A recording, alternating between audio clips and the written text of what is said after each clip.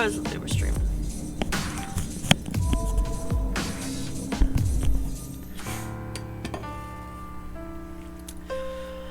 When I came to, I was lying in a burning field. It must have been a big fire. The familiar town was an unrecognizable, smoking ruin. It looked like a scene from a war movie.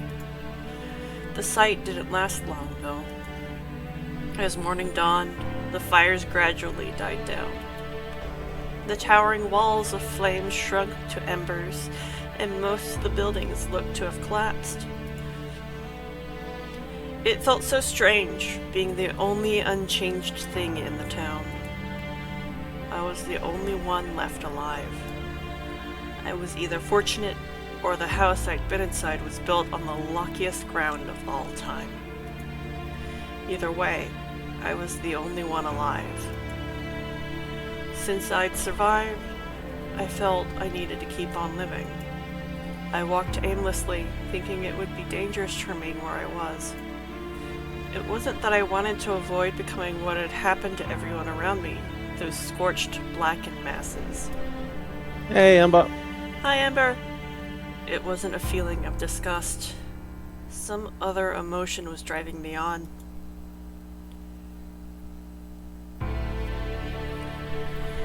At the same time, I had no hope. It was a miracle I was alive at all, and I didn't think I was going to last much longer. There was just no way in hell I was going to survive. There was simply no way I would ever escape this crimson hellscape no matter what I did.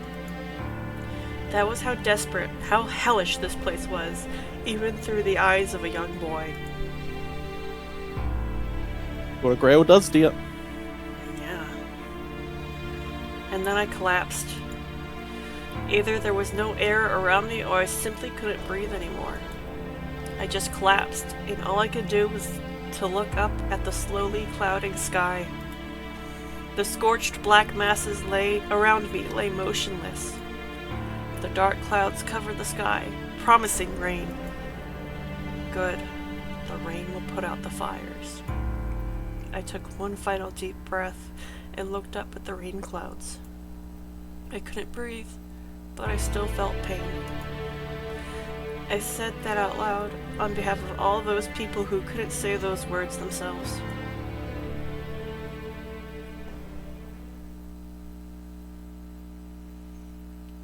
That was 10 years ago. Miraculously, in the midst of all that, I was saved.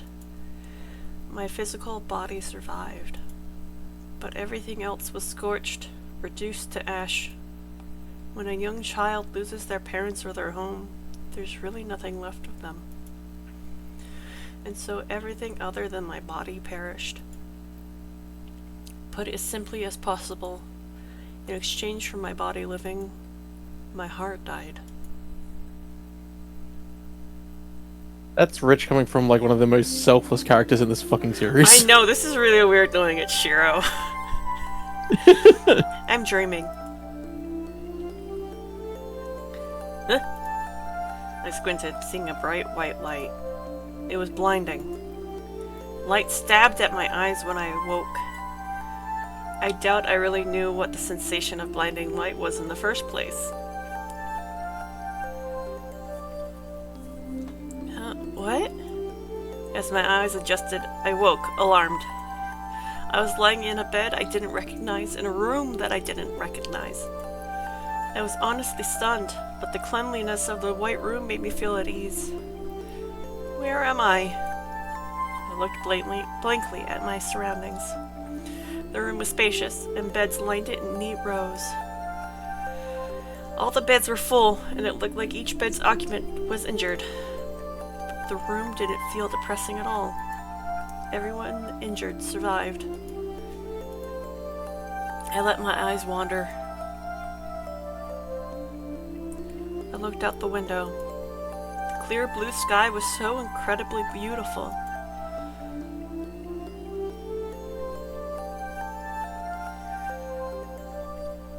A few days passed, and I was finally able to take in the situation. I had no problem remembering what happened the days before. but I wasn't much different from a newborn during this time. Strange as it is, that was closer to the truth than might seem possible. The fire was just that bad. I was rescued from the fire, I awoke in a hospital, my parents were gone, and my entire body was wrapped in bandages. I didn't really fuck Shiro. I didn't really understand what was going on, but I did know that I was alone. It didn't take long for me to accept my circumstances. Maybe I had no choice, really. All the other children were in the same boat. And then later, in the moment I, naive as I was, started to worry about what would become of me, he walked in. He appeared the day my bandages came off and I started eating on my own. His hair was disheveled, his suit tattered. He looked a bit younger than my doctor. He looked more like someone's older brother than someone's father. Do you want to be dead? Well, I have to be, since you're already the other Shiro. Hello, you must be Shiro. His beaming smile seemed to blend into the pouring white sunlight. His voice was somehow irritatingly fake, yet extremely gentle. Oh, come right to it. Would you rather go to an orphanage or go home with a man you just met? He was offering to take me in. I asked if we were related. He said we were complete strangers. He looked like an unremarkable, unreliable guy.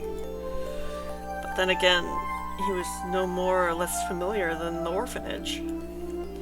So I decided I'd go with him. Keep this point in your mind for what happens later. Just that this happened. Yeah. Oh, good. Let's pack up quickly. It'd be best if you got used to your new home as soon as possible. He started gathering my things hastily. Even as young as I was, I could see he wasn't any good at it. And after he made a mess packing... Oh, I forgot to mention one important thing. Before you come with me, there's one thing you need to know. He turned, asking for confirmation. He asked so casually, as if asking me if there was somewhere I wanted to go. Yep. Let me be direct with you. I'm a magician. He said it in a serious, almost ceremonious manner. It happened so fast. Now that I think back, I was also immature.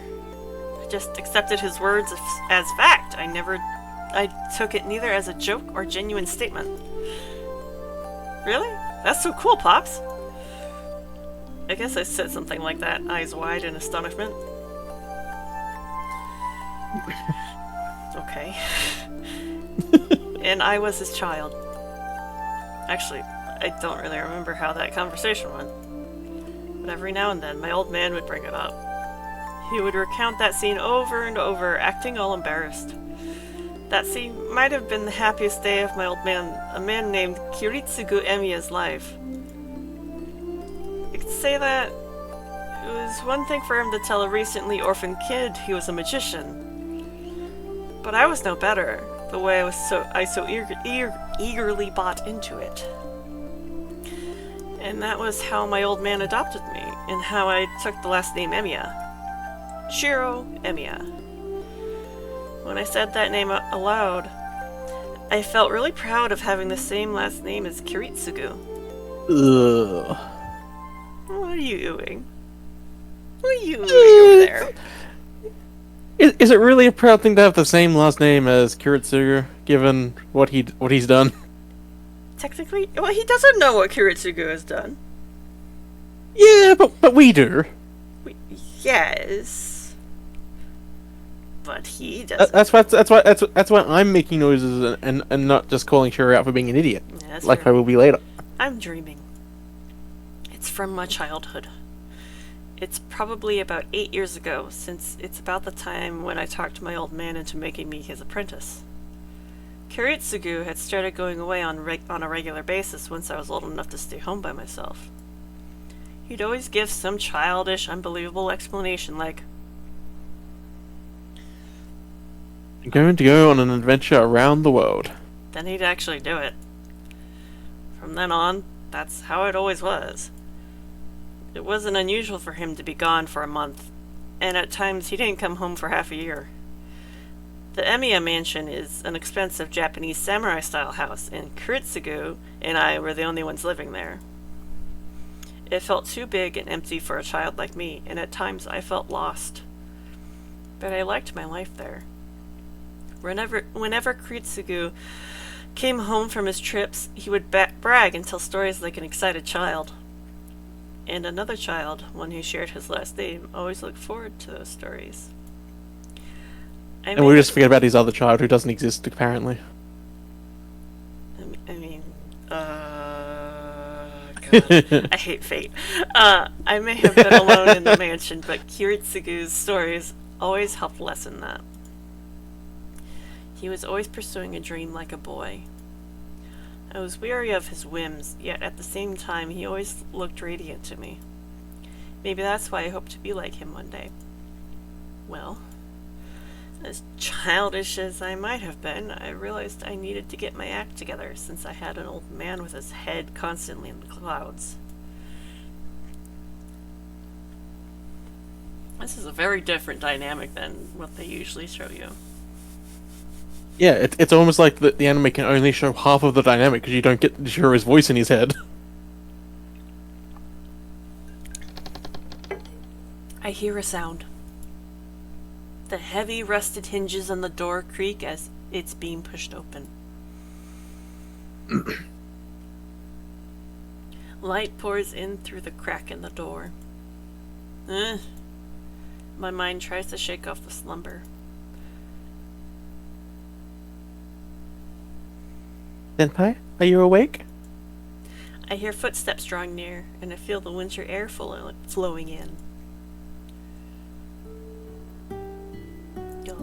Oh, she's so pretty. She's so cute. Morning, Sakura. Yes, good morning to you too, Senpai. Senpai, it's morning.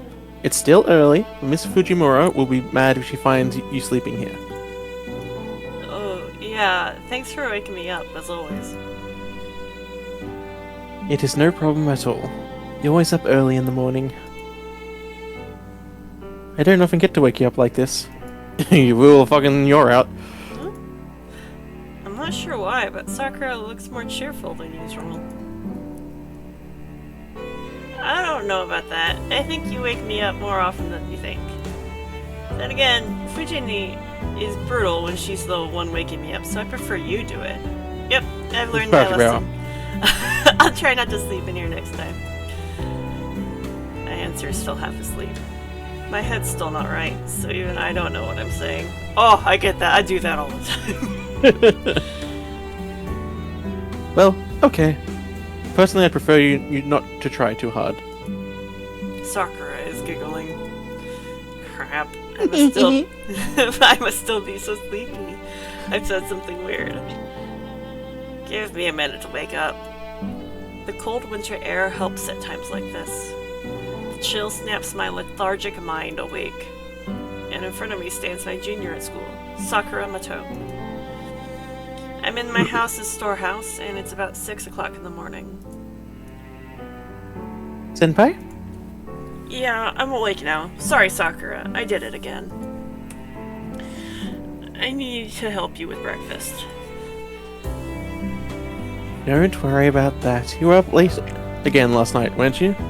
You should take your time this morning. I'll fix breakfast. Sakura is practically bouncing with excitement. That's odd. Sakura is weirdly energetic this morning. No, I'm getting up, honest, so let's head to the kitchen together. Okay. That's you. Okay, I'm ready. Let's go, Sakura.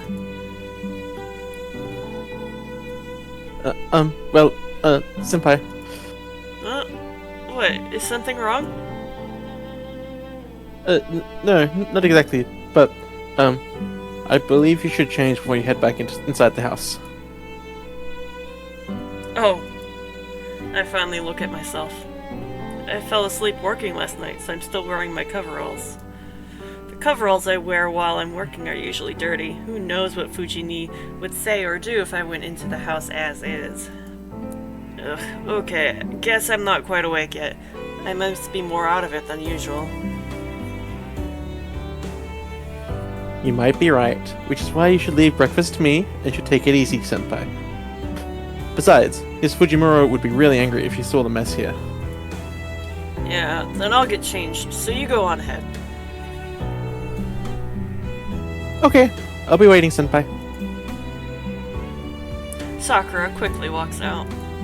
Okay then. I'll change into my school uniform first, then I need to collect all the parts I left scattered around.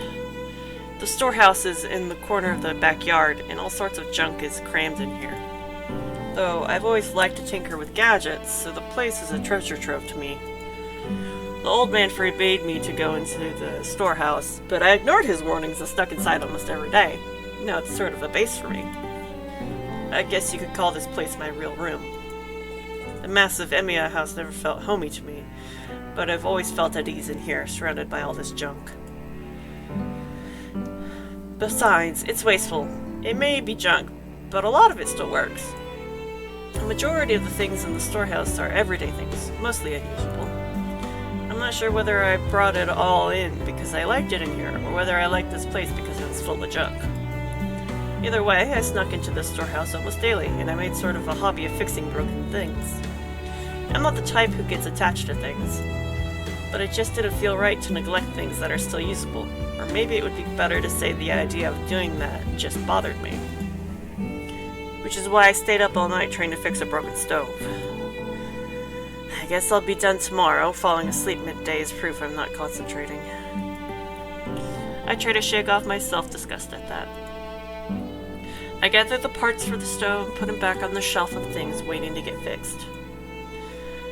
There's no more room though. Once I fix the stove, an old VCR is up next. Both of which were destroyed by Fujini. We can set that aside for now. Okay then. I change into my school uniform. Since the storehouse is like my own room, I have all the essentials, including changes of clothes in here. The rest are things like haphazardly drawn blueprints scattered all over the place, and literal junk from my failed attempts at fixing various things. Also, there's some sort of pattern carved in the storehouse's floor, perhaps used as some sort of altar in the past. Oh, weird, I wonder what that is. Oh well. Yeah, I'm sure it's nothing. Okay, gotta work hard again today.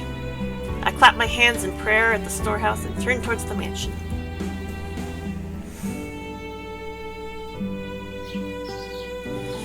I walk from the storehouse to the mansion. This Emiya residence is a Japanese samurai-style house located in the outskirts of town. My old man wasn't from a notable family, yet for some reason he owned this giant house. That in itself was a mystery, and it also seems he didn't have any relatives here in Japan. And so when my old man died, there was no one else to inherit this mansion, so it came to me as his adopted son.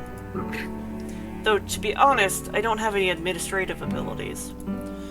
So things like inheritance, property taxes, and any other complicated things are all handled by Old Man Fujimura. Old Man Fujimura is a major businessman who lives nearby. Kiritsugu described Old Man Fujimura as an old man who's like a Yakuza boss.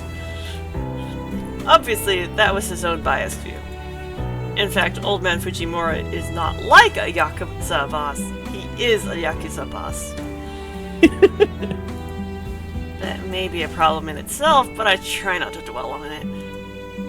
Anyway, that's why I live in this giant mansion on my own. It's been 5 years since my old man died. Time sure does fly. I sigh, thinking about how much I've grown in those 5 years. I trained every day to become like Kiritsugu, but that's easier said than done. It's not surprising, since I didn't have what it takes from the start, but the fact that I haven't improved at all these past 5 years forces me to reassess things. You're doing it wrong, you fucking idiot. If I had to sum up my current situation, I'd say I'd set the bar too high. I haven't even reached the starting line. Rushing won't do me any good. For now, I just have to do what I can. Okay then. What I need to do now is What do I need to do now? You're DMing me through this. This route, yeah. I'll take care of my daily tasks. Okay. I'm pretty sure the Sakura one starts the Sakura route, but we can't do that until we actually do the other two routes first. There's a respectable dojo built within the Emiya house. It was added as an afterthought when the entire house was built. It was nothing more than a hobby and an indulgence. Okay then.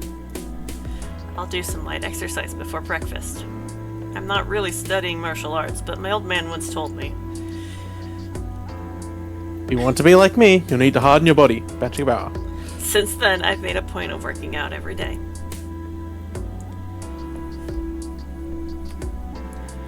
99, 100. I finished my daily sit-ups and changed from my doji. Doogie? Into my school uniform. Dogi? Yeah. Since I overslept, I decided to work out just enough to satisfy me. A few sit-ups with no stretching should be enough. I'm not built. You always have to stretch! I'm not built to bulk up, and no matter how important they say bodybuilding is, it's not like I want to get into fights. All I need is to gain enough athletic ability to handle unexpected situations and be able to move the way my silly ideals require. After all, They are fucking silly. the thing I most want to be is the complete opposite of an athlete. Oh, it's getting late. I toss my sweaty doji into the laundry hamper. It's already 20 past 6. The Emiya household's mornings start early, so even this time would be considered late for breakfast.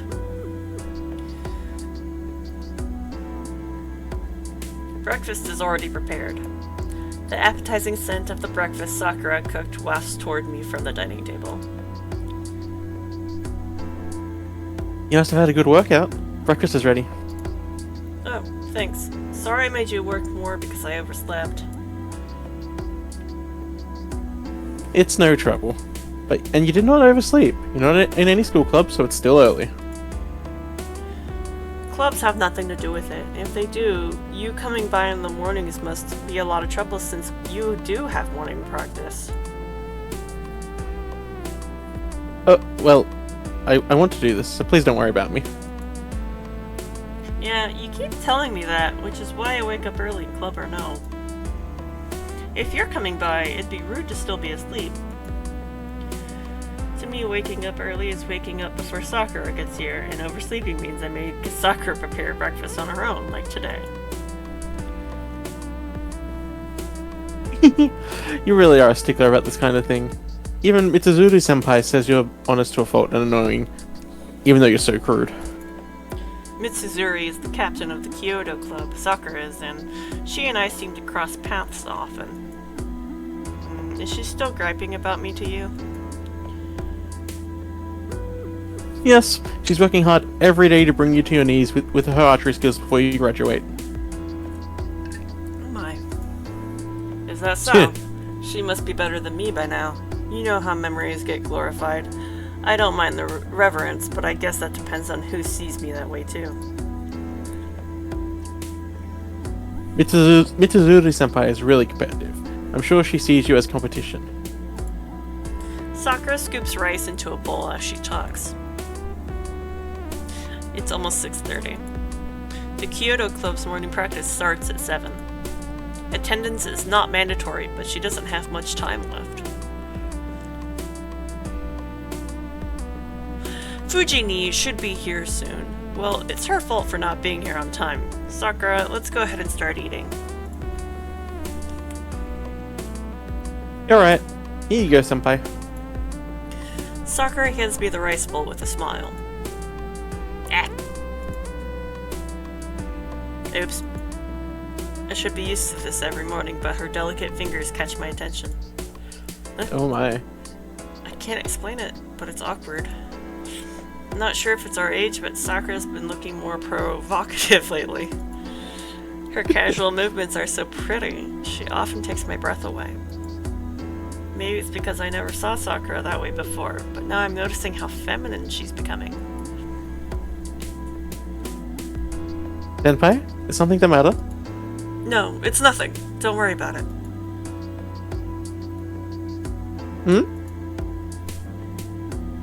Honestly, it's baffling.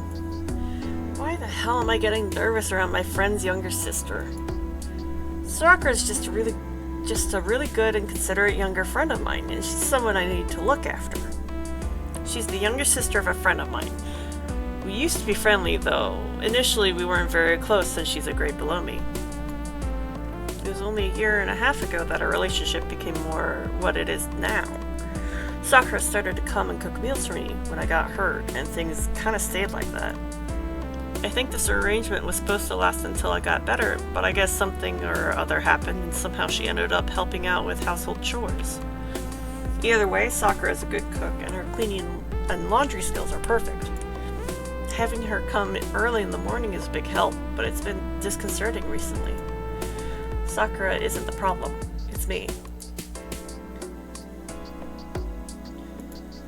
I'm sure being flustered by my friend's sister is part of the reason I feel guilty. Usually I'm unfazed, but when I blush because I get caught off guard like now, I wonder whether that's problematic as her senpai. It's fine, she's 100% into it. She is. Breakfast is lined up neatly on the table. A perfectly balanced meal of chicken with parsley salad, grilled salmon, blanched spinach, miso soup with radish and carrots, and grated yam soup. Goodness. That's a lot of food. Thank you for the meal. Thank you for the meal. Sakura and I sit down and bow and begin our meal in silence. The gentle tapping of chopsticks is the only sound in the room. Sakura isn't typically talkative, and I hardly have anything to chat about during meals. So we eat in silence. Normally it's much rowdier than this, but the person who usually causes the commotion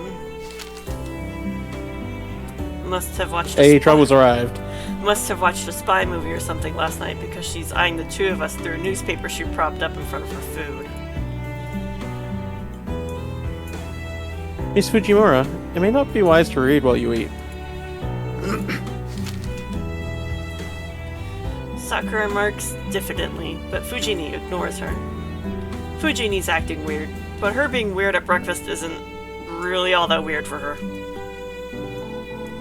Sakura is used to it too, and she's eating as if nothing's the matter. Sakura typically cooks up Western dishes. She really only began learning to cook Japanese dishes since she started coming here to help me out. Sakura learned to cook simple Japanese dishes, at least for breakfast, because Fujini and I prefer them. Now Sakura's cooking skills have improved to the point she's better than me, and I'm the one who was teaching her. Her miso soup is flavorful and refined now, and she's even gotten to the point where she can grate yams to make a yam soup. Actually, I think today is the first time she's served yam soup. Sorry, Sakura, could you pass the soy sauce? Yeah. Oh my, senpai. You ran out of the soy sauce you usually use. Then I can use Fujini's. Pass it over. Miss Fujimura, do you mind? Fujini nods. The newspaper shuffles. Here you go. Are you going to use it for your yam soup? Yeah, everyone puts soy sauce on grated yams. A line of soy sauce streams from the bottle onto the grated white mound. I stir the mixture up, pour it over my rice, and take a bite. The stickiness of the grated yams combined with the intense flavor of the soy sauce. What the? This isn't soy sauce, it's oyster sauce!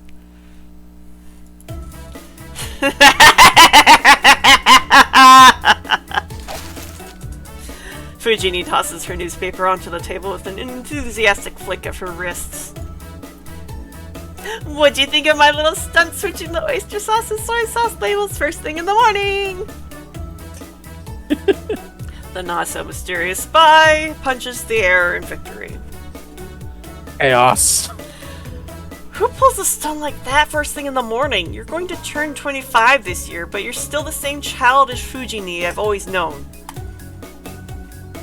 Yeah, that'll teach you a lesson after yesterday.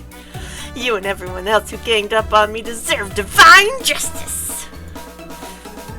People can't enact divine justice. I knew you were weirdly quiet. I can't believe you've been plotting this since yesterday. You have entirely too much free time on your hands. That's right! And because of that, I really need to get to work reading tests, so I need to skedaddle or else I'm in real trouble! Fujini sits back down and shovels her breakfast into her mouth. Thanks for the meal! Breakfast was great as usual, Sakura! Oh, it was my pleasure. And now I'm heading off. You two will be in trouble if you're late for school. And off she goes, stomping out in the rush. There's something terribly wrong with a world that allows someone like her to be a teacher. Senpai? Sorry that Fujini hardly savored the breakfast you took so much work into making. No, it's not that. What did you do to Miss Fujimura yesterday? She wouldn't usually go so far as to mess with someone's meal. Well, I accidentally called her by her nickname. Well, I guess there's no avoiding her getting angry again. And you didn't apologize? Sorry, I forgot, but only because that kind of stuff happens all the time. Still not good. You know how much Miss Fujimura hates being called by her nickname. You made her cry again, didn't you?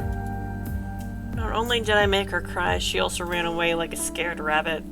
And thanks to that incident, yesterday's English class ended up being a study hall. In fact, everyone in class worked together to make an award for me from their notebook paper because of that. I threw it away, obviously. Oh my. I don't think you brought that on yourself then, Senpai. Fujini is like an older sister to Sakura, so she's typically on Fujini's side. Which is fine on its own, but I wish you would consider the fact that I have to deal with Fujini all day long. Fujini was originally an acquaintance of my old man, and she swung by the house pretty frequently since I was adopted. She had a crush. She kept coming on over even after my old man died, and now she acts like a freeloader, eating breakfast and dinner every day. Actually, it might have been thanks to Fujini that I was able to make it on my own after my old man died. And now it is me, Fujini, and Sakura who are the residents of this Emiya house. But at the same time, I'm the only one who knows that my old man was a mage. They say mages have to keep that part of their lives secret, which is why I've also been hiding from others that I'm learning magecraft after I became my old man's apprentice. Learning may be a bit of a stretch, really, since I can barely use magecraft properly. So it wouldn't make much of a difference whether I hide magecraft or not, but since it was my old man's dying wish, I've been training in secret. I finish breakfast and get ready for school. I put away the dishes with Sakura as I listen to the news on the TV in the background. Sakura's looking blankly at the TV. A flashy caption reading, "Gas leaks continue," pops up on the screen. There seems to have been a big accident in the neighboring city of Shinto. It happened in a building in the business district. Apparently everyone on one of its floors lost consciousness from oxygen deprivation. How strange. Yeah, weird. Authorities have been calling it an accident resulting from gas leaks, but for some reason these incidents have been happening often. Are you worried about the incident, Sakura? Well, not really. I was just thinking that this happened in Shinto, which is very close to us. Senpai, your part-time job is in Shinto, right? Yeah, but the shop's not that big. I don't think an accident like that would happen there. But I can't entirely ignore the idea either. Gas leaks can happen in any building, and it especially pains me to think that hundreds of people have fallen victim. Some say that these accidents are happening because of faulty construction work done during the rapid redevelopment projects in Shinto. I wonder what happened in that city that needed rapid redevelopment. Either way, I hope there won't be any more victims. But It's a disturbing story. We need to be careful too. don't worry about that, Senpai. Always make sure to check that the gas is turned off properly. Twice. Sakura proudly proclaims. No, that's not my point. Yeah, I've always known Sakura is a little off too. What? He's a judgy little bitch. He is. Senpai, did you lock the back door? I bolted it. Is that a problem? Not at all. Then I'll lock all the doors. What time are you planning to be home today, Senpai? I think I'll be home a little late. What about you, Sakura? I should be back at the usual time. I think I'll be back before you, so I'll make preparations for dinner. Yeah, that'll be great. I'll try to come home as soon as possible, too. The gate is locked tight. Sakura and Fujini both have keys to the house, and the rule is that whoever leaves last is in charge of locking everything up. Let's go. You'll be late for morning practice if you don't hurry. Okay. Well, then let's hurry then, Senpai. That's a weird sentence. That is a weird way to say it. Sakura and I walk into town. We walk downhill along a long wall to reach a more populated residential area. The Emiya house is located on top of a hill, away from the center of town. Heading down the hill leads us to the residential area.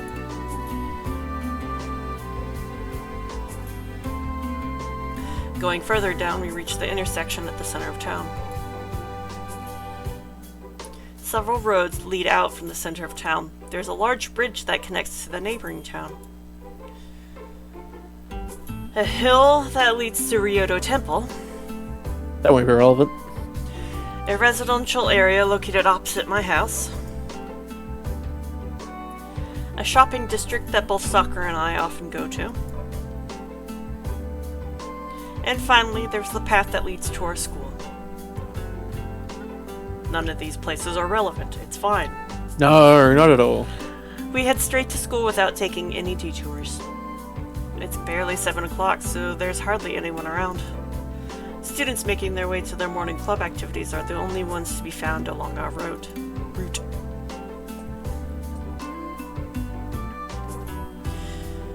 See you later. Good luck at practice. I see Sakura off at the school gate as usual. Sakura's in the Kyoto Club, so this is where we usually split off. And yet, Sakura doesn't budge this morning. Sakura? Are you not feeling well or something? No, it's not that. Senpai, maybe it's time you come visit the dojo? Well, I don't really have any business at the dojo. Besides, Issei asked me to do something, so I need to go to the student council room. I suppose you're right. I'm sorry for bringing it up. Sakura quickly bows her head. Huh? I'll be going then. Please look forward to dinner tonight. Sakura runs towards the dojo, seeming almost apologetic. What was that? I wonder what that was all about. Thankfully, I don't have to talk for a while now.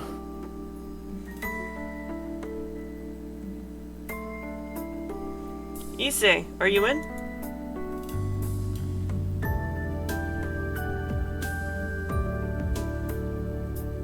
Aren't you a gay boy? No, you are. Damn it! I'm here! You're a little late this morning, Emiya. I need to add him to the goddamn list. Issei glances up from his desk, looking like he's been studying some papers. Is it just you, Issei? Where's the rest? They should all be at school by now.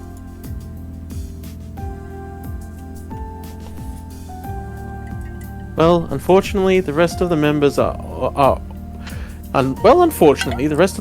all very on the clock. They all have their set work hours, and they don't want to come in early or stay late. How do I have more voices than you do? Because I'm reading the two main characters. So that's why the student council president is always doing busy work himself. Guess you've got your own problems to deal with. Well, I live for these sorts of problems. I don't need your sympathy, Emiya. What are you talking about? I'm not sympathizing with you.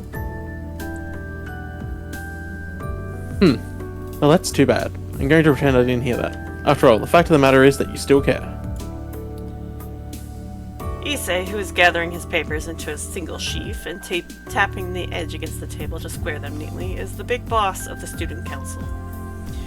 He's been working to reform the student council, which has grown quite lax, and he's been a friend of mine since our first year in school. His full name is Issei Ryodo.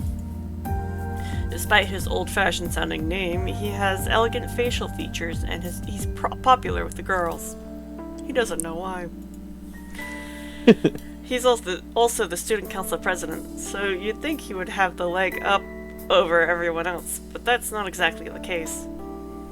I like how it says he's popular with the ladies, yet we only ever see him interacting with the guys and being very bad with the few women he does interact with. Yeah, the only women he's interacted with is, Rin, and he was basically yelling at her. and Mitsuzuri, and she was just dominating him. Oh yeah.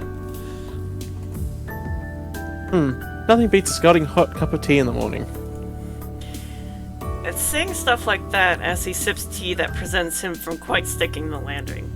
I don't... That presents him? That prevents him, sorry. As evidenced, Issei is quite plain.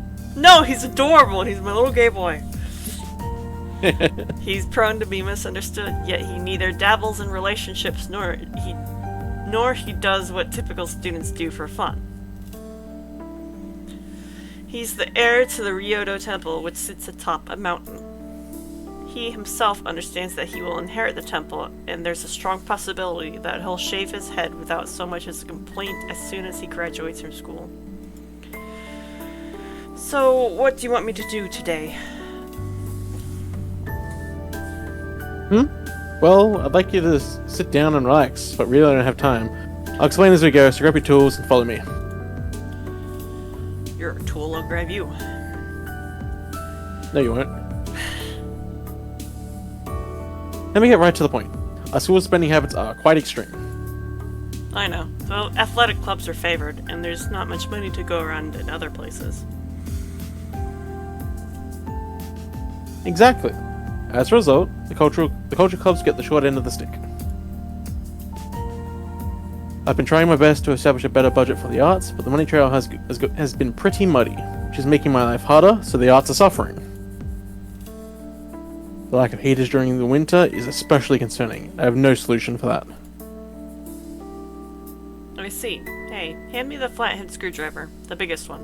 Oh, and give me some conductors too. Yeah, this one looks salvageable.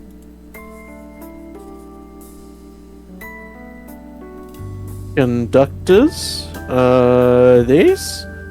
Sorry, I don't really know my way around tools.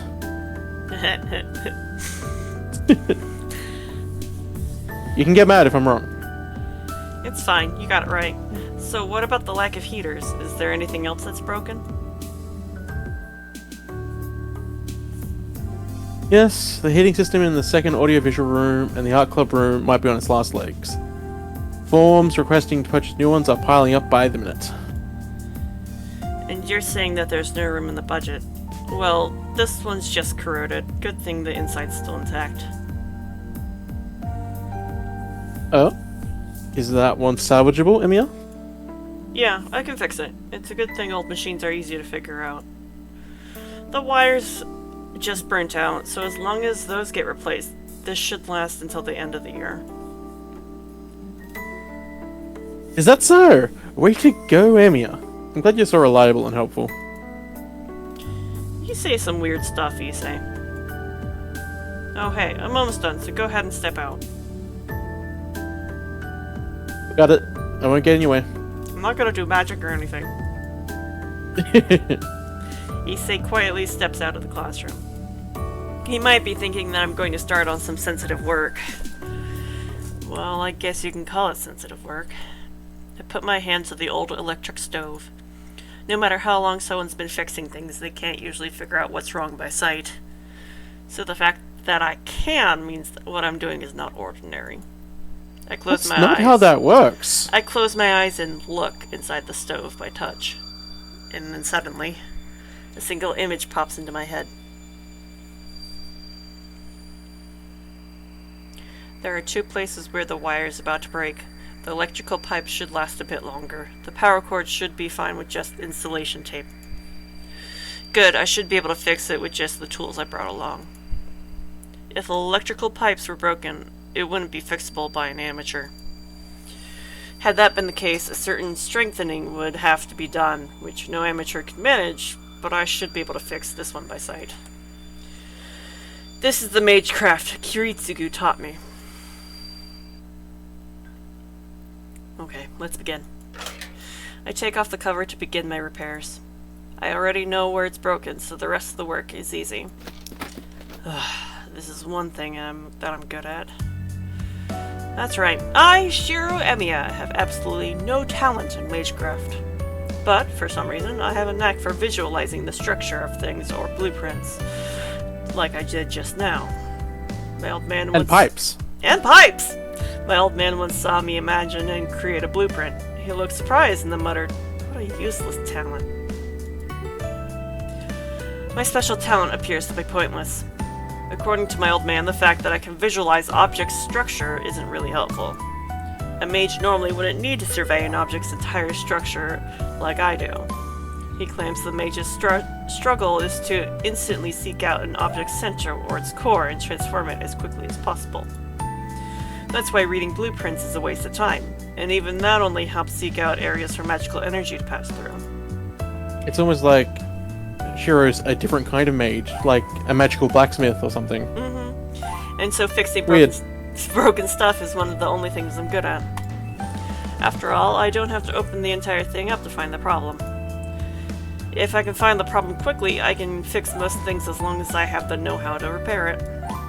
Though, I only do that with things an amateur could reasonably be expected to fix. Okay, done. What's next? I put away the conductors, pick up the screwdriver and wrench, and head out to the hallway.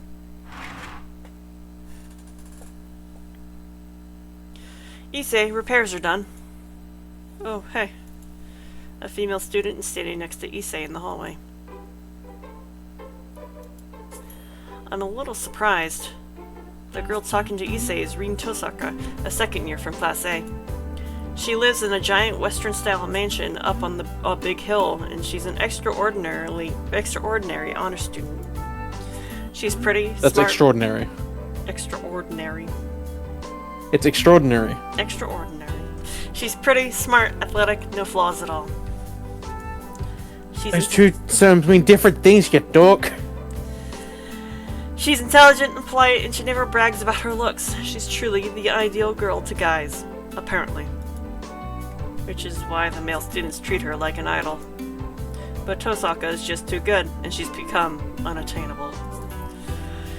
The guys all say the only people who can talk to Tosaka are Issei and the teachers. Sotaka? You talk this much. Well, No. okay, I'm also a guy. And I'm including myself in the list of her admirers. And also, don't forget, there's still 2 other visual novels that I'll be in charge of. Thank fuck. Tosaka is looking at us, annoyed. I guess rumors are true that Issei and Tosaka don't get along.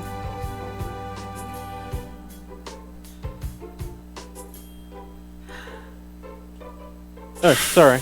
I was the one who asked you for a favor and made you do all the work. Forgive me. Whoa. Issei's pretty gutsy talking to me and completely ignoring Tosaka like that. Don't worry about it. So what's next? There's not much time. Yeah, next is the audiovisual room. I heard it's been on its last legs for a while, but apparently it's finally given out. If it's dead, I won't be able to fix it. It might be better to buy a new one. That might be true, but I appreciate it if you took a look at it anyway. I I might think it's dead, but I might just be playing dead to you. You think so? Then let me take a look. There's only about 30 minutes until homeroom starts. I'll need to hurry and fix it or I'll run out of time. I head to the audiovisual room, but I realize completely ignoring Tosaka would be rude. I turn to face her since she's been standing there the whole time. You're here early, Tosaka? I blurt out the first thing that comes to mind and then follow Issei. Definitely not an awkward nerd. Nope.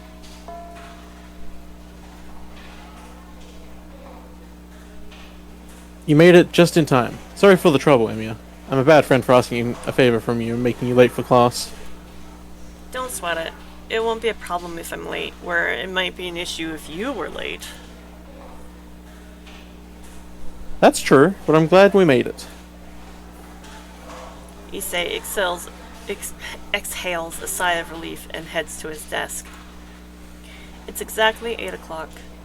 5 minutes after the bell for homeroom begins, Fujini will enter the classroom. Phew. My breathing is labored since I ran from the audio-visual room. I take a deep breath before I take my seat.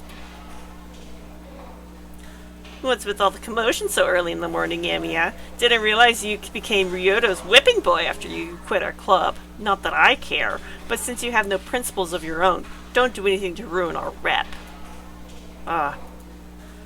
Standing in front of my desk is Shinji Mato. He's been a friend of mine since middle school. His last name is Mato, and he's Sakura's older brother. He's 1 year older than her. Yo, things at the Kyoto Club going well, Shinji? Of course! There's no point in telling an outsider like you, but the club's nice and peaceful now that there's one less member trying to hog all the attention. We're definitely going to make waves at the next tournament. Yeah, Sakura's pretty good like that. Is that so? I guess Mitsuzuri's working real hard. What the hell are you talking about? I'm the only reason the Kyoto Club is setting records. You've been an outsider for a long time, so stop acting like you know it all, or you're going to embarrass yourself. Projecting! Okay, I'll keep that in mind. Besides, I'm not involved with the club, so I won't really concern myself with it much. I put my bag on my desk and pull the chair back. What's that supposed to mean? Are you saying my Kyoto Club's boring to you? I'm not saying that. Just that I'm not involved at all. I'm not a part of the club anymore, so it's not right for me to just drop it into the dojo. But if there's anything you need, just let me know. I'll help whenever you need it. Remember, you weren't good at fixing and stringing bows. Yeah? Thanks. I'll give you a call if there ever are chores to be done. Though, I'll doubt that'll ever happen. Well, that's good. A captain who leaves busy work behind wouldn't be much of a captain. Just try not to trouble Miss Fujimura. She's terrifying if she gets bad. Huh. Mind your business. Just remember that you're not a member of the club anymore, so don't go near the dojo. Just like that, Shinji heads off to his seat, all self-important bluster as ever. How are they friends? Because they were friends up to a point, and then the pressure that broke Shinji, and he became this. He does seem moodier than usual. What the fuck, Shiro? Get rid of your toxic friend! If you haven't guessed by now, Shiro's a very chill guy. Unbelievable. How can he talk to you like that? He was the one who kicked you out. Oh, Issei, were you there the whole time? What do you mean? He recently called to me when I was listening attentively to the conversation out of concern for my friend. Oh, what does concern have to do with it? I haven't done anything worth worrying about. Fool, of course I'm concerned. You have a short fuse. Now, granted, if you punched Shinji, that would have gotten you some applause. But it probably wouldn't make the girls happy. It wouldn't be right for me to put my friend in such an unpleasant position. I get it. Yeah, good point. Thanks, Issei. I don't think that would ever happen, but I appreciate the concern. as long as you understand. But I was surprised. You usually get mad at the drop of a hat, that you're pretty tolerant with Patao. Look at Issa's little blush. Oh, he's so cute. Yeah, but Shinji's been like that for as long as I've known him. You get used to it. Why are they friends?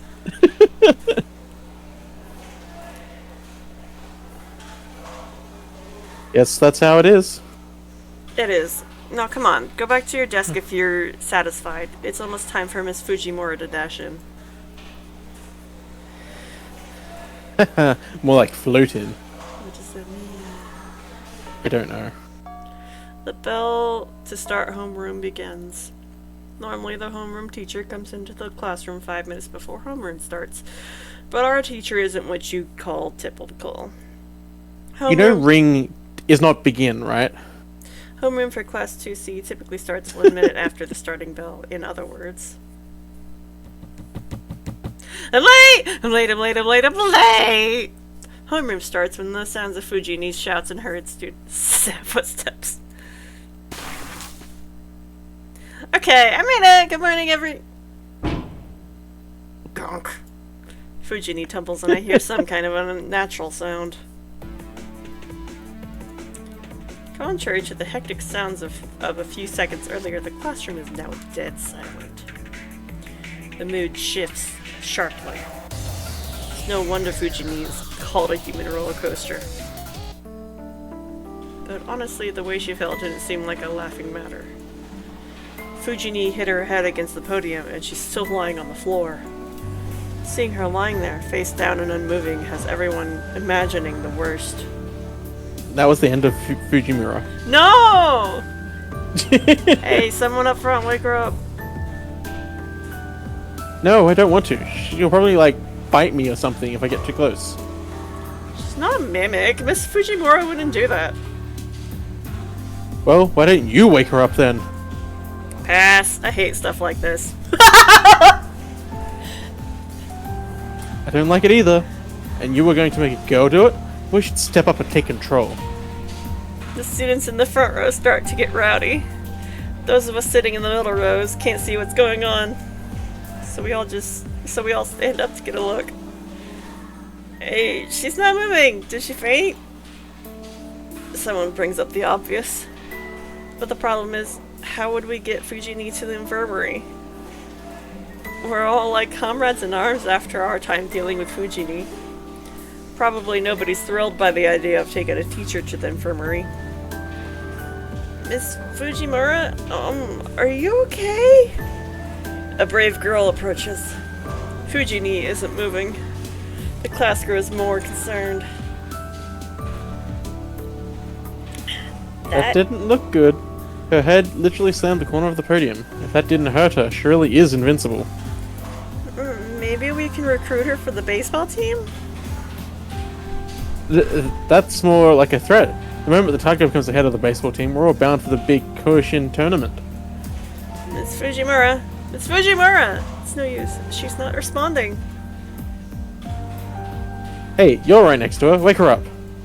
What? I don't want to! If she's dead, I'll be good as dead too! But things will get worse if we just leave her. If we just leave her. But nobody wants to get near her. Fine. Then we have no choice but to go with our last resort. Yeah, that. Everyone's on the same page. Except Shinji and I. We keep quiet because the two of us dared not to be part of what it was about to happen. Ready? Wake up, Tiger! Wake up, Tiger! It comes out a whisper, even with so many students speaking in unison. The word tiger is especially inaudible. And yet, twitch. Fujini's previously motionless body reacts. Whoa, she moved! This might be working, everyone! Keep going! It's the punishment of the tiger! It's the punishment of the tiger!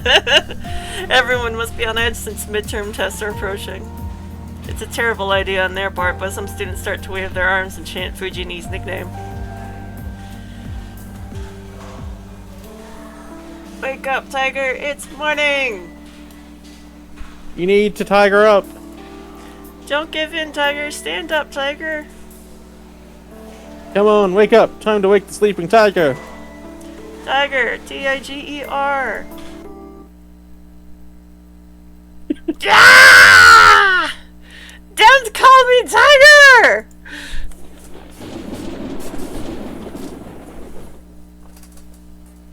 Like a sudden bolt of lightning striking. Fujini stands valiantly, as if the fall hardly scratched her. Huh? What are you all doing? You guys shouldn't get out of your seats during homeroom. Come on, get back to your seats and we'll begin. Also, can we point out that she doesn't like the nickname Tiger, but her first name is literally Tiger. She's a teacher. They're not supposed to be using her first name. Fujini, back to her normal self, stands at the podium. It appears she recalled nothing between the time she jumped into the classroom and the time she woke up. Hey, Tiger doesn't remember anything. Sweet. We're lucky this morning. I don't know if you can call this lucky, honestly. The students shuffle back to their desks. Someone just mocked me. No, absolutely not. Must be imagination. Really? But okay. We're going to start morning homeroom, so everyone listen up. Fujini casually starts homeroom. She always goes on digressions between announcements, so it goes slowly. Which is why everyone should go home at an appropriate hour. The gates close at 6, so everyone doing club activities shouldn't stay any longer than necessary. But 6 is so early. Tiger, don't the athletic clubs get an exception? They will not. And Goto, you'd better call me Miss Fujimura. The next time you call me by my first name, I'll get mad, okay? Yes, ma'am. I'll be careful next time. Goto sits back down. He doesn't seem particularly remorseful. Too easy. When Fujini says she gets mad, she gets mad. Doesn't matter if it's with a teacher or a student. And that is as close to a serious warning as she's ever going to give, but Goto doesn't realize it. That's it for today's homeroom announcements. I'll see you all at 3rd period's English class. Fujini waves and leaves. So that was Taiga Fujimura, the teacher of room 2C. Her nickname, Tiger. That might seem like a joke, but it isn't. She got the nickname because it sounds like her name, Taiga, but Fujini hates it. According to her, it doesn't sound feminine. But she got the nickname because of how she acts, so she kind of had it coming. Class will begin. Class duty. Lead the greeting. As Fujini exits the room, the 1st period teacher enters. Because Fujini takes up almost all the homeroom time, mornings are always like this for our class.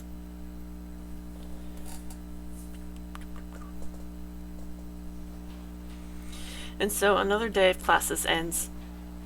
There are many types of students. Some immerse themselves in club activities, some hurry home, and some hang out in the classroom after class for no particular reason. I don't really fit in any of those categories. Do you have a minute, Emiya? Picking back up from what we did this morning, do you have some more time? Well, it's not like I don't have any plans. It's not as if I don't do anything at all. The biggest reason I quit the Kyoto Club in the first place was that I wanted to prioritize my part-time job. It's been 5 years since I started part-time jobs to earn money for living expenses on my own after my old band died. And when you do so many different jobs, there are some requests you just can't say no to. Today is one of them. I was asked to help restock some products for a bar since they wanted as many strong helping hands as they could get. Though I'm sure I don't have to go help, the bar's likely asking everyone as an excuse to gather some folks and hang out afterwards. There are 2 options. I should. I want to hear what you think the option is. To help student council. Why do you think that? Because remember, that we're trying to make someone that Saber would be interested in. Saber would be interested in? I don't know Saber. She's a proud and proper knight who prefers people who are responsible and follow their oaths. I mean, he already promised to do the part-time job, so I guess we would do that. then that is the correct answer. Is that the answer we're doing? Yeah. I feel bad for Issei, but I should probably prioritize my part-time job. I never promised I would go, but since I said I'd try, I should probably keep my word. Sorry, Issei. I have plans already, so can I get a rain check on this morning's tasks? Plans? Oh, you mean your part-time job? Yeah, sorry for troubling you. A couple days won't make any difference. Go ahead and head to your other commitments. Thanks. I'll get back to those tasks first thing in the morning, so please let me off the hook this time. I thought I said this wasn't a serious issue. You got the urgent stuff done this morning. You can finish up the rest whenever you're free, Emiya. If you say so. Is it okay if I pick up where I left off whenever I don't have work? Hero, he's already said it's fine. Shut the fuck up. This is very repetitive. Certainly. I'll be counting on you when that time comes, Emiya. Issei bids me a stiff farewell and leaves the classroom. Okay then. I shouldn't dawdle. I may not have been given a specific time, but now that I've decided to go to my part-time job, I need to hurry over to the neighboring town.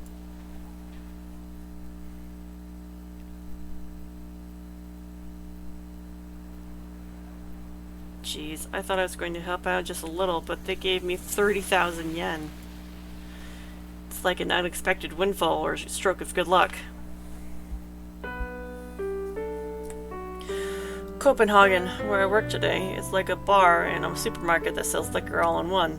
It takes a lot of people to restock inventory for this place. It's a job that needs at least 5 people, but the more people you have after that makes everyone's lives easier. Yet the boss is always like, anyone who can help can just swing by! He mentioned it so casually to the part-time workers and seemed to think it was enough. But I'm the only one who showed up. The only people there for inventory were me, the boss, and Neko, his daughter. All hell broke loose. Dummy, of course nobody would come! Neko was scolding the boss, yet I was the only fool who came, ready to be sacrificed. The two of them unenthusiastically applauded when I showed up, and then we all decided to organize the storage room as much as possible. And then, we somehow finished the inventory in 2 hours. This was amazing, going for the extra brownie points or something, Shiro. The boss remarks as he eats a brown cake and surveys the afternoon's work.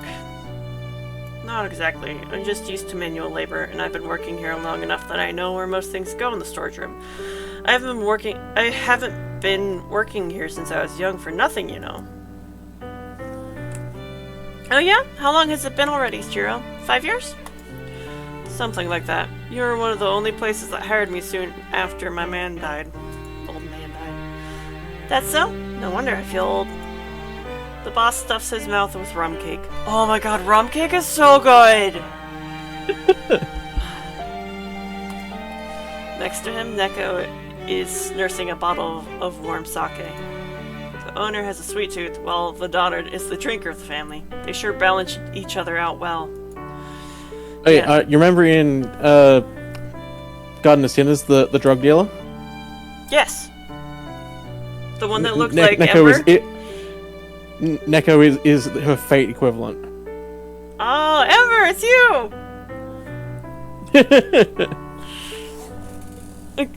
We're talking about the same one, the one that we were like, that's Ember, but she was the drug dealer. That was nice. But the funny thing is, she doesn't look like that in Fate. Oh. Hang on, I'll get an image for you. Alright. But honestly, gonna be so many really helped us out. I'd feel bad if all you got from your hard work was just a few slices of cake. So here's a little something from me. He waves 3 10,000 yen bills at me. It's more than I'd get for a week's worth of labor, not 3 hours. Oh, thanks. I hesitate, but I take whatever I can get. Just as I'm about to leave Copenhagen. Hold up, Emiyan? Who did you hear about today's job from? Neko stops me while she is curled up in front of a heater, resting. I think it was Furumi. That idiot should know better than to push his own work onto a student. Well, whatever. So you're saying you came to help stock inventory even though you only heard about it secondhand? Oh, Post well, an image for you. let me go see. Boop, boop. Oh, VC chat. That's where I'm looking. Oh, yeah. Boop. Well, I was told to help if I wasn't busy. Furumi's a dumbass, but you're no better, you know. Whatever. I bet you're the kind of person who can never say no. I know. I remember that one time when you watched the store when Dad and I both got sick. That's not true. I won't do things for people when I know I can't. I only do things I know I'm able to. That right, huh? I seem to recall you were sick that day too. Whatever. Anyway, my point is that you're a good guy, but kind of dumb. Which leaves me a little worried about you. So tell Fujimura to swing by soon, because I got a beef with her. Neko makes circles with her fingers in the air as she downs her sake. She seems to think I'm a dragonfly or something. Okay. So just tell Fujini that? Yep, see ya. Try not to push yourself too hard, boy.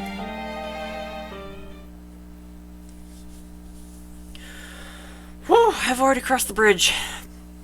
Managed to walk back from the neighboring Shinto to Miyama without realizing.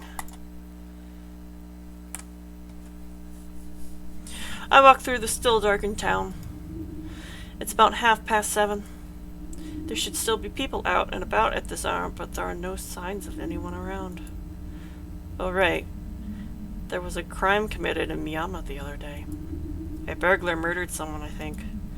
It must be why there's no one around, and why the school curfew has been set to 6 o'clock. Gas leaks and burglars, huh? Seems like it's getting dangerous around here. Huh, weird that. No wonder people are avoiding walking around at night. Hold on. Oh. It's probably not safe to let Sakura go home on her own anymore. Fujini might be fine, but Sakura's house is in the residential area on the other side of town. I get the feeling Sakura would be fine. Guess I should walk her home starting to... Huh? I can't quite believe what I'm seeing. I must be wrong. I sense a presence on the uphill path I was sure was empty. Whoever it is, they're standing still and look to be peering down at me. Who's gonna be Ilya? I have no idea.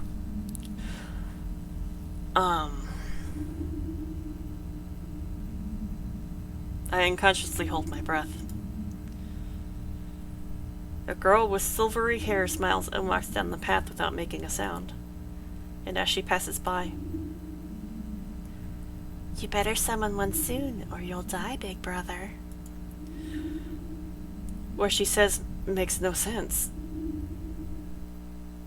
Okay, so if you're Ilya, that means I have to be Stella and... Oh, what's her name? Oh, the maid. You have to be Laser it. Yeah. I climb up the hill and reach my house. The lights are already on, which means Sakura and Fujini are home.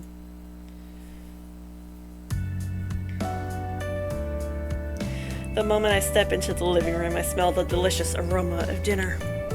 Sakura and Fujini are both eating at the table. Tonight's meal is chicken stewed in cream sauce, and it's put Fujini in an especially good mood.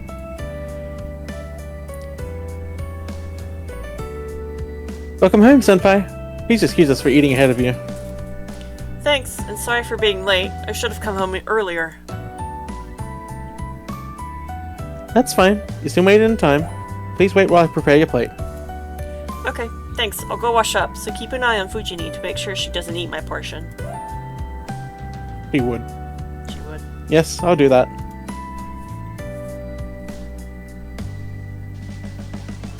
I go to my room. It's a sparse room compared to the storehouse, but it's still decorated enough, considering I don't have any particular hobbies. Though most of them are random things Fujini just left here. After I wash my hands and change, I head back to see my food on the table. Thank you for the meal. Please dig in. I hope you like it. Sakura's humble as ever. Sakura's cooking skills have vastly improved over the past year. My cooking is no match for her Western foods. My Japanese dishes might be a little better. Neither of us is any good at making Chinese dishes. I'm glad to know she's improving, but it's also a little depressing when the pupil suppresses her master. It really is delicious. The longer you cook chicken, the tougher the meat gets, which is why you need to take the extra step of grilling the chicken to a crisp to seal in its juices and flavor.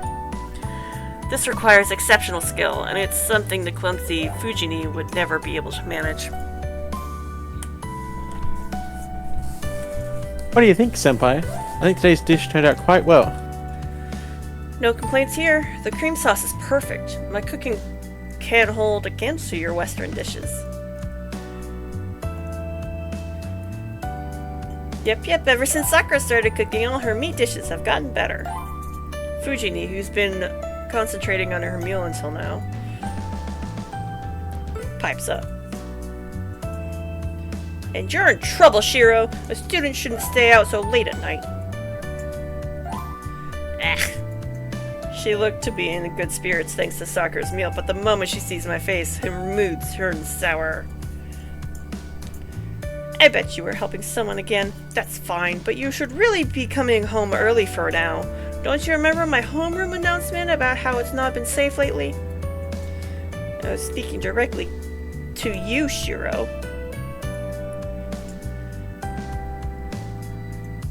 You really don't need to make a homeroom announcement for something you can just tell me at home. You wouldn't listen if I told you here, though. You're more likely to listen if I tell you at school.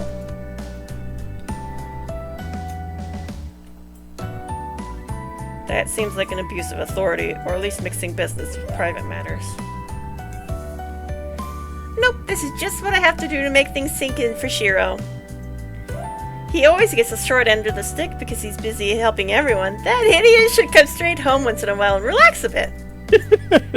You're calling me an idiot? Who you're calling an idiot? What's wrong with helping people? I'm not losing out on anything as long as someone benefits from my help.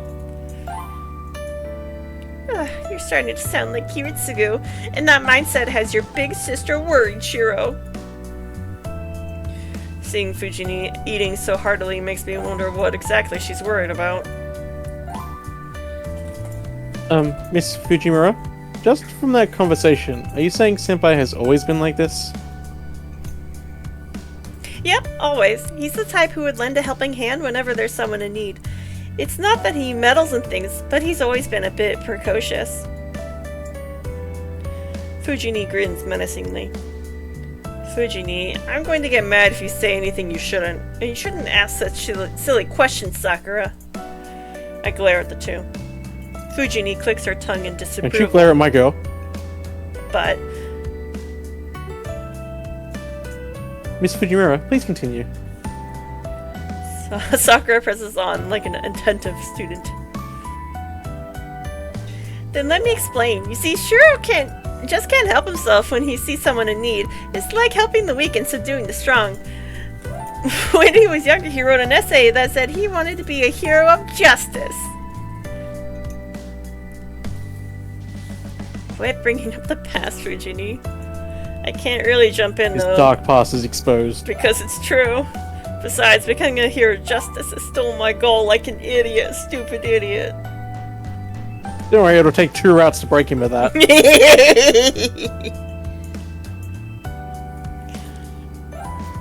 Wow, you were a really wonderful child, Senpai.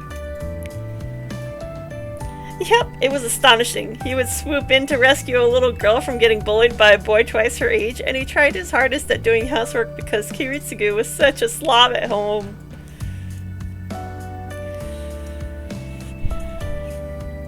Aw, he was so cute and innocent back then. I'm not sure how he got to be the stubborn, disobedient boy he is today. That's on you, Fujini. That's what happens with children when they have bad role models. And if you want to say something to that, try making an entire meal all on your own. What? Fujini is shocked. I thought she would just lower her head and repent, but... Big sister's so sad. Sakura, thirds, please. She holds out her rice bowl, asking for a third helping of dinner.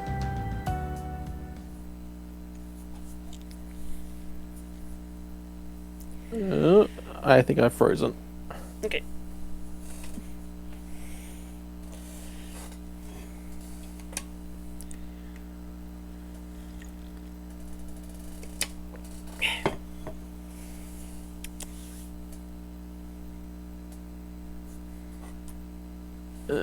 Task manager, do your thing.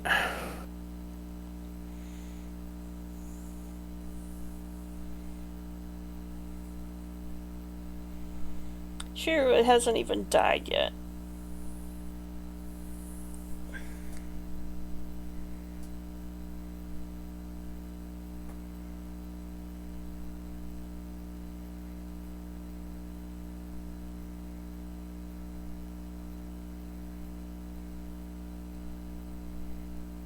There we go. Alright. We relax after dinner, and it's almost 9 o'clock. Well, what should I do? There's still some time before my evening training. I guess I'll walk Sakura home? That seems like a chivalrous thing to do. Yeah, but you gotta remember, anything that's Sakura related is for Sakura's path. 'Cause she wants his attention entirely. Okay, so that one's out for Sakura Path. Then we either hang out with Fujini or we'll rest. I don't know which one would be more attractive to Saber. According to this, it's hanging out with Fujini. Alright. Well, it might be good to see how Fujini's doing, so sort of a way to get in some light after meal exercise. Yeah, I'll try getting back at her for telling Sakura that embarrassing story.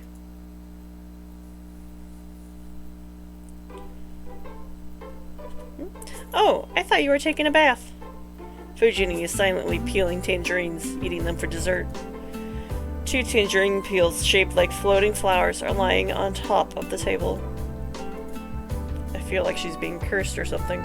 She can't peel apples to save her life, but her tangerine peels are like works of art. I've decided to take a bath later. I've got a bone to pick with you about the stories you told earlier. Ooh. What? Oh, let it go, will you? That stuff was from a long time ago, and Sakura was really happy to hear about it. Anyway, here, you need to fulfill your quota. You gotta eat at least one a day. She takes a small tangerine out from a basket on the table and tosses it to me. Oh, hey, you're not gonna win me over with a tangerine. It's a good thing you only told Sakura, but never tell stories like that at school. People like Issei would be concerned. It wouldn't be good. I bet Mrs. Zuri would be rolling on the floor laughing if she heard the story. Kidding, kidding, I know. I won't talk about your childhood other than to Sakura. That's not my point. I'm saying don't talk about it to Sakura either. I'm sure Sakura doesn't like hearing boring-ass stories like that. And I know you He loves it. I know you won't do it again, but if you do, I'll get real mad. I glare at Fujini with all my might, showing how serious I am. Such a serious boy. That face. Ooh, oh, I see. I get it. So that's what this is about, Shiro. Despite my efforts, Fujini grins, clearly pleased with herself. Oh, Fart. You're really starting to piss me off. Why do you look so pleased with yourself, you dumb tiger? I scowl angrily at Fujini. You can call me Tiger all you want, but let me get this straight. You didn't want Sakura to hear that story. You don't care if anyone else knows you want to become a champion of justice, but you're embarrassed about Sakura finding out. Ew. That's not true. I think... Okay. Then... I'm gonna keep on blabbing. Shiro has finally noticed Sakura. I'm a little concerned as an educator, but I'm relieved as your guardian, and at the same time, I might be a little heartbroken as your big sister. Her speech is almost weirdly emotional, and then half a heartbeat later, she shoves a whole tangerine in her mouth. Fujini can fit anything up to the size of her fist in her mouth. What is this sentence? Why do we need to know this? Because he's trash talking her. That's the point. An act like that might be alluring if she were in the wild savannah or something. But such feral charm seems kind of unbecoming of a mature woman like her. Oh, damn.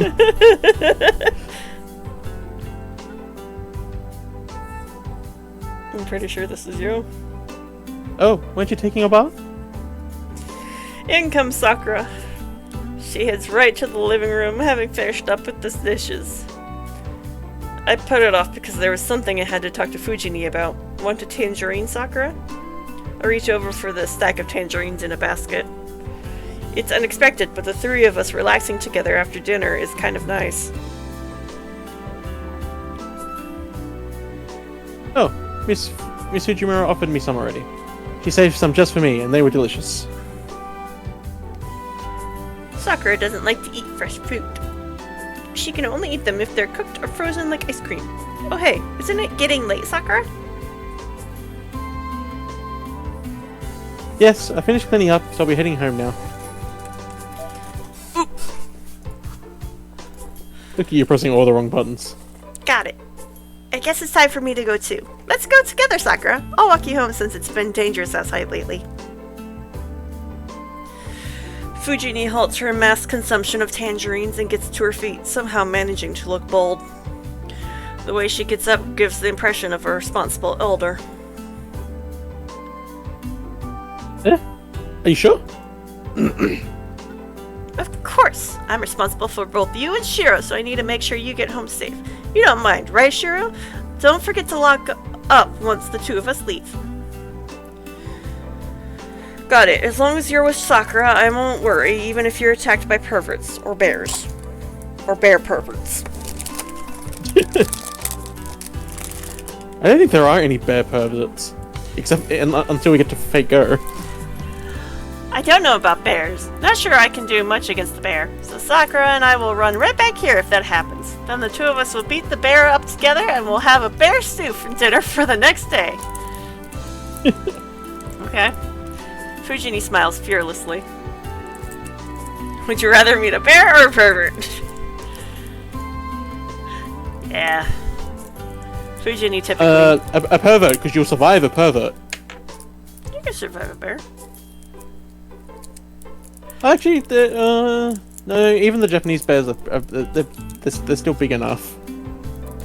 Yeah, you can survive a bear. You don't know about perverts.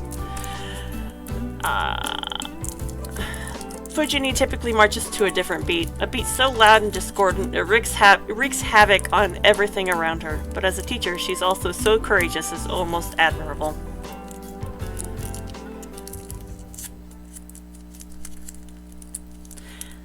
Let's go, Sakura. See you tomorrow, Shiro.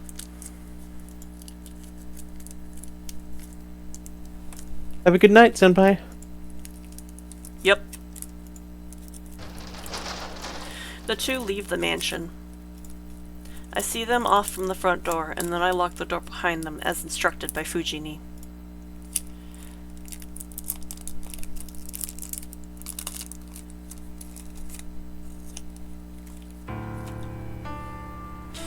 And that is how my day ends. Just before midnight, Shiro Emiya must perform the daily routine of utilizing magecraft. I cross my legs, take my position, and regulate my breathing. I try to empty my mind. I ignore everything around me and turn my focus inward. Trace on! I mutter the familiar incantation as if putting myself in a spell. Trace on this dick. No, this kind of hypnosis. With no magic crest and no magical knowledge, the incantation I mutter is really just a way to focus myself and change my body. Typically, humans do not have any lines which allow magical energy to pass through their body. To temporarily change my body to create a pseudo-version of the lines, I need enough concentration to unify my entire physical and nervous systems. Magecraft is a battle with yourself. For example, I insert a burning steel rod into my backbone. The steel rod itself is the one and only magic circuit I can prepare for myself. So you might think he's speaking in metaphor, but he's actually like being literal. He is shoving a blazing metal rod of energy into his body. Oh. That seems dangerous. What he's doing is it's insanely dangerous, and it's not how you should be doing this. Okay. By passing the steep within my body and connecting it to my other nerves, I can finally be a mage. Stop pressing all the bad buttons. No. Bad. This is not a metaphor. Okay. And if you look closely, a series of metal rods, which cannot normally be seen or touched, pierce my backbone. I'm a magician. Kiritsugu Emiya was a mage. He was a true mage who disciplined himself in a wide variety of mystics, plumbed the deeper secrets of the world and its workings, and even performed miracles. Also, he's using magician wrong, because he's not a fucking magician. What's the difference? A magician is someone who can actually use magic. You know, there's only 5 magicians at the moment. So, like a true magic wielding person, whereas mages have to use mage crests and whatnot. Magecraft, yes. As a young child, I admired Kiritsugu and begged him to teach me magecraft. But you can't become a mage. You have to be born with talent and inherit a tremendous amount of knowledge. I obviously never had that inborn talent, and Kiritsugu never imparted any knowledge about magecraft to me. I was told it wasn't necessary for me. Something like that. I still don't understand what he meant by that. But it didn't matter to me as a child. I always thought learning about magecraft would bring me that much closer to being like Kiritsugu. I was blessed neither with talent, that is, an abundance of magic circuits within me, nor was generations of magecraft knowledge handed down to me. The magecraft Kiritsugu possessed, the magic crest passed down from the Emiya family, can only be passed on to a blood relative. I didn't know Kiritsugu had a magic crest. Yeah, all the named families have their own crests. It's just how the mage families work. I guess it just never came up. Yeah, it's like literally never relevant, because we only ever meet 2 members of the actual Emiya family, which is Kiritsugu and his father, and he kills his father. Right, you're right, yeah. A magic crest, which is proof one is a mage, rejects any not blood-related. Then what the fuck was Sakura in the Macho family? You gotta remember, this is Shiro's understanding of how this works. As an adult... Because that line about a magic crest is literal bullshit, as we will find in every goddamn route of this visual novel. As an adopted son, I could not receive the Emiya family's crest. Then again, since I honestly don't have any idea what the hell a magic crest even is, it doesn't matter much whether I have one or not. It's just a matter of gaining the ability. If I want to be a mage, I just have to learn magecraft that suits the traits that I do have. Magecraft... Yeah, swords. Literal swords. And pipes! And pipes! Magecraft is taken to its extreme, a skill supposedly meant to release magical energy. You could say that magical energy is a life force. Magical energy is separated into 2 sources. Mana, which comes from the world's atmosphere, and Odd? I don't know the pronunciation of that one. Which is created within living creatures. Obviously, mana, which comes from the world itself, is superior to Odd. The sheer power of the world's mana is simply not even comparable to the Odd one human can create. No matter the form it takes, magecraft utilizing mana will always surpass anything created from an individual's Odd. So a powerful mage is one who excels at drawing magical energy from the world. It's a lot like a filtration system. A mage will use their own body circuits to draw in mana from outside and convert it into something usable. Mages call the circuits they use to accomplish this magic circuits. This is the inborn talent part. The number of magic circuits one has is determined at the moment of birth. Typically, humans have hardly any magic circuits. They're normally quite rare. That's why mages will spend generations trying to ensure their descendants have a body more suitable for magic. Some families even go as far as to practice selective breeding in order to increase the number of magic circuits in their children. And since I was raised in a normal family, I never had a chance of having much in the way of magic circuits.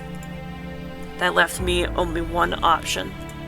According to Kiritsugu, everyone is well suited to one specific form of magecraft. He also said something about drawing out magical energy based on the person's origin, but I never quite understood that part. What I do understand is that even someone like me can use at least one form of magecraft. If I can do that, then maybe I could be like Kiritsugu. And that's why I've only learned this one magecraft. That was 8 years ago.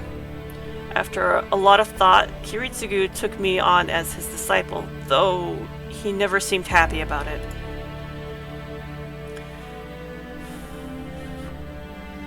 Listen, Shiro. Learning magecraft means leaving behind common sense. Yeah, I bet it fucking does. You die when the end comes for you, and you kill when you must. Life isn't at the core of what we do. Death is. Magecraft is walking the path of self-destruction. I guess I knew no fear as a child.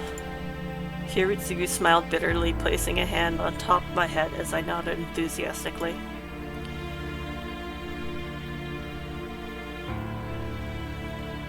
What I'm about to teach you is the sort of thing that could cause conflict. So you should never use it in front of anyone. You should never forget your training, because it's difficult. And again, you don't really need to follow it either. The most important thing is that you always remember that magecraft is to be used for others and not for yourself. That would make you simply a user of magecraft, rather than a mage. I guess Kiritsugu didn't want me to become a mage, but I didn't care about that. I admired Kiritsugu, not mages. As long as I can be the sort of person who lives to help others like Kiritsugu on that day of fire and nightmare. Ugh. I got distracted. I feel the uncomfortable sensation of the iron rod in my backbone moving where it shouldn't. Ugh. Losing control of my breathing now would be fatal. The pseudo-magic circuits would overwhelm my body and shred it to pieces. And that would be the end of me. Shiro Emiya would simply be a novice who died because he failed an elementary step. I grit my teeth and try to recover my connection. After pain like walking through a storm of needles, the iron rod finally sinks deep within my body and fuses with me. I've been working on this for a little over an hour. And after all that time, I'm finally able to create one pseudo circuit. A circuit capable of creating magical energy using my own self. Basic structure analyzed. All that's left. Anal. All that's left is to allow the magical energy to flow naturally. Shiro Emiya is no mage. He is just a user of magecraft who can only create magical energy within his body and channel it into objects. And that's why I can only do one thing with this magecraft, which is X. Composition, analyze, enhancing objects. It's just strengthening magecraft, where I apprehend an object's structure and channel magical energy into temporarily and reinforce its abilities. Basic structure, altar. I hold a broken iron pipe. I pass magical energy through it to execute the most basic magecraft to enhance its durability. Bitches love pipes. Bitches love pipes. Passing magical energy into something other than yourself is like mixing poison. My blood is a far cry from the blood of an iron pipe. Forcing an entirely different sort of blood through an object may well destroy it rather than enhance it. To prevent that from happening, I need to properly understand an object's structure and pass magical energy into it between the small vacant spaces. Composition. Reinforce. This may be easy for a skilled mage, but since I have a hard time generating magical energy in the first place, even a task like this is as difficult as shooting an arrow and hitting a target several hundred meters from you. A typical archery target is 28 meters away, so it goes without saying how hard it would be to hit a target at 10 times that distance. My body temperature suddenly plummets. The fiery pillar passing through my backbone disappears, and my lungs seize in desperate need of oxygen.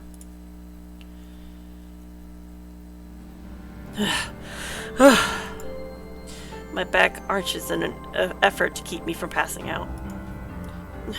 Damn, I failed again. The iron pipe is unchanged. The magical energy I passed into it appears to have dispersed. Damn, adding to something that already has a set form is hard. What I'm attempting to do is like adding an extra brushwork to a complicated work of art. Completed. Adding something extra to a completed object raises the risk of compromising the object's integrity. The paintbrush, hoping to improve, may actually devalue the work instead. Which is why, despite its simplicity, strengthening magecraft is so difficult, and not many mages willing to use it. And it's not that I chose this, but it's really all I can do. It would be much easier if I could make something from shapeless clay, but a substitute that just recreates its form is all show and no substance, which explains all the junk around. Whenever I fail at strengthening magecraft, I try to make substitute objects to practice and calm down on, but they all end up empty. I can visualize the structure of an object easily, and I can recreate something very similar, but it's hollow, and obviously doesn't function at all. I wipe the sweat off my brow. I realize I'm absolutely dripping with sweat. If this is as bad as it got, I should consider myself lucky. But what happened earlier was really bad. Had I taken even a second longer to recover, my internal organs would probably be mushed about now. If only pushing myself to the brink of death helped me improve, there'd be some hope here. But nothing comes that easily. At the same time, fear of death will stand in the way of improving my magecraft.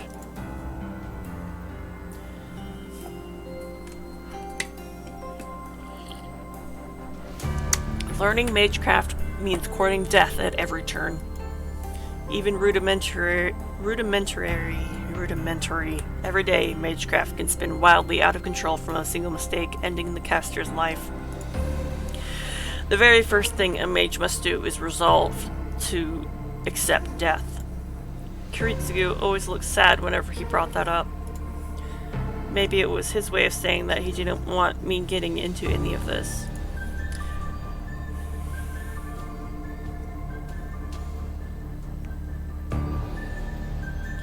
Saving one person means not saving someone else. Being a hero of justice means you need to be an extremely egocentric person. That was always his line. Kiritsugu always said that whenever I mentioned wanting to be like him. I still don't know what he meant by that. All I'm certain of is that I want to save people, to be a hero of justice, like Kiritsugu Emiya. But I can't even manage the basics. I'm such an idiot for letting myself get distracted at the most crucial moment. It's not enough for me to just grasp at an object's structure visually. A skilled mage would be able to focus on only the crucial areas and efficiently channel magical energy. My dream is to become a hero of justice. I remember what Fujini mentioned at dinner. I never really thought of that goal as embarrassing or impossible. That Shiro Emiya will succeed Kiritsugu Emiya has already been decided. That's why I've been doing everything I can despite how sorely I lack in experience. I don't know exactly what it means to be a hero of justice. But because I don't know, I've trained myself to beat to the best of my abilities in hopes I'll be useful to somebody. I haven't taken my eye off that goal these past 5 years, but whenever things go wrong like this, I start to have doubts. Urgh, I just don't get it, old man. What the hell do I have to do to be a hero of justice? I look at the sky through a window. It's not just about being good for someone out of the blue. Saving someone and being a hero of justice are two different things. I know that, but what do I have to do to differentiate them? I've yet to understand that crucial concept for the past 5 years.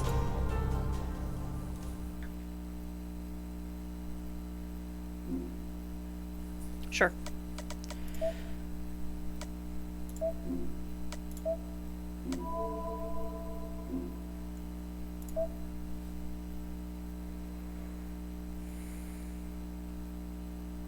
Oh shit, we're on day 2. Yeah.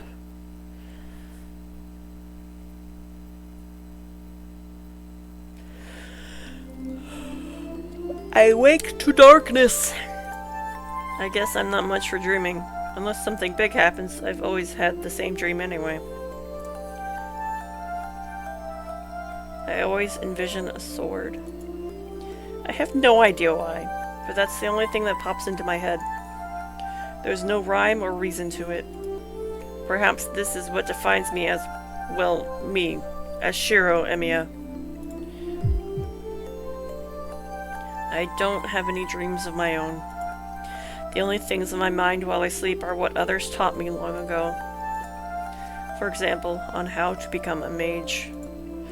Even if I'm not a full-fledged mage, it's only natural for a mage to be aware of the world they're in. Put simply, a mage is an irregular, an outcast from society. But even outcasts need to band together to survive. My old man told me there's a society of mages called a Mages Association. He also told me I should never get involved with them. They're a bunch of bitches. They are. The Mages Association is said to conceal the existence of magecraft and manage mages. The Mages Association watches over mages and makes sure their magecraft doesn't affect society. But the strange thing is that they don't really prohibit mages from abusing magecraft either. According to Kiritsugu, the Mages Association is only interested in concealing mystics. Even if, say, a mage carried out an experiment that sacrificed, let's say, a lot of citizens, the association wouldn't punish them. Yeah, I wonder what happened about that recently or something. Their priorities are expressly in preventing the public from becoming aware of magecraft, which does not mean magecraft is completely banned. Honestly, anything goes as long as the truth doesn't come out. At least that seems to be how the insane bunch conducts themselves. Whatever it is, the Mages Association's surveillance is absolute. Typical magecraft research sacrifices the lives of ordinary humans, which in turn risks revealing the existence of magecraft to the world. As such, the Mages Association doesn't permit research that would harm society. Ultimately, mages conduct their research in their privacy of their homes while the world is none the wiser. So mages sometimes go into hiding to escape the association's scrutiny and oversight. So there may be some mages living in this town, and I just don't know it. I also hear Fuiki is a spiritual hotspot of sorts. That probably means there's some prestigious mage with a storied history living here. They're called second owners, elite mages the association entrusts to watch over a territory. Other mages who live in the same area must visit these second owners first to get the permission to build their workshops. My old man was an outlaw who cut ties with the association and moved here without the consent of Fuyuki's second owner. So, in a way, our family is a bunch of trespassers living in a house without permission from the landlord. Which means, I mean, he bought it from a Yakuza, so that makes sense. Yeah, which means the second owner doesn't know that Kiritsugu Emiya was a mage. so I tend to feel like our family status as mages is kind of unclear. But then my old man, the bona fide mage, died. And even though I'm his disciple and son, I don't know a thing about the Mages Association and have no real knowledge about being a mage. I have a feeling the association would want to dispose of someone like me, but they haven't made any sort of move. Apparently, the Mages Association doesn't have many eyes in Japan, so that's probably why I haven't been found yet. But that doesn't mean I can't let my guard down. The eyes of the Mages Association are said to be everywhere. If someone commits a crime using magecraft, the church's heretic hunters will make their move. Using magecraft, however, half-assed you may be about it, makes you enemies. So with all that in mind, I honestly just want to study being a mage on my own.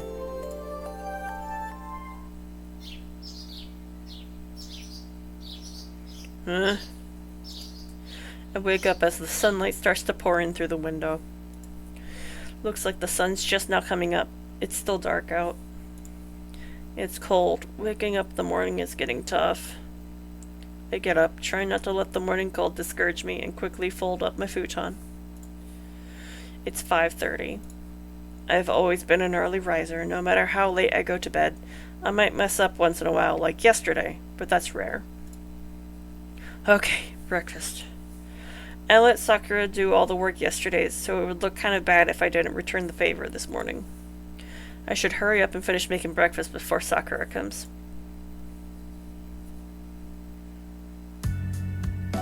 I cook rice and make miso soup. Yesterday the soup had daikon, radish, and carrots, so I'm making onion and potato miso soup today.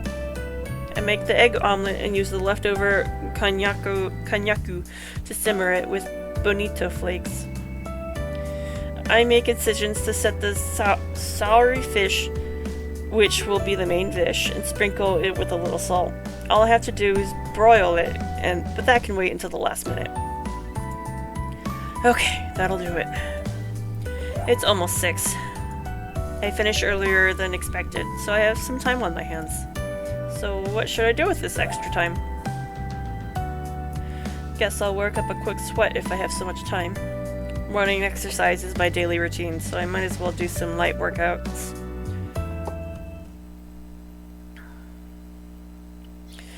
There's a respectable dojo built in the Emiya house. It was added as a sort of afterthought when the house was constructed, which is why this dojo wasn't built for a specific purpose. Well, Fujini uses it on a whim sometimes. Fujini apparently used this place as her playground even before I came into this house. But then I became Kiritsugu's disciple and started using this place more often. Fujini hated me for that for a while. Anyway, there's only one thing I do here. Training to be a mage means I can't neglect training my body. One of the conditions of being a mage is maintaining yourself at your physical peak. When Kiritsugu was still alive, he and I sparred often.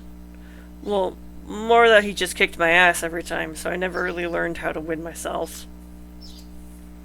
But at least I learned the difference between a fight and a battle. In other words, I learned the difference between killing and beating an opponent and how to conduct myself in each situation. Knowledge and experience are different. Without the knowledge to know the difference, it's hard to tell if you've gotten yourself into a fight or a massacre. It's as simple as that. Learning magecraft means that there is a risk of perishing on your own, as well as the risk of having to fight. And to mages, that means killing each other. That's why Kiritsugu wanted to teach me that I must always be ready to face death. But the person reminding me of that lesson is long gone. So the only thing I can do alone is some simple exercises. Stretching, push-ups, sit-ups. It's no different than what the members of the Kyoto Club do in the morning. The only difference is in the intensity.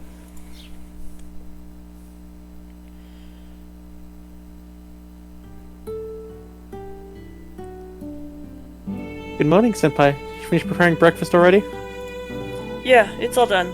All that's left to do is set the dishes and grill the fish. Oh, I'll help. Leave the dishes to me.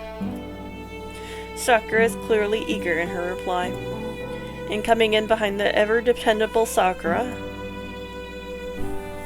I smell Shiro's omelet, so he handled breakfast this morning, huh?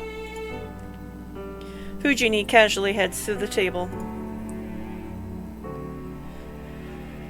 Well, let's just ignore her for now. I need to grill the prepared fish. Sakura, use the middle set of plates. The food will look better on those. Yeah? The plates with bumps on the surface? Yeah, those. Grilled meats tend to not look good if you don't plate them well, and I've already grated the daikon. Sakura reaches far to take out the plates. As she reaches out, I think I see a faint bruise on the back of her hand. Sakura, hold on a minute. We hadn't seen that. Yes? What is it? What's that bruise on your hand? Maybe it's more my business than yours. Oh. She averts her eyes, looking uneasy.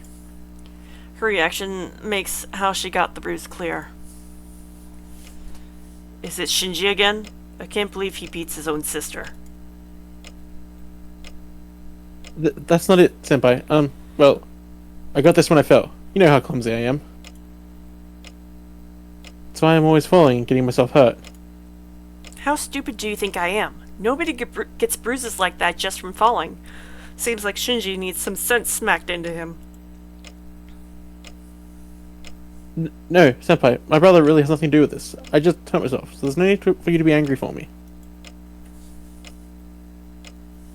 Yeah, there are plenty of other reasons to be angry at Shinji, considering what he does. Yeah, fuck him. Sakura fell silent. Sakura may seem docile, but she's surprisingly stubborn. It's no use saying anything to her now. Fine, if you say so, I'll leave it at that. Yes, I'm sorry, senpai. Why are you apologizing? Shinji's the one in the wrong. The moment I say Shinji's name, Sakura awkwardly looks away. It can only mean he is the cause of the bruise on her hand. Shinji Mato has a bad habit of treating his younger sister like crap. I noticed it about a year ago. Every now and then I'd see Sakura injured, and she'd always make excuses when I asked what happened. When I asked Shinji about it, he revealed to my shock that he's been the one who hit Sakura. I asked why, and he told me it was because she'd done something he hadn't liked. I got pretty pissed off, so I did to Shinji what he'd done to Sakura. I don't... not entirely sure. Yeah, but he doesn't know that. We haven't been on great terms since then. Senpai, have you made up with my brother? Yeah, sure. We never fought in the first place, so there's not much to call for making up.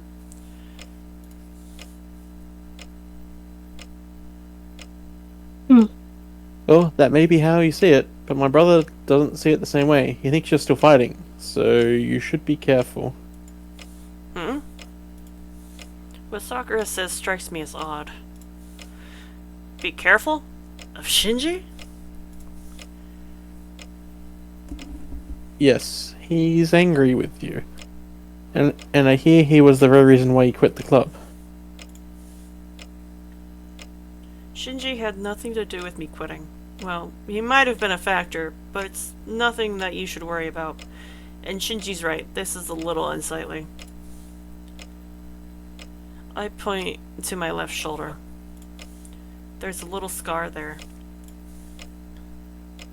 It happened about 1.5 years ago. Something fell on me during one of my jobs, injuring my left shoulder. I ended up with just a broken bone, but I came away with a burn to my shoulder. After the accident, I quit the Kyoto Club. Our school's Kyoto Club, out of respect for formalities, allows students to perform sacred shooting rituals. Male students participating in this exposed their left shoulder. Shinji pointed out that it may be disrespectful for someone performing a sacred shot to expose a scar, and since I was getting busy with my various jobs, I decided to quit the club.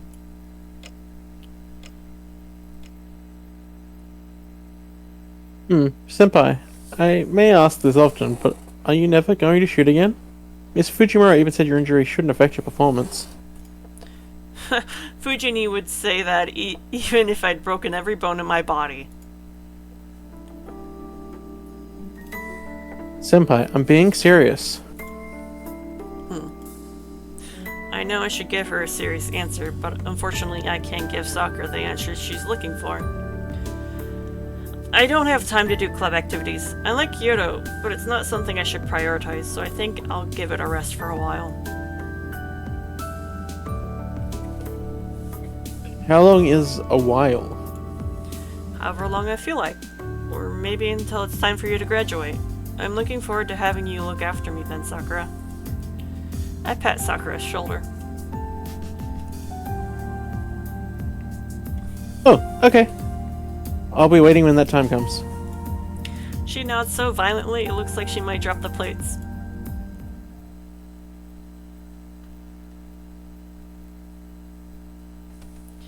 It's almost 7:30. Sakura and Fujini have long since left the house for their morning club activities. I went to school early yesterday because Issei asked me to, but I leave the house at the usual time today.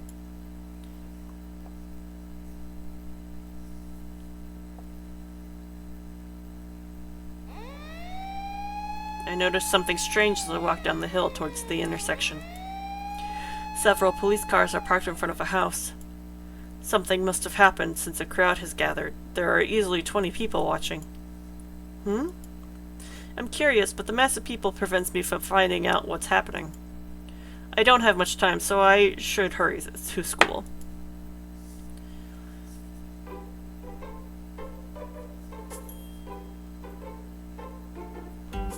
I make it to school 10 minutes before the first bell. As I cross through the gate with plenty of time as usual.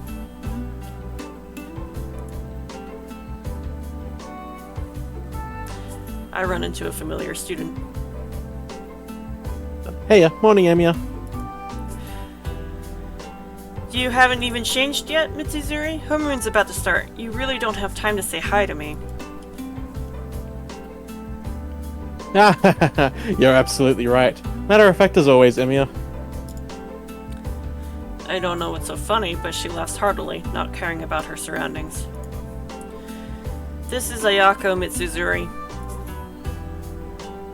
She's been a classmate of mine since we were first years, and she's currently the captain of the Kyoto Club. She's an unbelievably insightful person, and it was expected that she would be the team's next captain since her first year with them. Mitsuzuri is a precocious sort, and people have always had high hopes for her, and even leaned on her ever since she was a first year. Then again, she gets mad whenever someone mentions that in front of her, claiming she doesn't look as old as people think. Looks kind of like Shiggy.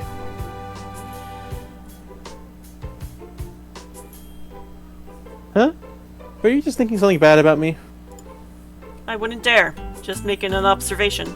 If you want to get angry about it, that's your call. You don't say. That may be your honest answer, but you never say out loud what's really in that head of yours. 'Cause I look.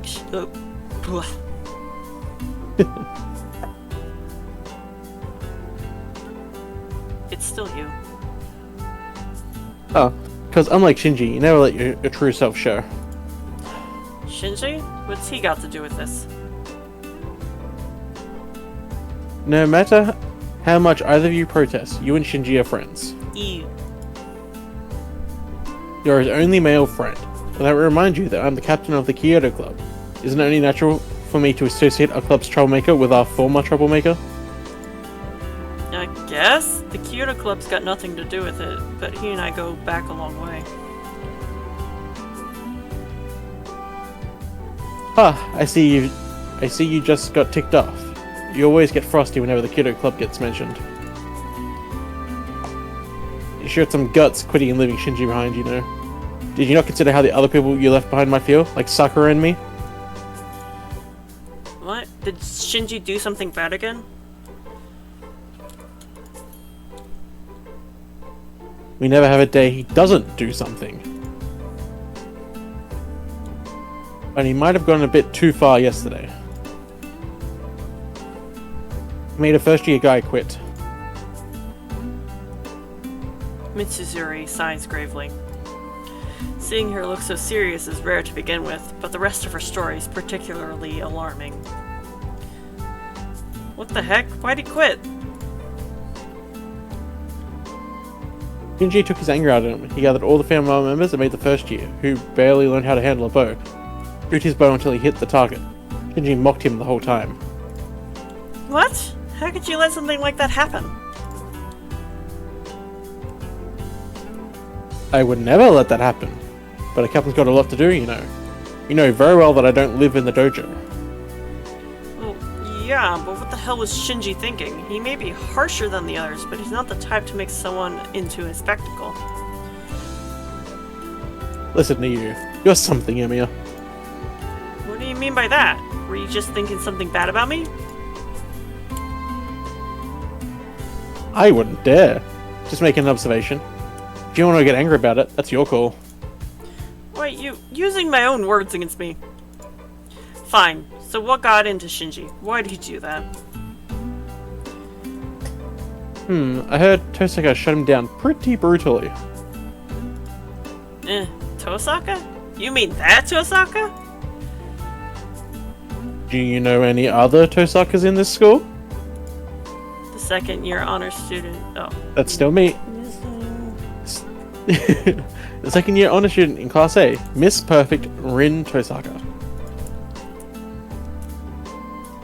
That's the first time I've heard that nickname. But if it's no surprise Shinji got rejected. And knowing Tosaka, she probably had some pretty harsh insults to go with the rejection. Is it an insult if it's the truth? Yes. Anyway, Shinji... Anyway. No. That's me. Anyway, Shinji's been acting out since yesterday. And that's why I've had to watch him like a hawk at the dojo up until now. Shinji does have a low tolerance for some things. I know it might be tough, but good luck, Mitsuzuri. Yeah. You know how Shinji never lets go of anything. I'm just afraid he might really do something bad the next time he asks Tosaka and gets rejected again. No, even Shinji wouldn't go near someone who just rejected him. He's good about that sort of thing. Is he? No. But what if the person who turned him down comes near him instead? I don't know why, but Tosaka swings by the dojo to come watch. Ah, well, you quit, so you probably don't know that. That's news to me. Rin Tosaka doesn't participate in any club activities because her family forbids it or something. She even turned down nominations to be a member of the student council, so I always thought she went straight home after school. I guess this isn't horrible once in a while. He's always acted high and mighty, so it might be good for him to stroke off once. Sorry, but not sorry. Mitsuzuri has a weird way of looking at this. Now that I think about it, they say Rin Tosaka has a lot of enemies. I wonder if Mitsuzuri is one of them too? Hey, Mitsuzuri, that's kind of cruel even for you. Oh, it's almost time. See you later, Emiya. You should swing by to see my bow work next time. Mitsuzuri hastily runs off. Classic Mitsuzuri. I never minded just how forthright she is. I feel a bit more at ease and head towards the classroom.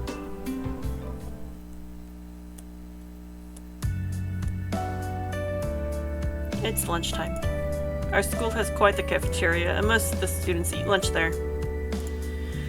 But there are some old-fashioned students who still bring their own lunches, including myself and the student council president sitting in front of me.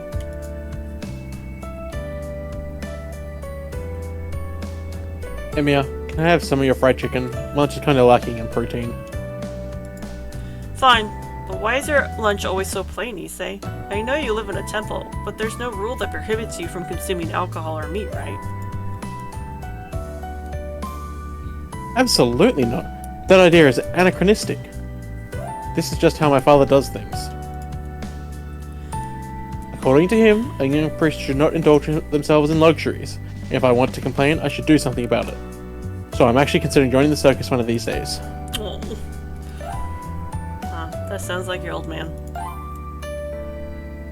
Issei's father is the priest at Ryoto Temple, a larger-than-life figure who's also friends with Fujini's grandfather.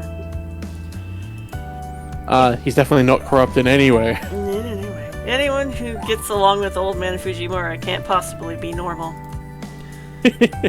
Well then, here you go. You owe me. I passed my bento box to him. Much thanks. This is pretty much begging for alms. Issei bows deeply. I honestly question whether I should be reminded that he's the son of a priest at times like this. Oh, by the way, did you hear about the commotion at the 2nd District? Around the intersection you and I part ways going home?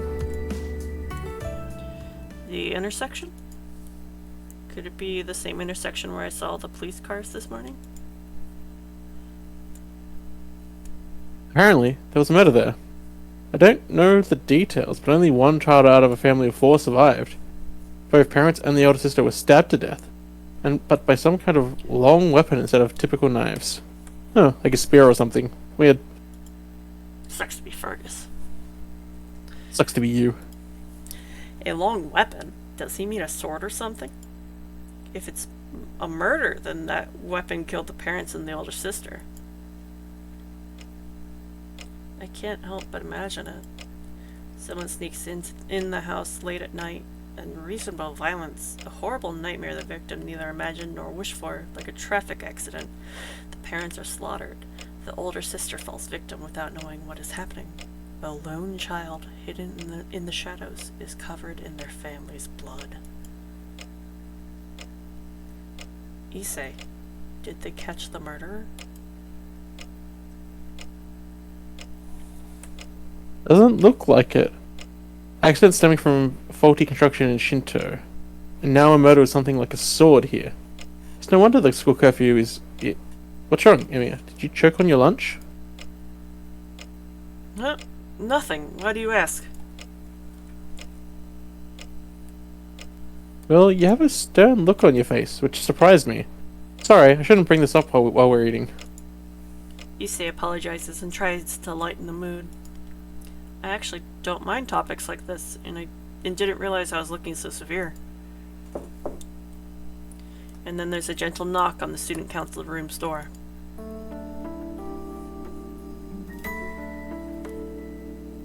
Sorry, is Ryudo here? Yes? What is it, sir? Mr. Kuzuki enters, and Issei steps over to him to have a quiet conversation. It must be a casual student council matter, since Issei looks relaxed. Look at that. It's something I don't see every day. Issei is surprisingly shy. He keeps his distance from classmates and even teachers, but for some reason he's warmed up to the student council advisor, Mr. Kuzuki. Maybe they get along because they're both straight-laced. Soichiro Kuzuki is the homeroom teacher for class 2A, and he's very serious and kind of weird. Some part of that is probably why he and Issei get along so well. The two continue to talk. As I watch them, I can't stop thinking about the murder.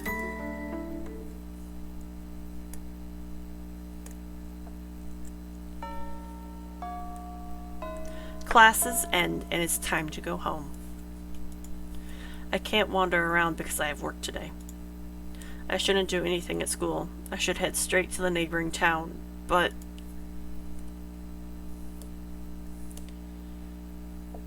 maybe the morning's conversation bothered me more than I realized.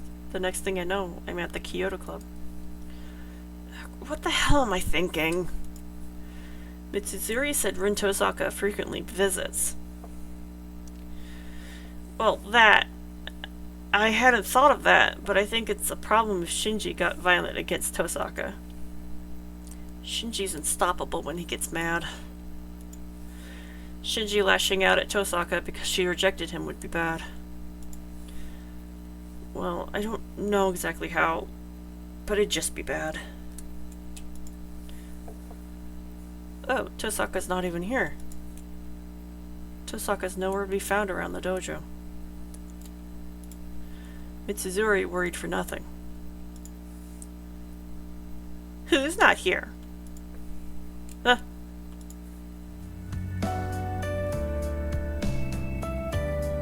I'm asking, who's not here? Issei, who I thought I'd parted ways with, is standing right next to me. But why are you here, Issei? Don't scare me like that. I saw you snooping around the dojo and couldn't help but come check it out. So, who are you saying is not here? Well, it's Tosaka. I heard she'd had a spat with Shinji yesterday, so I wanted to make sure things were okay. Is that so? Giving up more information than you have to is kind of suspicious for you. I only asked you who wasn't here. What? It's none of your business what I do around here. Mm-hmm. But it's pointless, Emiya. Tosaka isn't here. She cut class today. What? Cut class? So she's absent? I see. Wait, Issei, why do you think she cut class? That's not the sort of thing she'd ever do. Or she would. She's not the type to ever get sick. If you want to know what I think, she's bad. Don't let her looks fool you, Emiya, or she'll swallow you whole. It's not the only thing she wants to swallow. Somehow what Issei is saying irritates me. I may not know Tosaka that well, but I don't think she's a bad person. Watch what you say, Issei. You know Tosaka's not like that. Have you got a secret crush on Tosaka too?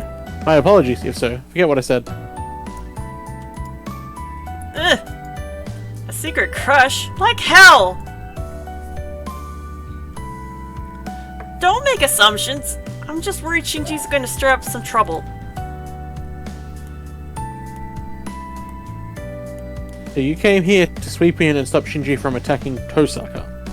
You really are going to take on some dirty work for nothing. It's not my place to say this, but you've got bad taste, Emiya.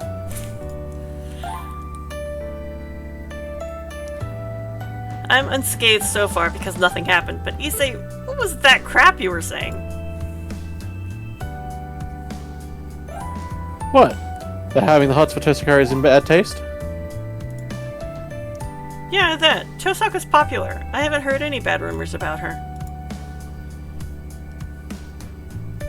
No, you haven't. And that's what bothers me. What part bothers you?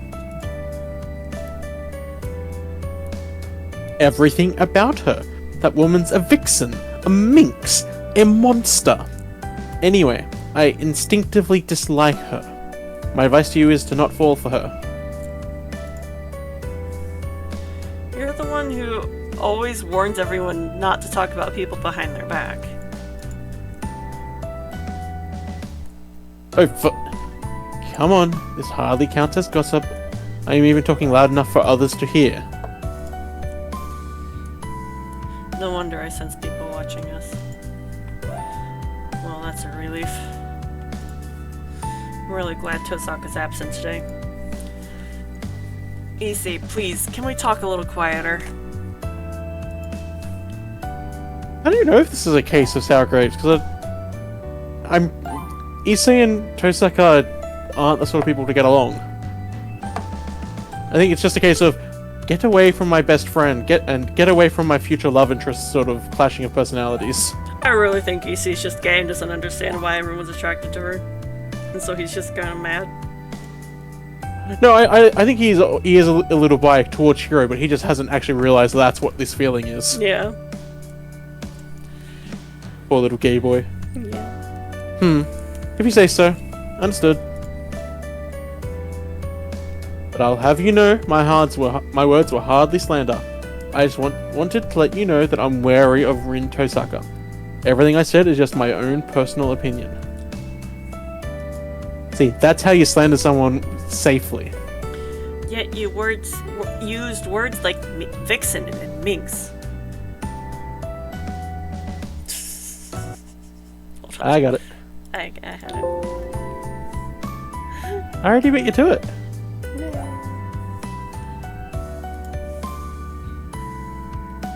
I'm pretty sure minx is definitely a derogatory term.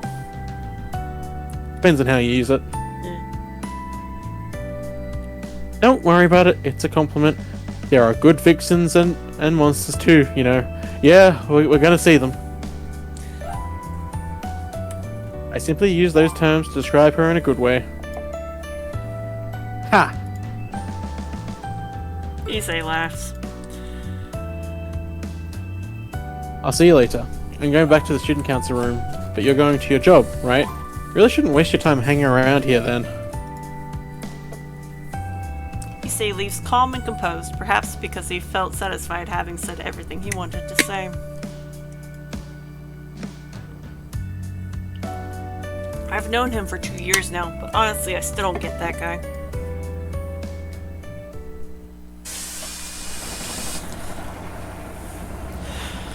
I ride the bus from school for 20 minutes.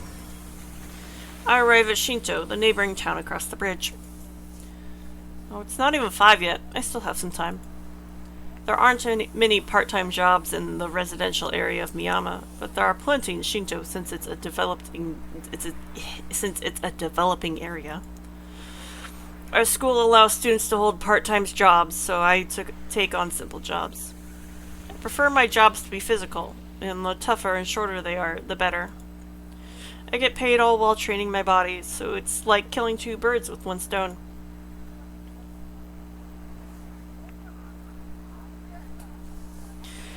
Today I'll work from 5 to 8 o'clock for a simple loading job. It may just be 3 hours of work, but it feels more like 6 hours since they make you work without a minute's rest. Which means I need to rest when I have the opportunity, even if it's just for 10 minutes. Walking around aimlessly would be a waste of energy, so I decide to rest at a park until it's time. Which park, Shiro? That's what I thought. This park is nestled between buildings, and it's like a giant plaza full of trees and shrubbery. A park should typically be filled with families and couples during weekends and holidays, but this one is deserted at this hour. In fairness, this place is always desolate, no matter the day or time. This place is the same as always. I sigh in exasperation. The area is unkept, and it's really pretty ugly compared to other places that are properly landscaped and maintained. As if the desolate location had set the mood, the wind itself blows cold and harsh. This place is the remnant of the great catastrophe that happened 10 years ago. It's the very place where I was saved from the brink of death. Why don't they seed some grass here or something? It's a shame to keep it like this. The area is quite large, so if they leveled it, there'd be plenty of space to work on in the park. I sit down on a bench as I think. With nothing else to do, I stare out over the burned area to pass the time. I don't remember anything that happened here. The only thing I remember is that it was hot and I couldn't breathe. And that some people died trying to save others. I wonder why that happened. One adult here died because they were trying to save a child from a burning house. Another person was offered all of the available water to extinguish their raw, parched throat, while others in the same situation died. Someone here tried to flee the fire as fast as they could, but the people left behind died. And someone died here because they gave whatever it was that kept them alive to someone they didn't even know. I don't like thinking about that. Just thinking about people trying to help and becoming victims for their trouble makes me angry. Is it too much to ask for everyone to be saved and for them to get their happy ending afterwards? All I want is to see people peacefully prevail. Why can't that happen?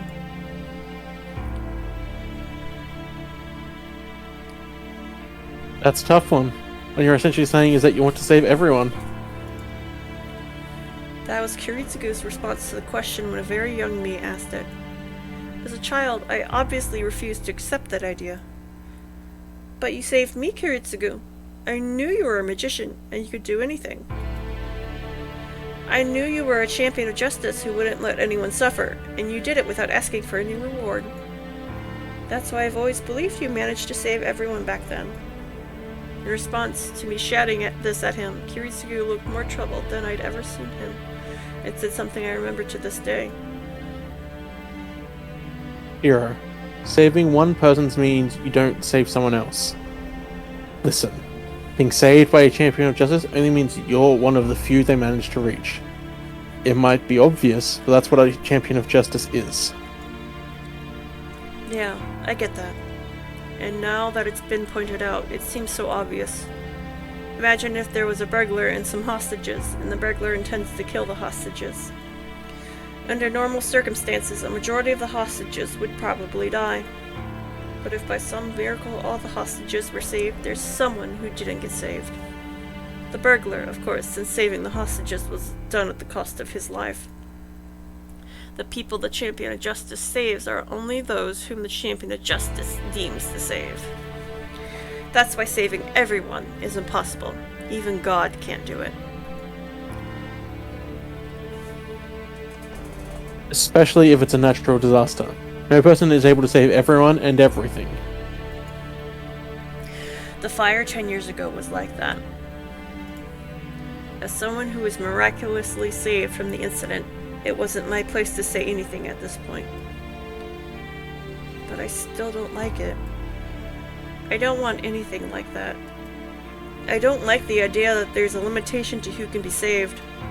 No matter how impossible it may be, I need to reach out to help. I can't stand to see people around me die, like back then. If the person I am now had been there 10 years ago, I would have thrown myself into the fire. But then I would have died, and for nothing. That would have happened for sure. Jeez, I can't even fantasize in my head. Oh crap, I can't believe it's already 5. A bell in the distance rings, chiming 5 o'clock. I get up from the bench and hurry to my part-time job.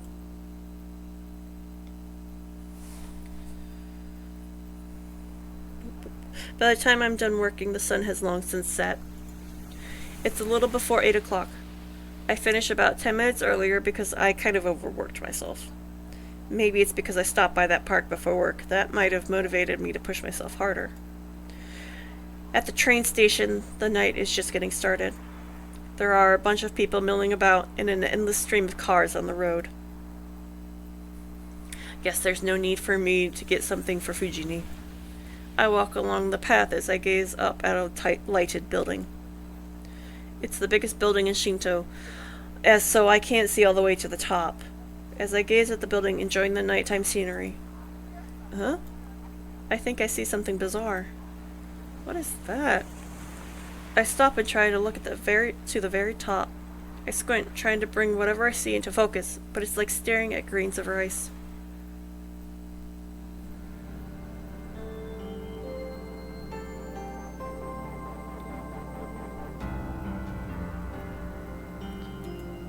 It looks like someone I know. But I can't think why this girl wouldn't have such a reason to be there. It doesn't seem like she's going to do anything up there. But she's just standing there looking down at the city as the wind ruffles her hair. She doesn't seem to notice me down below. Actually, there's no way she could see me. Even my near-perfect vision, enhanced with magecraft, can barely distinguish what's up there.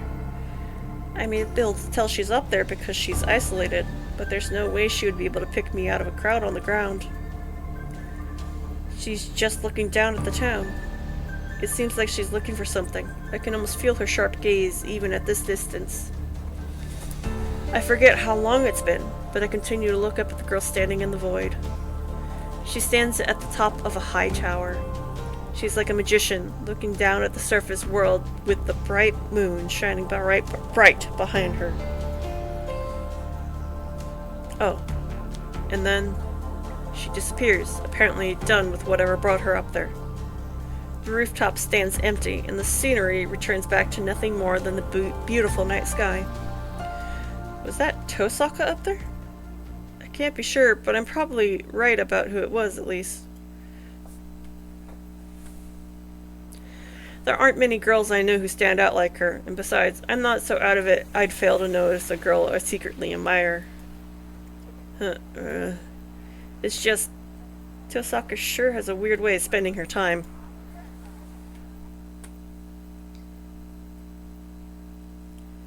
Unlike Shinto, there is no sign of people anywhere in Miyama.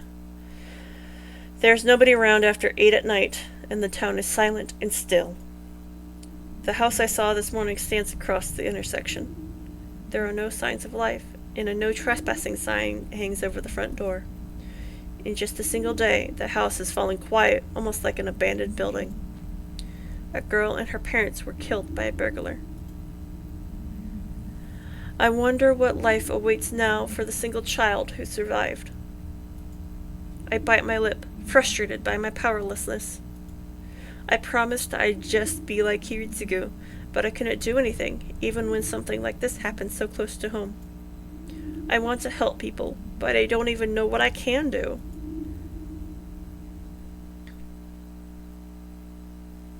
I reach the top of the hill where my house sits. The lights are on, so Fujini or Sakura are still inside. I'm home.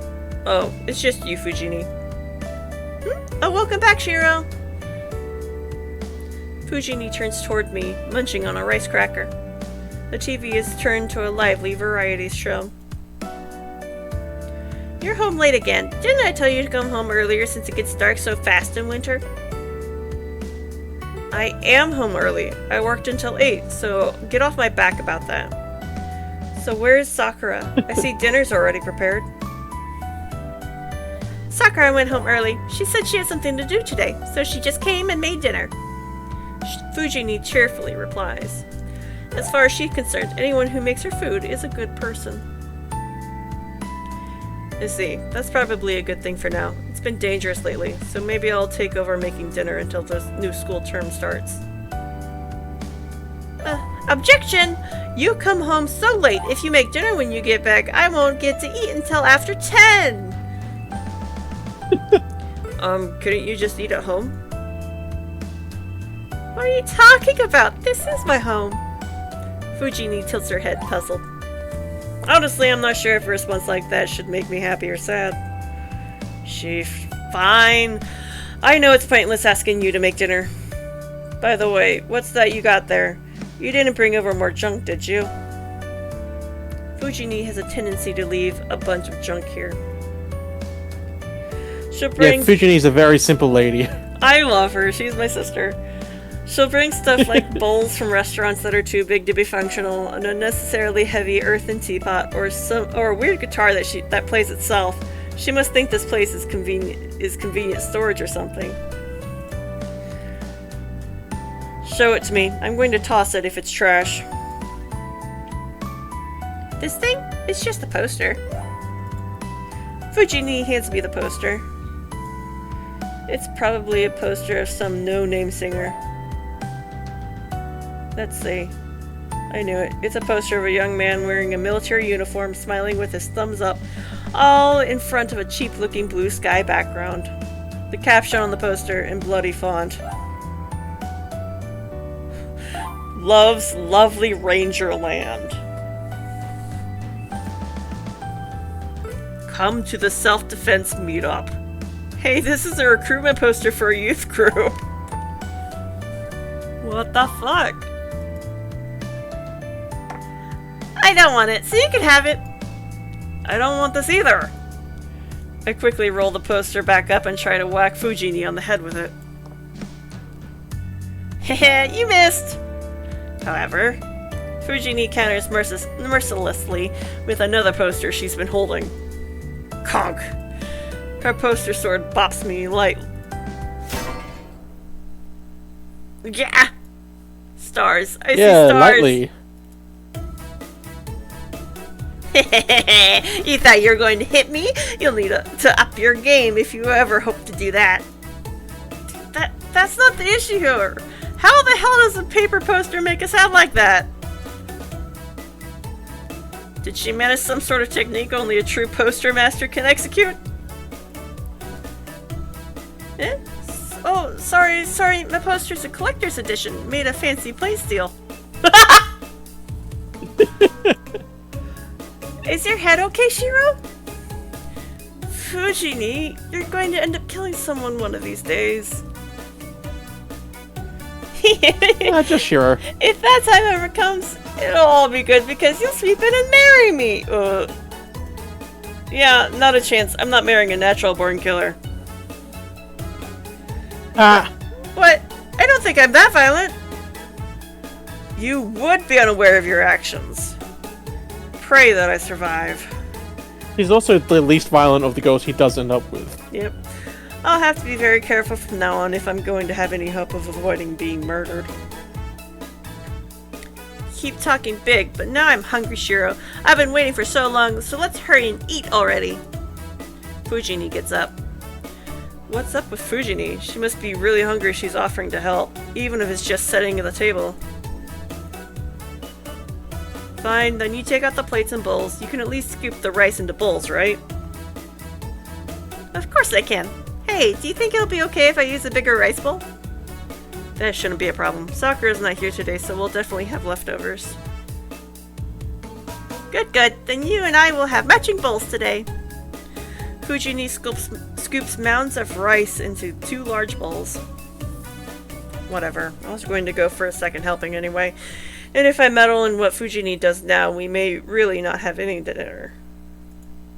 Besides, this is the kind of chaotic scene dinner at my home has been for years.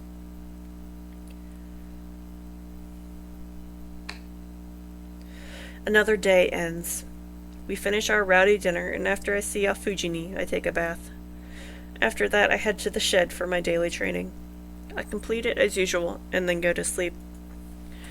It's 1 o'clock in the morning. Today ends peacefully and without incident.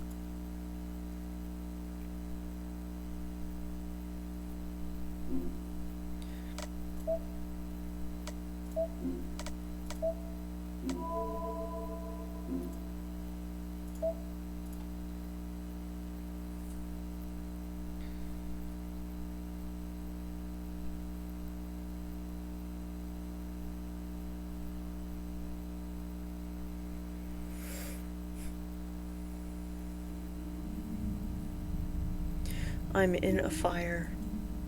Houses crumble and people burn. No matter where I go, all I see is crimson. This is what I saw 10 years ago. It's a long forgotten memory of the past. I run through the scenery, recreating what happened.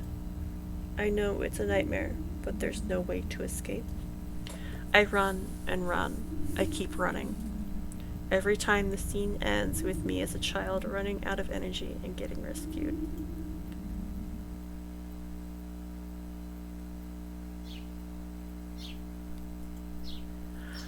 I wake up feeling wrong. A hand to my forehead tells me I'm sweating, even though it's winter. Oh, it's late. The clock reads past 6. I hear the soft sound of chopping from the kitchen. Sakura's early again. Not really the time to be impressed by what an early riser she is. I need to hurry up and get ready so I can help her with breakfast.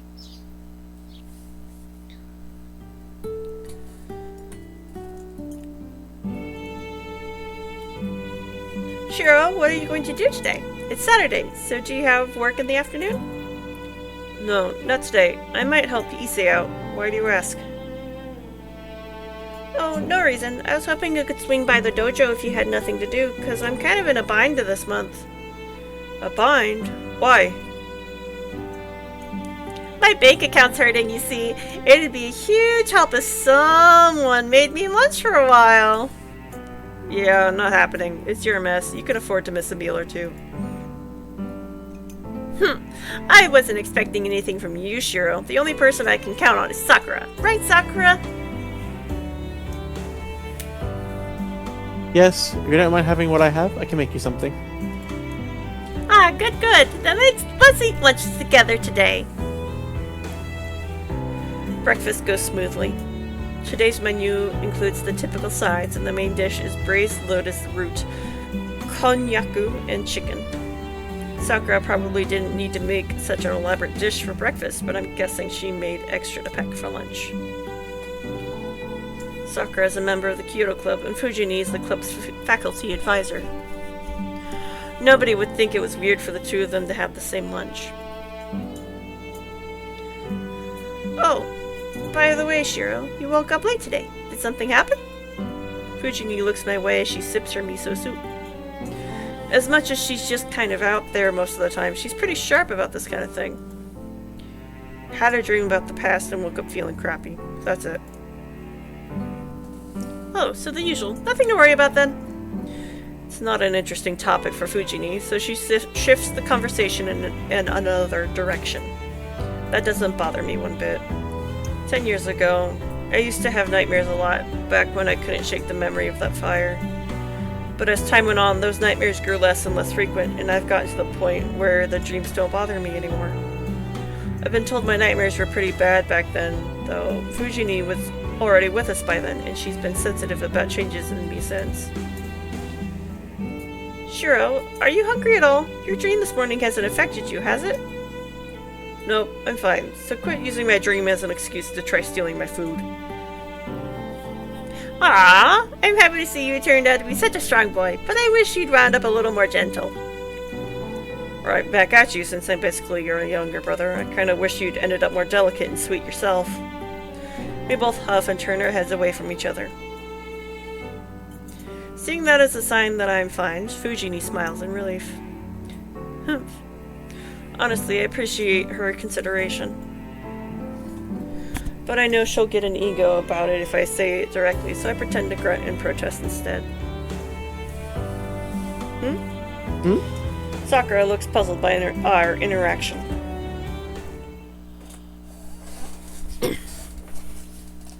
Soon after Fujini leaves, I lock up and Sakura and I leave as well.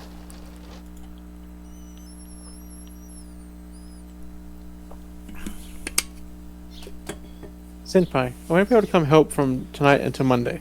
Will that be alright? That's fine. Besides, it's the weekend. I bet you have friends to hang out with, so don't worry about me. No. That's not it. It really is for personal reasons. I'm still going to practice at club. So if you need anything, just come to the dojo and I'll figure things out. And I'm not going to go out just because it's the weekend. So, please don't get the wrong idea. Poor Sweetie doesn't really have friends. What? Sakura's acting suspicious, or rather, she seems nervous. I don't know why, but it's probably just that she can't come over the weekend. Got it. I'll go to the dojo if I need anything. Yes, that would be great. Sakura sighs in relief. But the moment Sakura lowers her gaze, her expression stiffens. Senpai, your hand. Sakura is staring at my left hand. I look down and see blood trickling from it. Huh? I pull up my shirt sleeve. Yep, blood. The hell? Did I cut myself with something last night? But I don't feel any pain. It looks like there's a welt on my hand.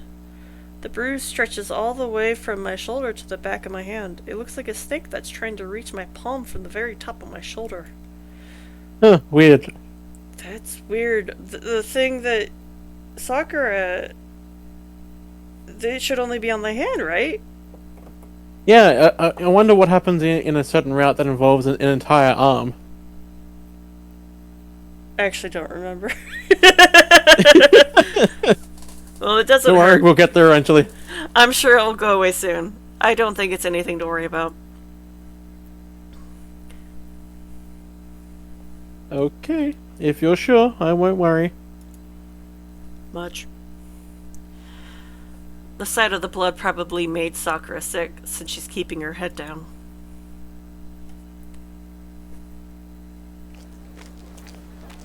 Sakura heads to the club while I head to the school building. The schoolyard is filled with athletic club members training. This morning is practically brimming with enthusiastic energy. But something feels strange. Everything in the school is as usual. The students exercising for morning practice are lively, and the new school building is spotless. Maybe it's just my imagination. But when I close my eyes, the mood changes drastically. The building walls feel stained, like membranes have latched onto them, and the students themselves seem like empty dolls. Maybe I'm just tired. I shake my head to clear it and head onto campus.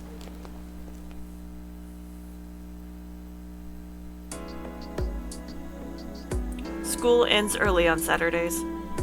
Classes end in the morning, but by the time I finish helping Issei, the sun is starting to set. Guess it's time to go home. I pack my bag and leave the classroom.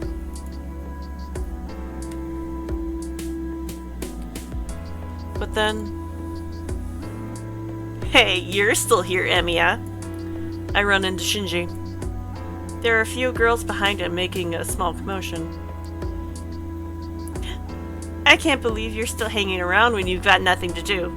Oh right, you're still kissing the student council's ass, so look at you. You get into the school's good graces even though you don't go to any clubs. I'm not helping the student council, I'm just helping the school by repairing old equipment since we all use it. Listen to you. Anything is a given according to Emiya. Did I ever tell you how much you piss me off? Don't remember. I probably wasn't listening if you did. You say that kind of stuff all the time. Grr. I get it. So you're saying you'll fix anything as long as it's something that's in the school, huh? It's impossible to fix everything. The most I can do is take care of things. Then do me a favor. Our Kyoto Club's kind of in a mess right now. We've got bowstrings lying around, and the range hasn't been cleaned recently. If you've got time on your hands, you can take care of that too. You used to be in the Kyoto Club, so shouldn't you be helping us too, instead of just kissing the student council's ass all the time? The way he makes connections on his projection is the weirdest thing. What? Shinji, didn't Miss Fujimura tell you to do that? Yeah, you'll get in trouble if you don't do everything you were told. But all the shops will close if you start... Oh, where am I? It's Shinji.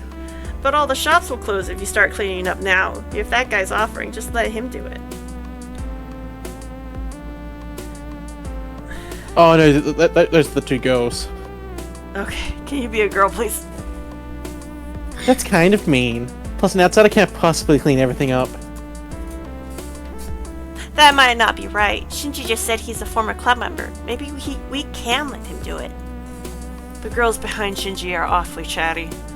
They seem to be Kyoto Club members, but since I don't recognize any of them, they must be the members Shinji recruited recently. I'm counting on you then.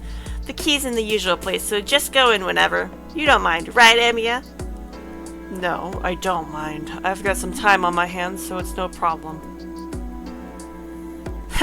Thanks. So let's go, everyone. This clown will do the boring chores for us. Don't leave me behind, Shinji. Oh, good luck with the cleaning, senpai.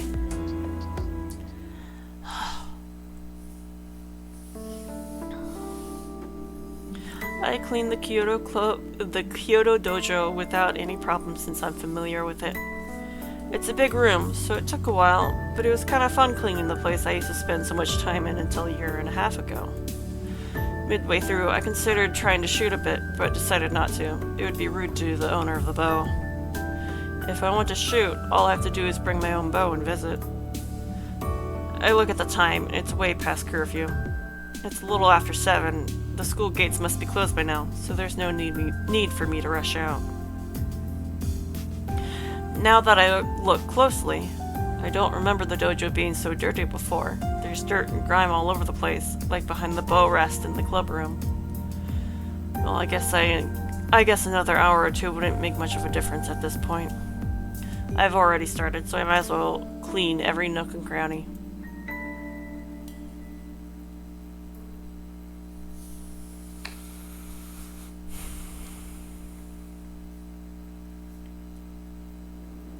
The wind is starting to pick up.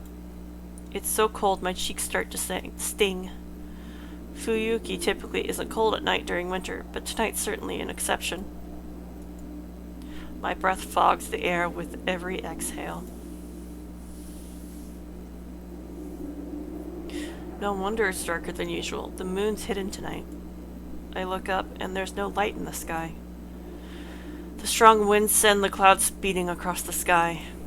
Curfew is long past, and there's no sign of life in the empty school.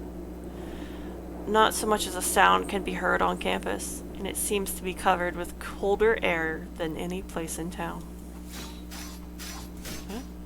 I think I heard something. I do hear something. Is it coming from the schoolyard? That night, under the frosty sky, I guess I just got curious about the sound that broke in the hushed silence. So I headed towards the sound to investigate.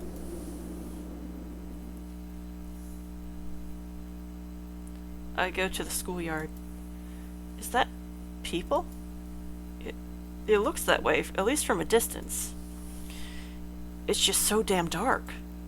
I need to get closer if I want to find out more. The sound grows louder, more intense. I know that sound. It's clashing metal.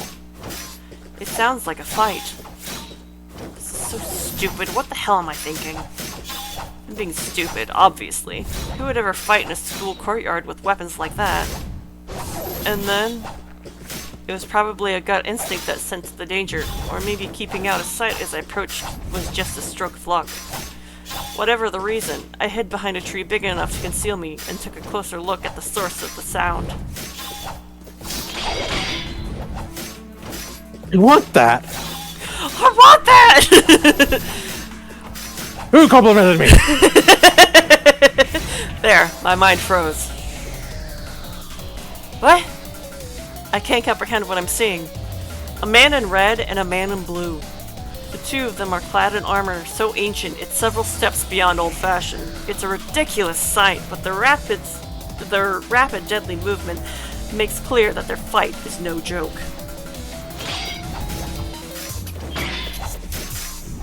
I don't understand. I can't even follow their movements. They're so too fast. Their movements look so surreal my mind can't function properly. The sound of the clashing... Wait, red versus blue. I know. The sound of the clashing weapons is the only thing convincing me the two of them are actually fighting to the death.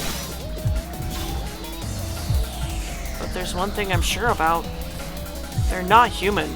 They have to be something else in the guise of humans. My magecraft training isn't why I know this. Anyone could see that these two aren't human. To start, humans just can't move like that. Nobody should get involved with whatever that is. I can feel their intent to kill, even from a distance. I'm going to die. My body instinctively knows before my brain kicks in that I just won't live if I stay here. My racing heart is proof of that. I sense they're living things designed only to kill. No knife or blade would be a match for whatever they're wielding. They're clearly meant only to kill. I suddenly remember yesterday's murders. The family that fell victim is said to have been killed by a bladed weapon. Damn! I shouldn't stay and watch another second. But I can't move a muscle. I can hardly breathe. My mind is telling me to flee, but something else tells me they'll find me the second I move.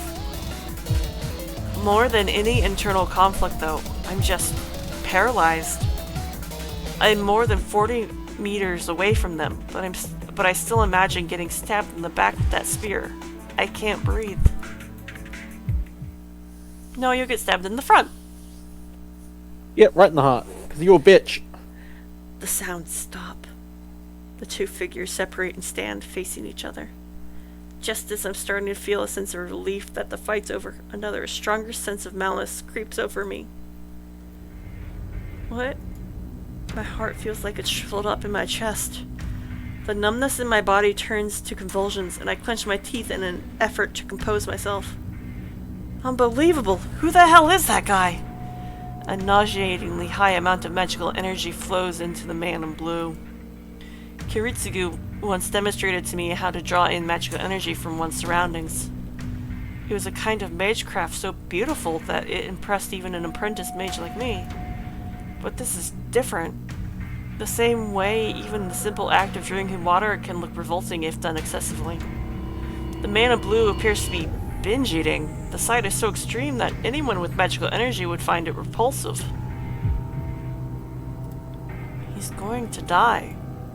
The man in red is dead meat. The attack will be infused with more magical energy than anyone could possibly defend against.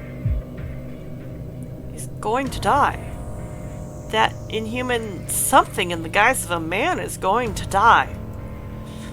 But can I? Can I just let this happen?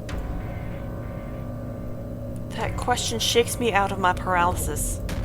My body is suddenly free and I take a deep breath. Who's there? You forgot his accent. I did. The man in blue glares in my direction. Ah! The man in blue crouches in a way that tells me one thing. I'm his new target. Ah! My legs are moving before I even have the thought of running. The rest of my body finally realizes it's time to flee for my life, and suddenly all my energy is being poured into doing exactly that. I don't remember where I ran through or how I got there, but I'm in the school building. Real genius here. I regret my own actions as I huff and puff. I should have run towards town. I've got to be the world's biggest idiot thinking I can escape by running into an empty building. A school, of all places. There must have been other, better places to hide.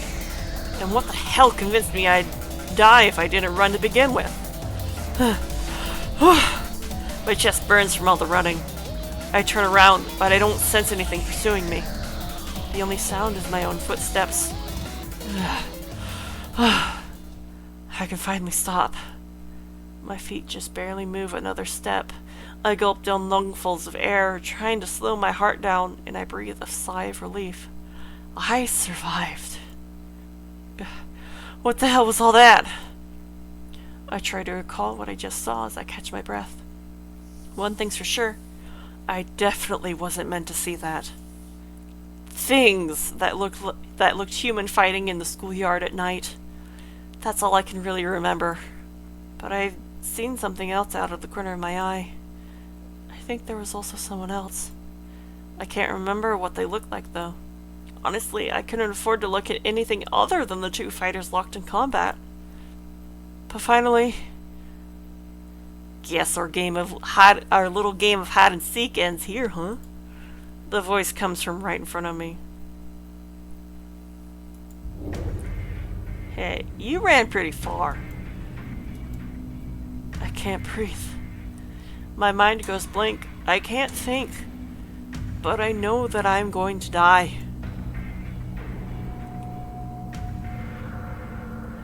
There's no way out of this. You get that, right? Don't worry.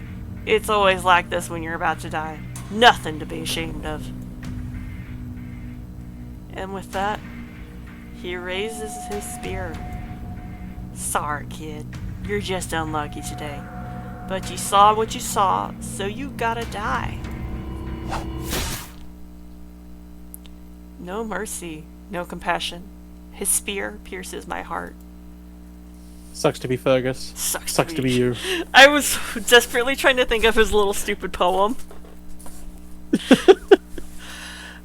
I didn't even have time to dodge. No training I ever did prepared me for this. I knew I was going to die. I knew the spear was going to impale me, but I couldn't move. The world distorts around me. My body grows cold. Numbness creeps from my fingertips into the rest of me.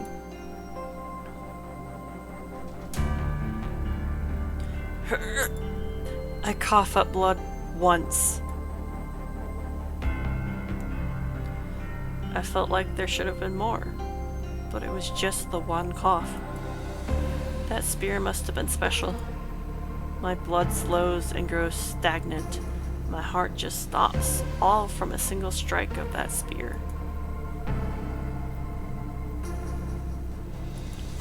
I can't see anything. I don't feel anything. I'm like a jellyfish, floating in the dark sea at night. I stopped feeling pain long ago. The world has turned white. I'm the lone dark spot. So rather than being aware that I died, it just feels like everything around me has ceased to exist. I know this.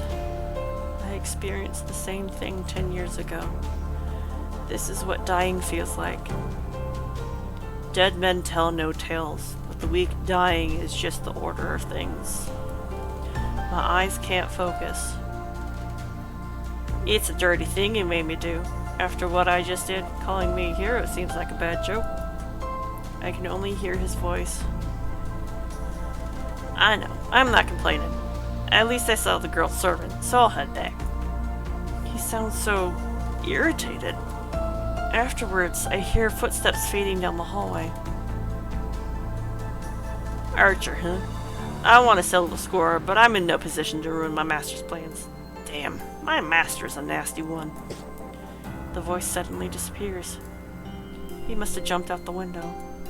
Afterwards, the footsteps I heard earlier stop. There's an awkward silence. Then footsteps again. I can't hear that well anymore. Go after him, Archer. Lancer will probably go back to his master. We need to at least find out what his master looks like. I don't know who's talking. I muster up all my concentration as my mind fades, but I still can't put my finger on it. All I can hear now is the sound of my breathing. My lungs must still be functioning. I hear a loud, whistling sound coming from my mouth, like a passing typhoon. I'm impressed he's not dead yet. I sense somebody peering into my face. My breathing must be loud as the person reaches their finger out to try to close my mouth. Stop. Seriously, why does it have to be you? Whoever it is, they grit their teeth, seeming troubled. The moment I hear that sound, the person touches me without hesitation. Forging and replacing an entire heart. Honestly, if this works, I should be a shoo-in for the clock tower. The voice sounds distracted. But at that moment, my fading consciousness finally flickers to nothing. Sensation returns to my body. Slowly, little by little, my bodily functions return, like dewdrops trickling down a leaf. Drip, drip. What's going on? The person hovering over me is sweating, intensely focusing on where their hands are pressed against my chest. The next thing I know, the palm over my chest grows extremely hot. It's so hot, my corpse jolts and my cold, stagnated blood starts to flow again. Phew. I sense the person take a deep breath and sit down. I'm beat. Clink. I hear something fall. Well, I guess I couldn't help it. Forgive me, Father. Your daughter's just an extremely heartless person. That was it. The person locks themselves and leave. My heart resumes beating, and then I finally pass out. But it's not the everlasting sleep I expected. I fall into a slumber, bound to wake again.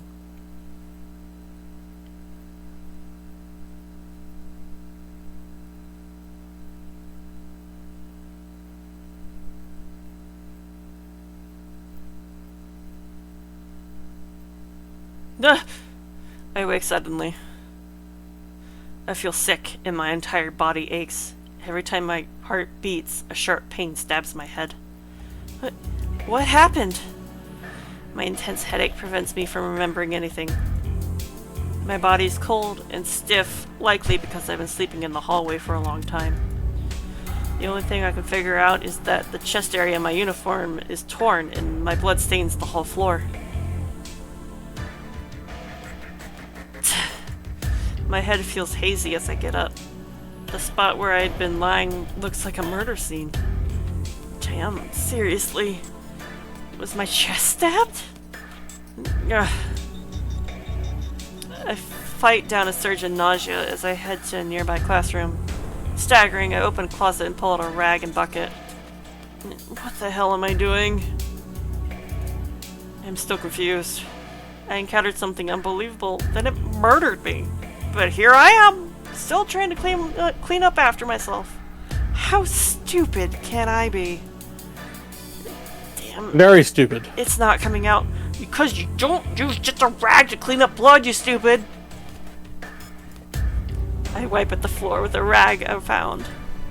I managed to wipe off the blood despite the incredible weakness in my whole body, then gather up everything scattered around the floor and shove it into my pockets. This may be my way of hiding any evidence. I must be doing such stupid stuff because my head's all hazy. Ugh. I put the rag and bucket away and stagger out of the school like a zombie. He's a cis boy, I assume. He's not as familiar with cleaning blood. I know, he just left the rag there. Someone's gonna see that it's a blood-soaked rag. God. I mean, out of all the cis boys, he would probably be the only one you would assume would know how to clean up blood, because he is quite a clean boy. But obviously he doesn't know how to do it. I know, but like out of all of them, you would expect he would. You expect! And yet he's failing us. Yep. I mean, he did just get stabbed. He's a bit discombobulated. I will give him some amount of leniency, but not enough. My body heats up with every step I take.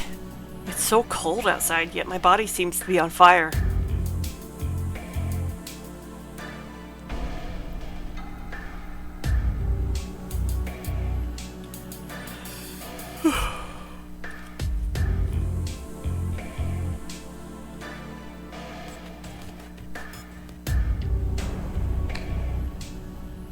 By the time I reach my house, the date has changed. There's nobody in the house. Sakura and even Fujini left long ago. Ugh. I collapse on the floor. Lying on the floor is what lets me finally calm down a bit. I inhale deeply. My heart feels like it cracks every time my chest expands to draw in air. Actually, it's the opposite. It's not that my heart is cracking. It's the hole in my heart was just patched up, so expanding my chest opens the wound. So I really was almost killed. That's also not true. I wasn't almost killed. I was killed. But someone saved me, and now I'm alive. I wonder who it was. I would really like to thank them. If they were in the area, it means that they could be involved with the people fighting. But it still doesn't change the fact that they saved me, so I need to thank them properly one day. The moment I drop my guard, the pain returns. At the same time, nausea strikes me. I set up to hold the nausea at bay. I place my hand on my bare chest where the uniform is torn. I might have been saved, but my chest was, as a matter of fact, pierced. That feeling, the agony of the spear tip piercing my chest isn't something I can easily forget. Damn, I'm going to have nightmares about this for a while. When I close my eyes, I feel the spear thrust again. I try to shake that delusion off, and I make every effort to regain my composure.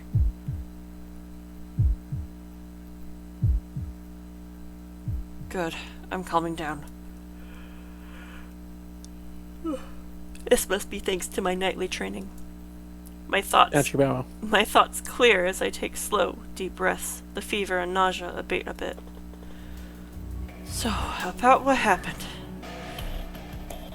The man in blue and the man in red. They looked human, but I know they're not. They could have been ghosts of some kind. But I've never heard of ghosts having forms that allow them to interact with humans like that. The thing Like was, you're not a mage or something. and the thing was talking, which makes it a little harder to believe it was a ghost if it had a will of its own. From what I've heard, the only spirits that possess physical bodies are the elemental types, but I thought elementals didn't look human. Oh, that's not the issue here. There is a more fundamental issue. Those two were trying to kill each other. And there was a robbery and a murder at a house nearby. Eerie stuff like that has been plaguing Fuyuki lately. With all of this in mind, the only conclusion I can come to is that the situation is out of my control. If only the old man was alive right now. I guess that was kind of whiny, but I'll put it down to the patched up chest wounds that still feel so raw. Idiot. I've already decided to do whatever I can, even if I don't understand what's going on. I can complain later. First of all, I need to decide whether I should get involved or not. Huh? The bell on the roof of the house rings. No matter what anyone says, this house is still a mage's house. A bounded field is set around it, and if there's ever an intruder in the area, an alarm rings. A burglar at this hour? I berate myself for my own idiocy. Of course it's not a burglar. Given the timing right after that weird incident, there's definitely an intruder. It's no burglar. It's an assassin. They're here to take a life, not properly. Because that man said so himself. You saw what you saw, so you gotta die. The house is dead silent. That same Keep forgetting his accent. That same murderous intent I felt at school creeps closer through the hushed darkness. I gulp. A chill prickles like needles along my spine. It's no illusion, and it's not my imagination. I know that the moment I leave this room, I'll be stabbed again. I desperately try to contain my scream. The instant I scream, the assassin will just leap right in and kill me. And that would just be a repeat of what happened before. I'm not prepared, and I'm going to be impaled again. My breathing grows labored as soon as that thought crosses my mind. I'm mad. I'm mad at myself for being afraid, and I'm mad that I've put myself in a situation where I'll so easily lose my life after it was saved earlier this same damn day. Ugh. I grit my teeth and hold my hand tight over my wounded chest to restrain myself. I need to get used to this. This is the second time. This is the second time I'm about to die. That alone motivates me not to die so pathetically as last time. Am I not a mage after all? And if I can't even defend myself from this, what were my 8 years of training for? Fine, bring it on. I'm not going to agonize over complicated things anymore. Right now, I just need to drive away whoever's here. I need to find a weapon. I may call myself a mage, but the only thing I can do is reinforce something that might work as a weapon. You need a weapon to fight, after all. There's plenty of things that might work as a weapon in the storehouse, but I'm not anywhere near there. If I leave the living room and get ambushed, I'm just going to expose myself, and it'll be a repeat of what happened earlier. It won't be easy, but I've got to find a weapon here. Something long and thin would be good. My opponent's weapon of choice is a spear, so a knife would be all but useless. A wooden sword would be best, but I obviously don't have much lying around. Something around here that might be suitable as a weapon. There's only the poster of Fujini left. I can't help but feel utterly dejected. But the desperation makes me all the more determined. The situation's so bad, it can't really get any worse. Then all that's left for me to do is move forward until I have no energy left. Trace on. I speak my incantation and I inject magical energy into the rolled up 60-centimeter poster. I try to imbue as much magical energy as I possibly can into the poster to solidify it, since it needs to work as a weapon to go up against the spear. Composition. Analyze. I focus my consciousness. Magical energy permeates the poster as if I'm staining its fibers with my own blood. Composition. Reinforce. I feel that I've hit the end. Right before the magical energy spreads throughout the poster and spills out, I say, "Trace off." I cut off my connection with the poster. I tremble with excitement. The poster is hard as steel, but its weight remains the same as before. It's turned out great for a hastily improvised sword. I did it. How long has it been since my strengthening magecraft succeeded? My magecraft hasn't worked ever since Kiritsugu died, and so for it to succeed at a time like this seems ironic. Either way, now I may be able to defend myself. I at least have some discipline in swordsmanship. I grip the poster with both hands and stand in the middle of the living room. If I stay here, I'm dead, but I don't think I can make it outside the mansion either. So I just need to head to the shed and make a stronger weapon there. Phew. Just as I start trying to hype myself up, every hair on my body stands on end. I'm not sure when he got in, but the guy drops from the ceiling straight towards me. Ah! A silvery flash strikes my head from above. I can only assume he came through the ceiling, and he descends on me, meaning to skewer my head. Why you? I roll forward in a frantic dodge. The man lands with inhuman grace as I clumsily roll out of the way. I stop myself quickly and get to my feet, makeshift sword at the ready. The guy turns lazily, looking bored. You're making this whole thing kind of a pain. I was trying to be nice, thinking it'd hurt a lot more if you saw me kill you. He shifts the spear into his other hand in a slow, fluid movement. I don't know why, but he doesn't seem as aggressive as he did at the school, which might give me a chance at escaping him. I can't believe I have to kill the same human twice. Guess the living world is a meat grinder, no matter the era. He's complaining to himself that, like, I'm not even here. I slowly retreat back out of the room. Only 3 more meters until I reach the window. I'll run out, then it's only about 20 meters to the shed once I reach the yard. Then I should quickly... See ya! Don't wander around anymore, kid. He says it almost absent-mindedly, like it was just an afterthought. Gah! Pain shoots up my right arm. It all happens in an instant. He thrusts his spear forward, not even giving me time to react. I should have died for a second time right there. The makeshift sword in my hand spared me that fate. He said that there. He probably thought I'd just been holding rolled up paper. He struck as if I hadn't been holding anything at all, but the reinforced paper sword deflected the attack so it only grazed my arm. Huh. Interesting trick you got there, boy. His expression goes blank. Boy.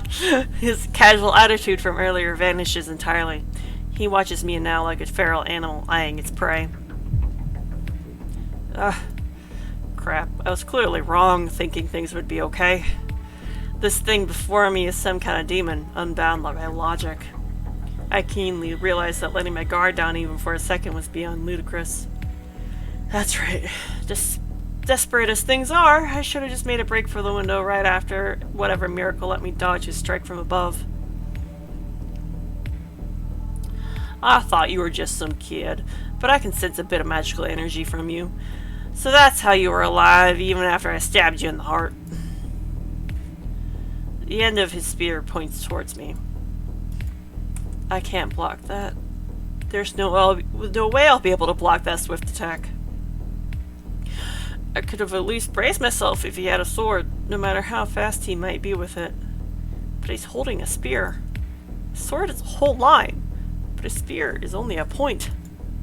How am I supposed to block a point when I can't even see how fast it moves? Fine, I'm gonna have a little fun. This is what you get for playing with your food. The man drops into a lower stance. In a flash, the spear swings in sideways. I instinctively parry the blow aimed at my face. Good boy. Come here. Come on. Here comes another. It's a cyclone. I'm not sure how he's moving his spear in this small room, but it traces a beautiful arc without even touching the walls. Ah! The next swing comes from the opposite side, aiming at my torso. Yeah! The force of the swing bends my makeshift sword as I try to parry. Monstrous! Is that a hammer he's swinging? Damn, the numbness in my arms is telling me that they might be broken. Why you... I instinctively swing my sword. He must be mocking me with the way he keeps flicking his spear at my sword without drawing back at all. Ugh. Numbness creeps into my arms after going on the attack. My makeshift sword bends even more, and the main spear changes trajectory slightly. You're hopeless. I gave you an opportunity, but you wasted it. Then again, I guess I was expecting a good fight from a mage is asking too much. He moves like this is just a game. Such confidence. He'd been letting me take a swing at him after he took a couple shots at me. I wasted my one opportunity as nothing more than a stopgap. So he sees no point in continuing this. What a disappointment you turned out to be. Okay, time to die, kid. The man readies his spear again. Don't jump to conclusions. During that microscopic opening. Say what you want, dumbass. I don't turn back to look. I just leap backward through the window. My back shatters the window, and I roll out into the yard. I roll a few times, spring upward, and... I blindly make my next move. I twist my entire body and swing behind myself. I manage to bat the man's spear aside, and he hesitates for just an instant. I knew it. If I jumped out the window, he was going to have to chase after me, and he would catch up to me and go in for the kill before I had the chance to get up. So I expected his fatal blow, and swung my sword to the side with all my might. It was a risky move. He'd have killed me if I had been even a second late, and I'd have been just as dead if I was too early, too. But knowing the incredible gap in our skill, I figured there was no way I could have been early. The only thing I had to do was get up as quickly as I could and parry the attack I knew would be coming at my back. The gamble pays off, and my swing deflects his spear. I quickly reposition myself. Now I just need to run to the shed while he's still confused. Fly. Huh? He's not holding the spear anymore, and he's right in front of me. He turns on the spot in a roundhouse kick.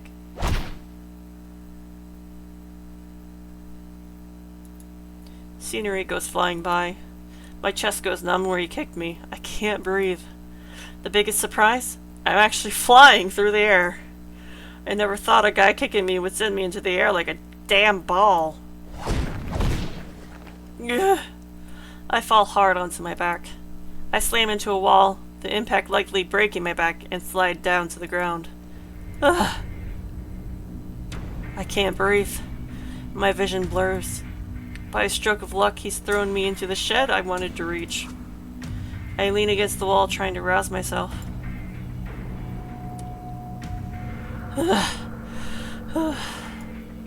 I try to track the man through blurry eyes. He kicked me nearly 20 meters away. The guy picks up his spear. Damn. The guy picks his spear up and rushes straight at me. Ugh. I'm going to die. There's nothing I can do now. He's going to reach me. If I don't want to die, I need to get up and parry his hit. The tip of the spear surges. I can't even look back at him. My body on the verge of collapse practically greets the spear. Get on your feet if you're a man. What dumb luck. My knees give out. I can't hold myself up. The spear goes over my head and violently impales the shed's heavy door, pushing it open. Ugh. And this is my last chance. If only I could get inside the shed. There should be something I can use as a weapon. Ugh. I crawl into the shed on all fours. Just then, this ends now. He launches the spear at me. Damn you! I block it. I open up the rolled up poster to create a single-use shield. Huh? The impact makes a dull sound. The poster, unrolled, probably isn't as strong. It blocks the spear, but it tears apart, returning to a normal bit of paper. The spear's impact flings me against the wall. I fall on my butt and try to get my heart beating again after it feels like it's trying to quit on me. The moment I raise my head to try and grab something to use as a weapon. It's over. But that last move of yours surprised me, kid. The man points his spear in front of my face. I can't do anything else now. His spear is pointed directly at my heart. I know this feeling. It's the scent of death, assailing my nostrils, reminding me of the pain I felt a few hours ago. Honestly, I don't get it. You're quick-witted, but your magecraft's complete shit. You've got potential, but maybe you were just too young. I don't hear the man's voice. My attention is focused on the weapon pointed at me. Obviously. The moment he thrusts, I'm dead. What else is there to think of at this point? I doubt it, but maybe you were the seventh one. Either way, this is the end for you. His arm jerks. I wasn't able to see his movements earlier, but now I see every last one in slow motion. There's a bolt of silvery light. The tip seems like it's being drawn towards my heart. Blood will gush from the wound in just a second. I know this feeling. That sensation of iron piercing my body. That taste of blood that will well up in my throat. That feeling of the world around me fading. I experienced all of it earlier today. And now I'm going to have to experience it again? Really? I don't understand. Why do I have to be the one who goes through this? This is bullshit. No, I can't die in vain in a place like this. I was saved. If I was saved, I can't just die like this. I need to live to fulfill my obligations. I won't be able to do that if I'm dead. The spear is still going to impale me, though. The tip will tear through my flesh, break my ribs, and bore into my heart. I'm mad. It shouldn't be so damn easy to kill people like this. I'm going to die, and it's bullshit. I'm going to die twice in a single goddamn day. Everything is fucking bullshit. I'm going to die, and I didn't even have the opportunity to be afraid of this whole goddamn mess. No way in hell. I'm not going to let myself die senselessly to the likes of you.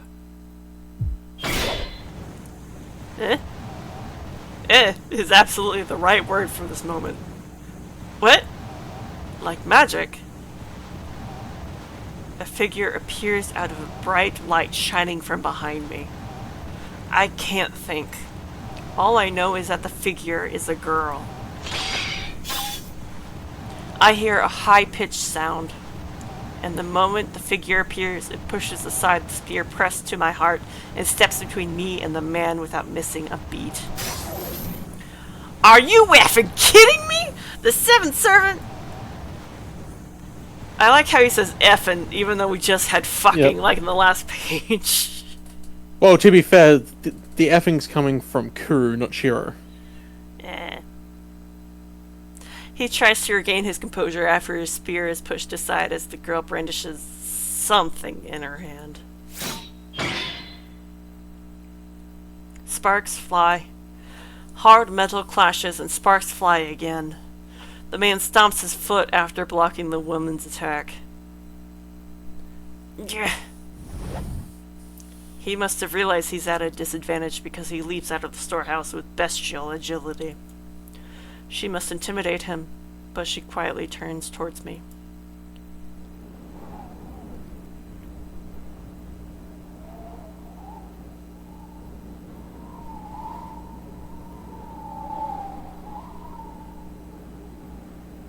The wind is strong today. The clouds slide away and the moon shines through for a brief instant. The silver moonlight shines into the shed, illuminating the girl who appears like a knight. I'm speechless. And it's not because I'm confused by all the things that just happened. The girl before me is so astonishingly beautiful that I'm at a loss for words. The girl's eyes, like precious jewels, stare at me without emotion. I ask of you, are you my master? Her voice sounds so valiant. Master? I can only repeat her words back to her. I don't understand what she's saying, nor do I know who she is. All I know is that this slender, delicate-looking girl is similar to the man outside.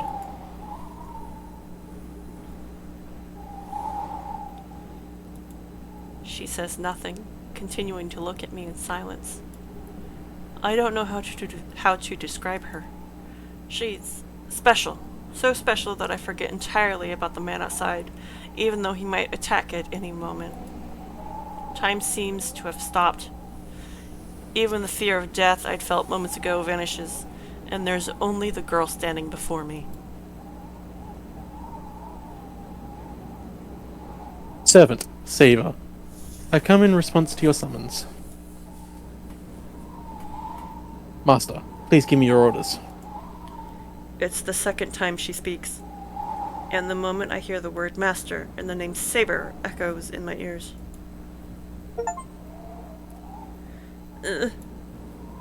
Pain shoots through my left hand.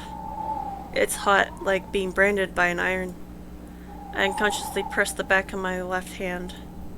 Taking that as a sign, the girl silently nods her beautiful head. Henceforth, my sword creates your destiny and ours shall be intertwined. And thus, our contract is formed. A contract? For what? I'm still a mage in training, so I understand what those words mean. But the girl doesn't respond to my question. She simply looks away with the same grace she's shown since when she nodded. She turns towards the shed's ruined door. Outside, the man readies his spear. She moves faster than expected. The girl in knight's armor leaps out of the shed without hesitation. What? I forget about the pain I feel, and I get up to follow her. She can't possibly go up against that guy. No matter how heavily armored she is, she's smaller than I am. Stop! The echoing clang drowns out my words. What? I can't believe what I'm seeing. My head really does go blank this time. Who the hell is she? The clash of swords echoes around me. The moon slips behind the clouds and the yard grows dark once again. And within the darkness, sparks fly as steel strikes steel. Without saying a word, the spear-wielding man meets the girl who leaped from the shed. She parries his spear and knocks away his other successive attacks, driving him back with each attack. I can't believe it! This girl, Saber, is somehow overpowering the man. The battle has begun. What happened between that man and I earlier doesn't even count as a battle. A battle? That's a fight between two people, each able to kill the other. No matter the difference in ability, it could still be called a battle as long as both are able to kill the other. In that sense, these two are fighting a battle.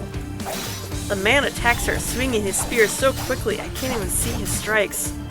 Somehow, She parries his every attack perfectly, with something as she closes in on him. Damn. The man backs up slightly, clicking his tongue hatefully. He holds his spear vertically to ward off her attacks on his side.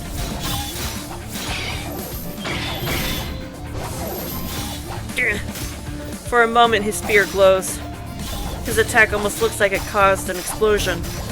The man's spear sparks as if electrified every time whatever weapon the girl is wielding strikes it. The man and I both can tell what it is. It's furious magical energy so dense it can actually be seen. Her attacks are charged with incredible amounts of magical energy. The unbelievable amount of magical energy crackles along her opponent's weapon every time they make contact. The sheer force of her attacks must be staggering. If the man's spear strikes are precise, like a sniper rifle, her blows must be like the overpowering blast of a shotgun. Each of the girl's attacks bathes the yard in flickering light. And yet, that's not what's overpowering the man.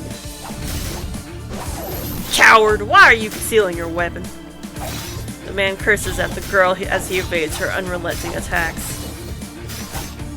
She doesn't respond other than to step up her attacks with her invisible weapon. You! The man retreats, having hardly so much as a chance to counterattack. Her weapon is invisible. Without being able to determine the weapon's range, it'd be reckless to go in for an attack. That's the trouble with an invisible weapon. But she's definitely got something in her hand. I can't make out anything of its shape or length. Maybe it's transparent to begin with. No matter how many times sparks fly from it, I never get a good look at the weapon's profile. Parrying her strikes must be taking a lot out of the man. His movements aren't as sharp as they had been. It's the first sound the girl makes. She attacks all the more furiously. It's a merciless, unyielding dance of blades. The flying sparks remind me of blacksmiths striking iron. And the spear-wielding man continues defending himself as he disapprovingly clicks his tongue. Honestly, I can't help but admire the man, even though he tried to kill me. He's able to defend himself from an invisible weapon, relying only on reading the girl's swings and footwork. Oof. But that's all he can do. When an opponent is so completely on defense, the only thing you need to do is beat them down. The girl steps in closer. She smashes down, striking with all her might. Don't get carried away, fool. Seeing his chance, the man disappears. Or rather, he retreats back as if to disappear. The girl's swing cuts through the air and smashes into the ground, kicking up dust. Her massive swing, which seemed to be a fatal blow against the cornered spearman, proved easy to dodge. That fool, what the hell is she thinking? Even I could tell what happened, even at this distance. Her careful, precise attacks earlier may have worn the man down, but the tremendous swing meant to deal the finishing blow wouldn't ever touch him. The relentless attacks must have put incredible strain on the man's body as he tried to defend himself. Yet he suppressed that pain for a single moment to jump away. He knew that her last attack would determine the victor. Ha! The man jumps back several meters, then comes in to strike once again the moment his feet touch the ground. He jumps in a triangular pattern and leaps towards the girl as if revisiting his steps. The girl's sword is still embedded in the ground. It's a fatal opening. The red spear returns in less than a second. The girl twists her body around like a top, while her sword is still embedded in the ground. Yeah, the whole thing happens in a matter of seconds.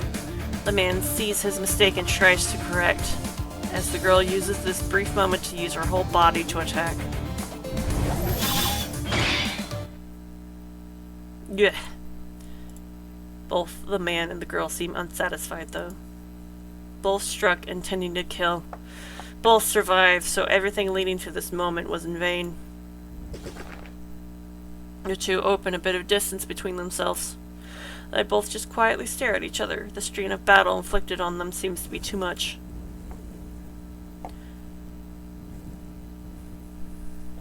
What's wrong, Lancer? Would you tarnish the name of all warriors of the spear by just standing there? If you aren't going to attack, then I will. Ha! Running to your death already. Fine by me, but let me ask you one thing first. Is your noble phantasm a sword?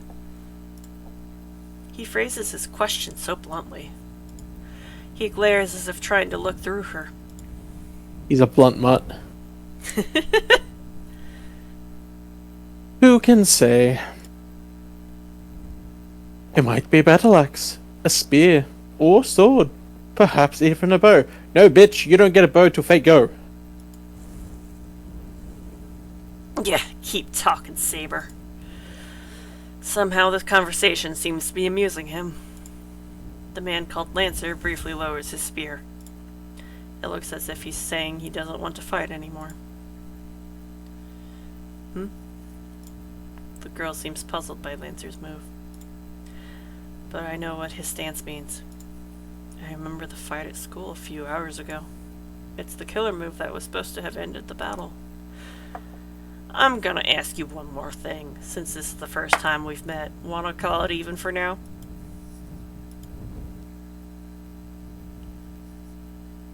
Not a bad deal, right? Your master over there looks pretty useless, and my master's a big coward who won't even show their face. Don't you think it's in our... He's a big bitch. Don't you think it's in both our interests to hold off fighting until we're in better conditions?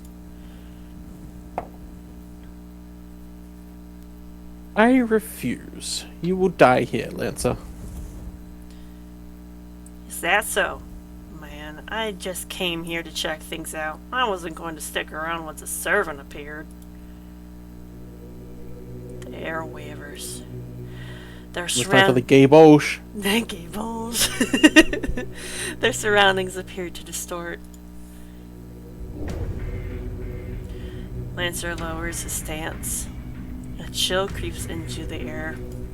The same thing happened earlier. Magical energy rumbles as it forms a vortex at the tip of the spear.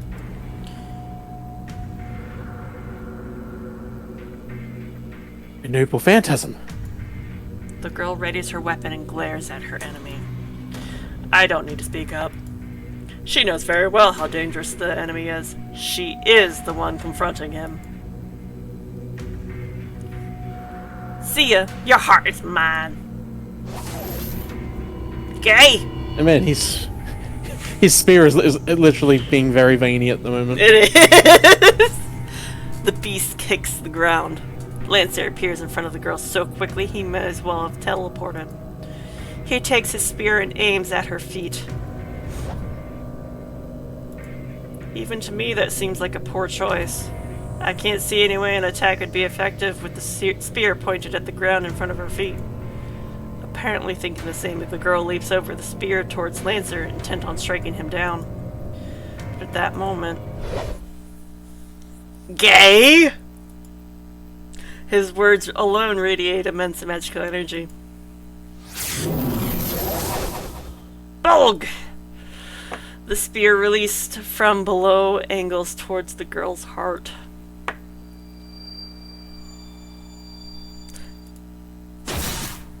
Hello. Gay! Gay! Her body hangs in the air. The blow sends her flying into a wide arc. She smashes heavily into the ground.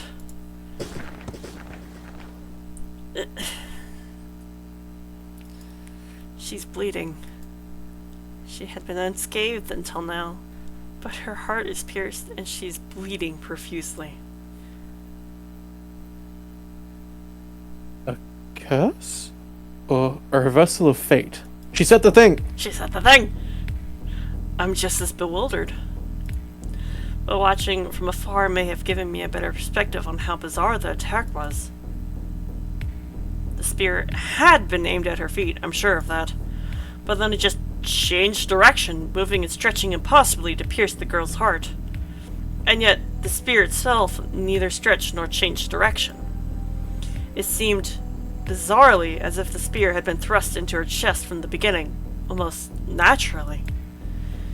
It wasn't as simple as the spear changing its trajectory and piercing the heart. The spear didn't change course. It altered truth itself to make that happen. The moment he spoke those words and released the spear, the intent of piercing her heart had been realized. Essentially, his attack reversed cause and effect. The result of the attack piercing the victim's heart is predetermined, so the spear's trajectory is merely an afterthought to establish the facts. It's a demonic splinter that breaks through all defensive. The moment it determines the target, the spear pierces the heart every time it's used, without exception. How can anyone defend against such a completely insane attack? No matter what effort the target makes to evade, the spear will always pierce their heart, which makes it fatal. An accursed spear that always pierces the opponent when used.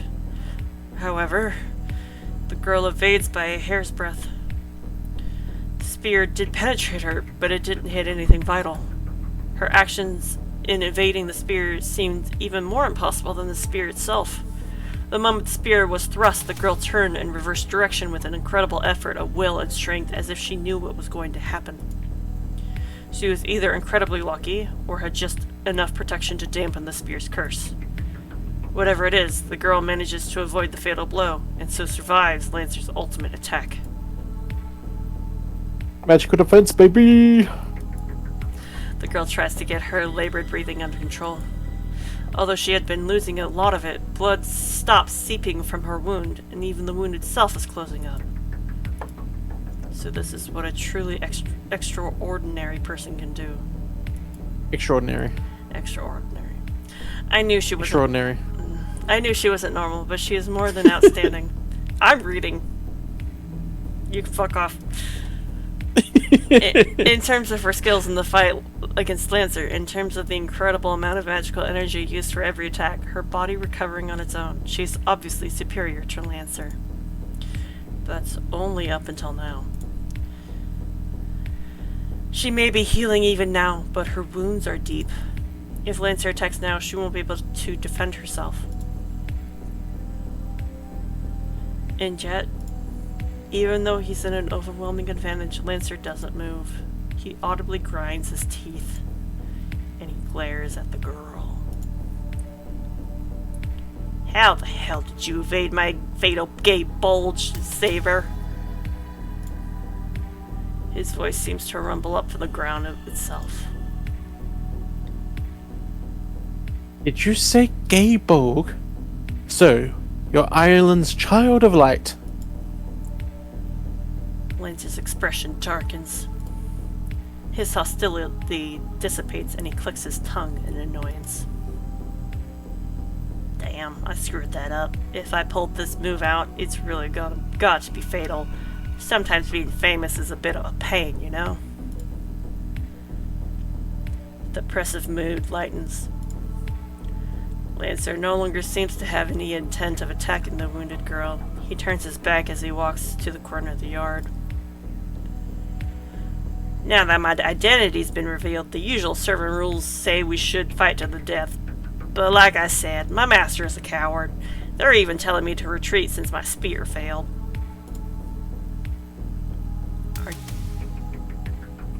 Are you running away, Lancer? Yeah, follow if you like, Saber.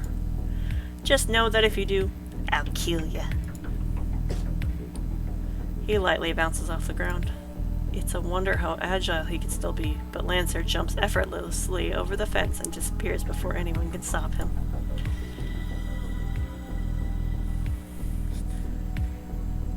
Wait, Lancer! The injured young girl turns and starts running in pursuit. You've got to be kidding me! I cross the yard as fast as I can. If I don't stop her, she'll go after him and maybe get herself killed. It turns out I don't need to chase after her.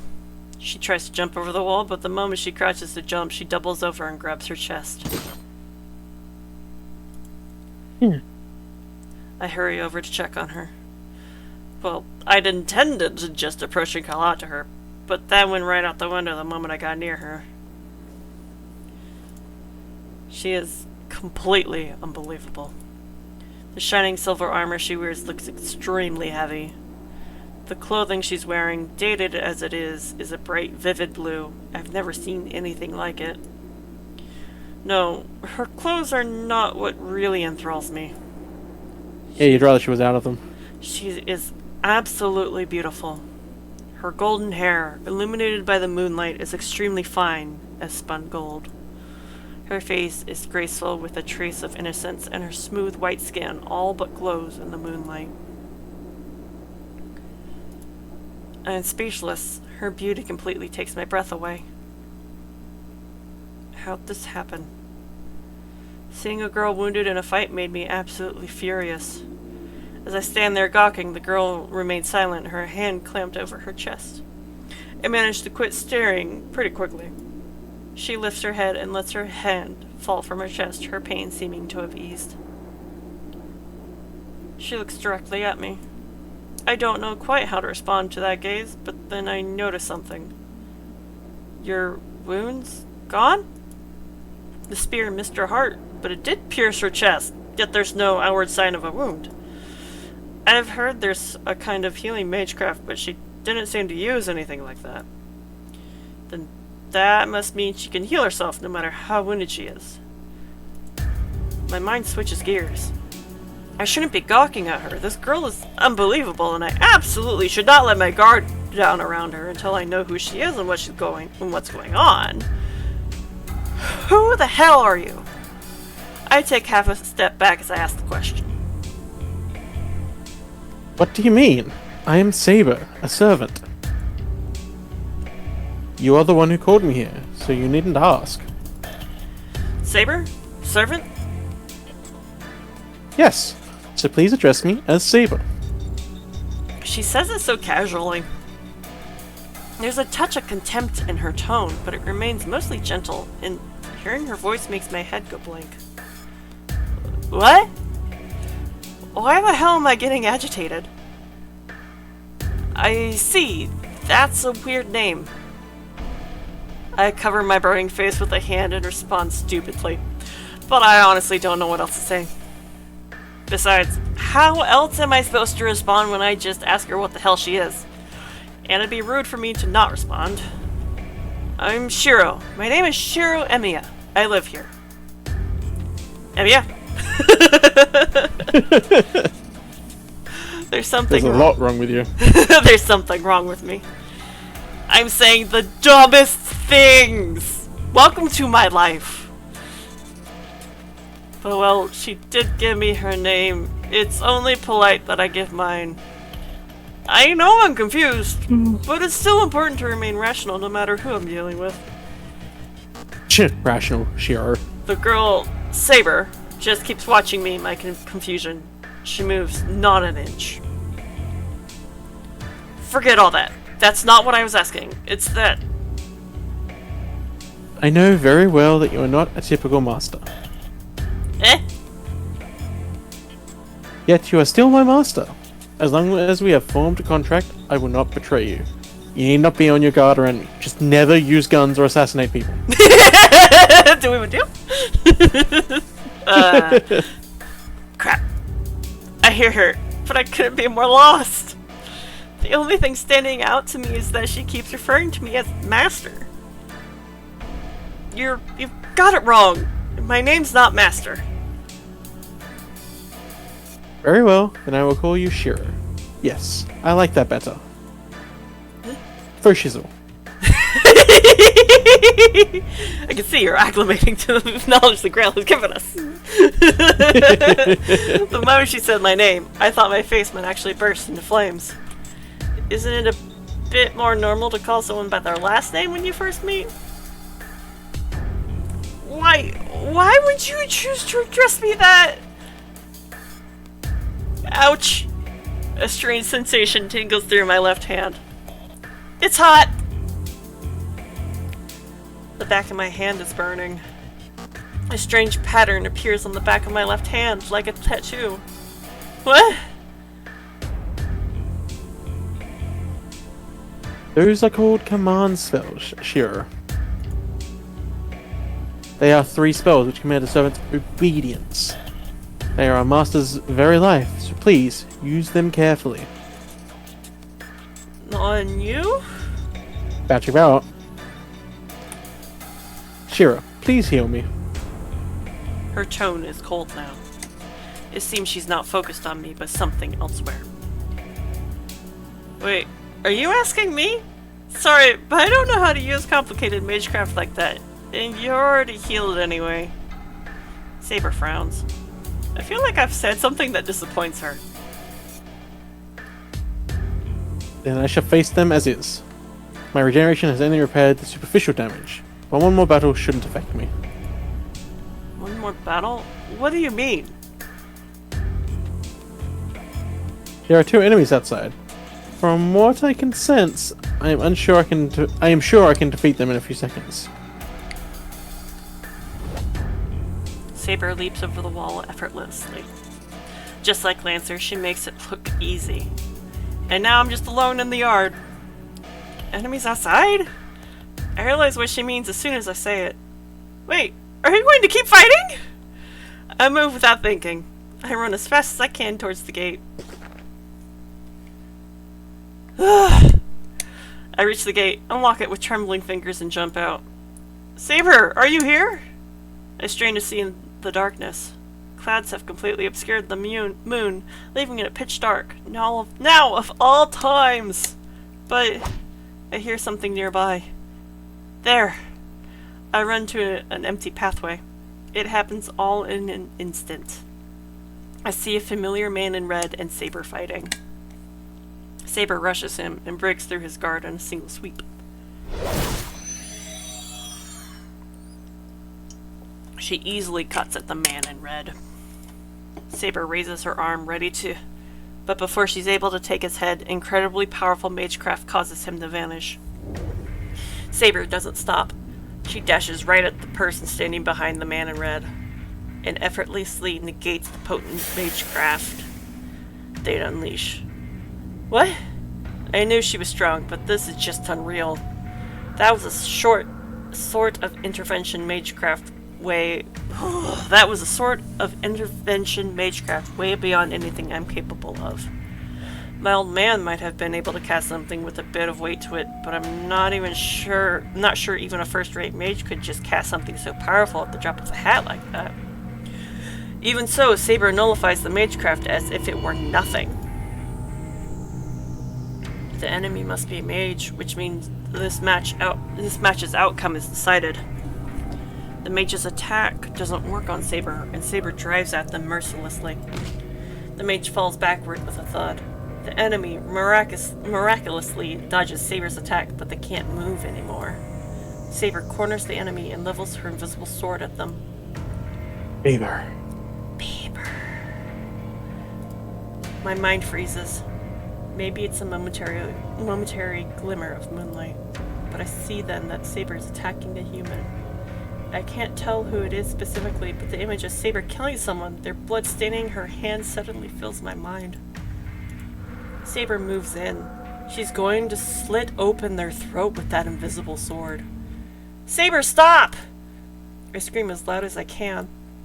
Her blade stops cold. It's probably best for my sanity that I can't see her sword. But the tip of that invisible sword isn't wet with her opponent's blood just yet. Stop, I beg you, Saber. I glare at her as I speak. If I'm going to stop her, I need to prepare myself to give everything I've got to do so. What? Why are you stopping me, Shiro? She is Archer's master. I must put an end to her here and now. No, Saber has absolutely no intention of stopping. She only stopped because I told her to, because she still holds her sword at the ready. I'm telling you, wait! You keep calling me master, but I still don't understand what's going on. If you're going to address me that way, then wouldn't it be right to explain yourself first? Saber doesn't answer. She just stands there staring at me.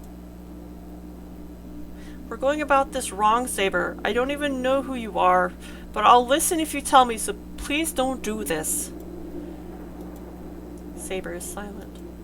She still holds her sword to her opponent and stares at me, her lips downturned in dissatisfaction. What do you mean, don't do this?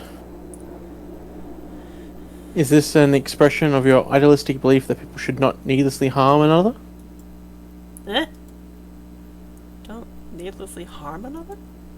Well, yeah, it's better to avoid conflict as much as possible, but I'm not so soft-hearted as to feel sorry for someone who's attacking me.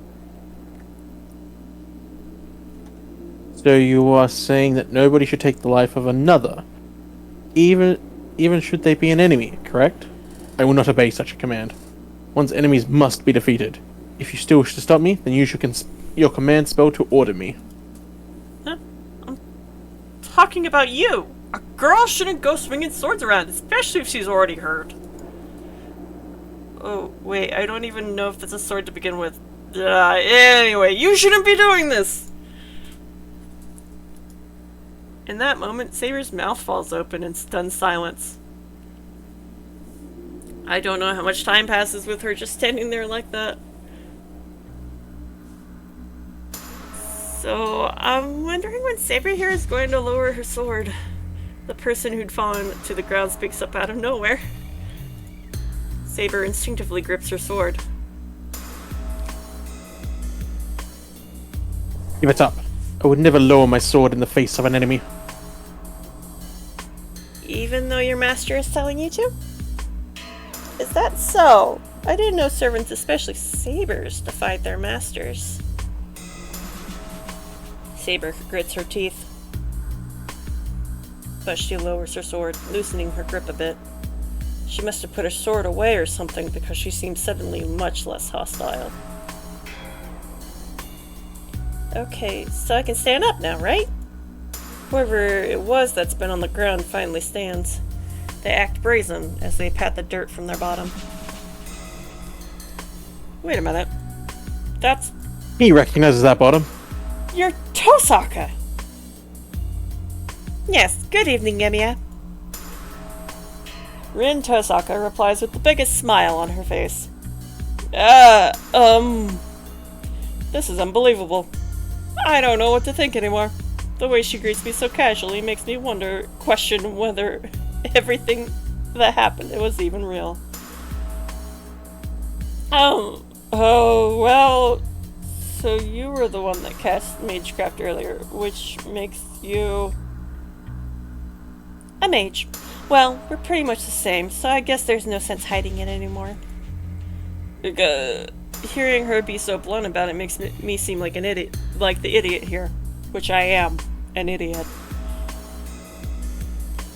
Anyway, let's talk inside. I bet you have no clue what's going on, right, Emiya?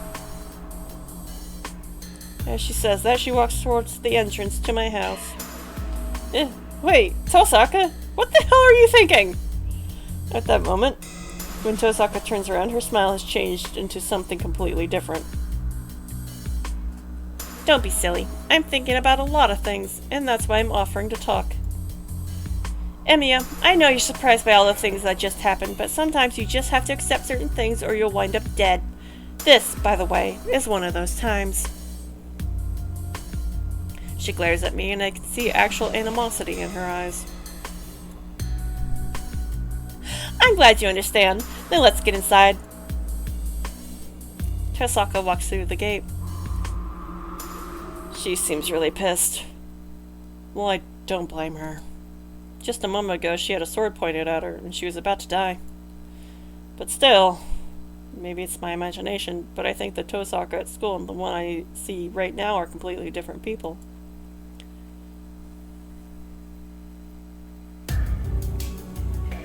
And this is just weird as hell. Rin Tosaka, the most popular girl in school, the girl I admire, is walking in front of me, while a blonde girl named Saber, who calls herself a servant, is silently following behind me. The hallway feels like it's in a different dimension. But I can't stay a coward forever. I may still be in training, but I'm still a mage. Tosaka, who is apparently a fellow mage, is as bold as brass, so I have to hold my ground too, or else I'll look stupid. More stupid. Even stupider than normal. though I can't really think of anything all that significant here. Like, Saber still following behind me. She keeps calling me Master, and we formed some sort of contract, which probably makes her kind of familiar. I've heard a familiar is an assistant mages use. Most mages transfer a part of their own body into something else, then use it as their double. But typically they're small animals. Things like cats and dogs are just easier to control.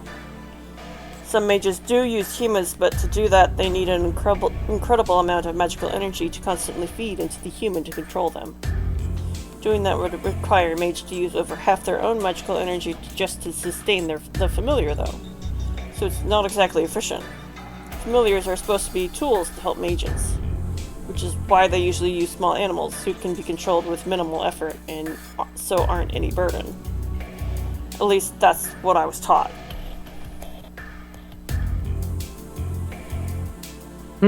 Is something the matter, Shiro? No, nothing. Saber obviously looks human, but she is clearly superior to her master, that is me. I don't have enough magical energy to restrain someone, let alone the magic circuits to control familiars in the first place. Which means Saber is nothing like a familiar. She calls herself a servant. I don't know what she is, but that man named Lancer and the man in red Tosaka has in tow are probably all the same. Which means Tosaka can also be called a master.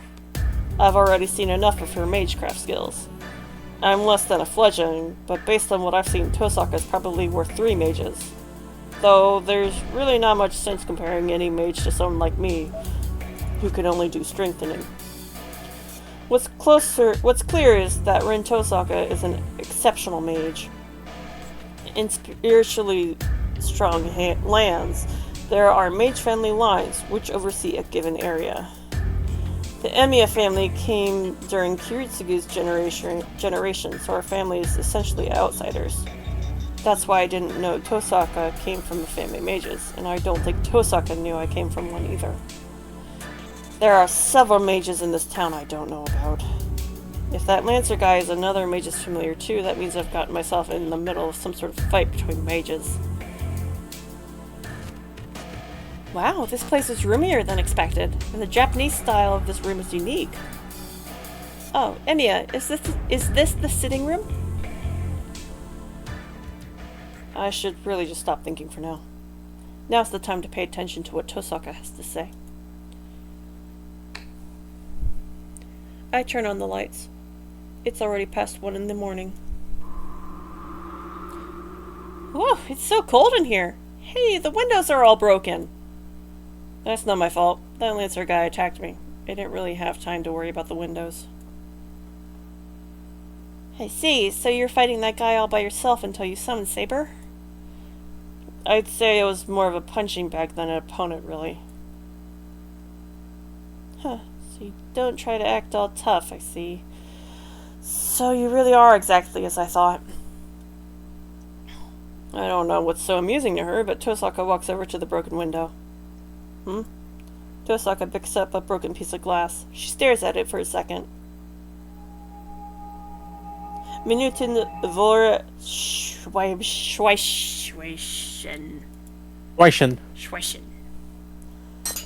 She cuts her fingertip and lets a single drop of blood fall onto the window. Gah. What kind of magecraft is that? The shattered window begins to reassemble itself, returning to its original undamaged state in mere seconds. Tosaka, what did you just do? Just a little demonstration. It's not really a fit thank you for saving me back there, but I figure I should at least be gracious. Well, I'm sure you would have fixed it without my help, since doing it this way is just a waste of magical energy. I know you could just replace the windows, but I'd rather not talk in the cold. She says all of this like it's a normal thing. Her skills are just beyond my comprehension.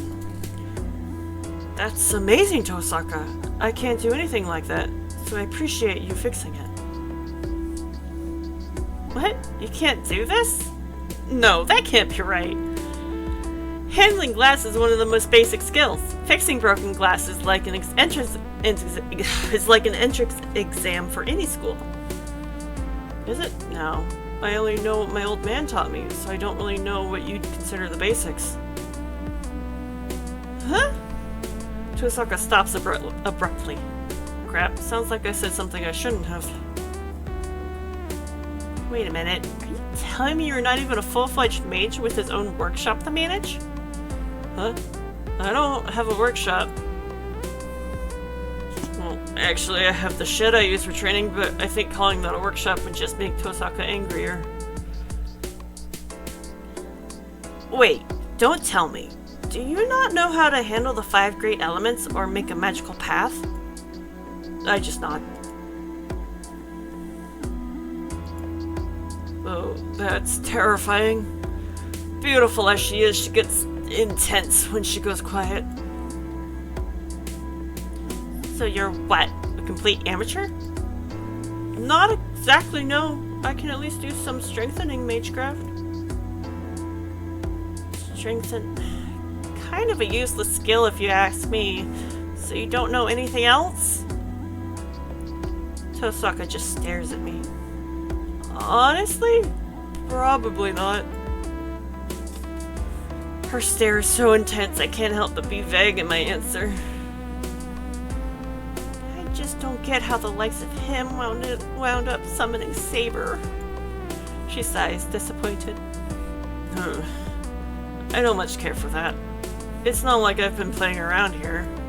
Sure, I'm not a full-fledged mage, but that's not the issue here. Fine. What's done is done. So there's no sense complaining now. More importantly, I owe you and need to pay you back. Tosaka takes a breath. So let's begin. Let me start by asking, do you really not know anything about the position you're in here? I nod. I knew it. It was pretty obvious, but I just wanted to check. It would be a waste of time if I explained all this to someone who knew everything, like a bit of extra mental flab. Huh? That was a really weird way to put that, but I feel like if I get smart with her, she'll smack me. Deservedly so. Let me get straight to the point. Emiya, you've been selected as a master.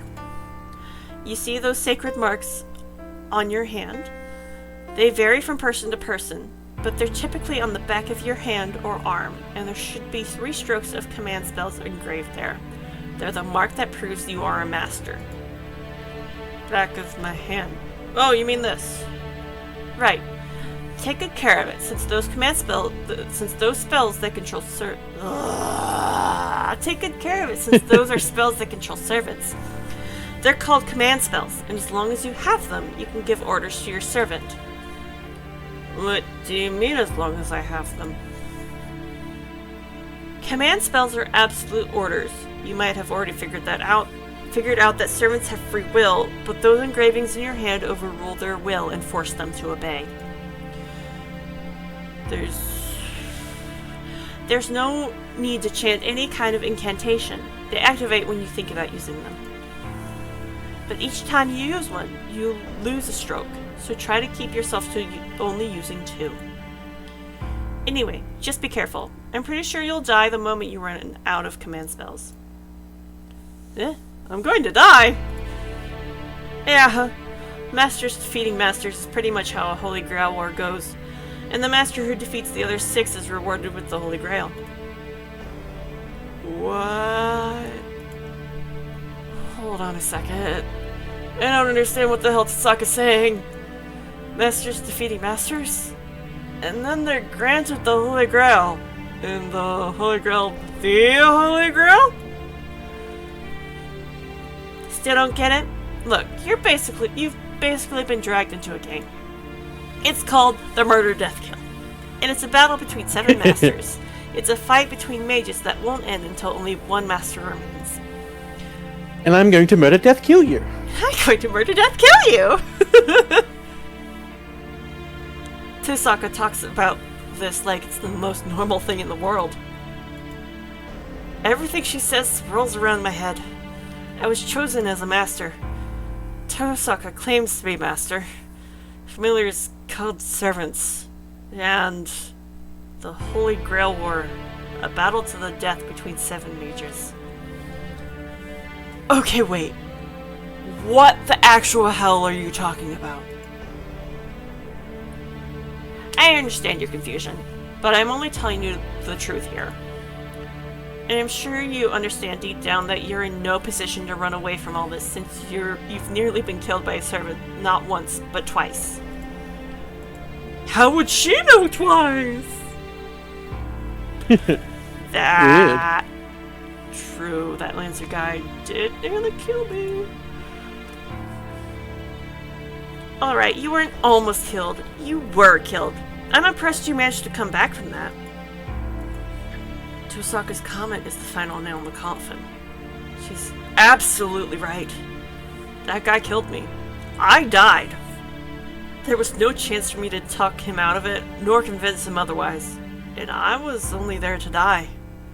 That's why me backing out of this incomprehensible death match doesn't mean the others will do the same.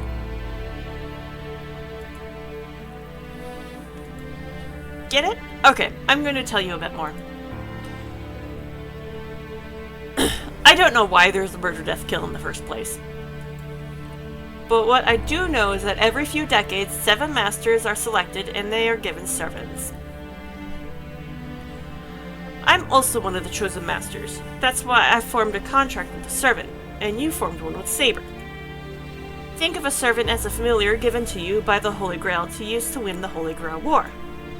And as masters, we need to work with our servants to get rid of the other masters. Tosaka explains things matter-of-factly, but it feels totally unreal to me. But one thing she mentioned raises a question. Wait, you say Saber is a familiar, but I don't think she is. Familiars are usually cats or birds. Sure, there are some folks who use ghosts, but Saber is a physical body. Plus, she doesn't look like a familiar to me. I glance over at Saber. She's been quiet the whole time. Saber looks completely human to me. I don't know who she is, but she looks to be a girl about the same age as me.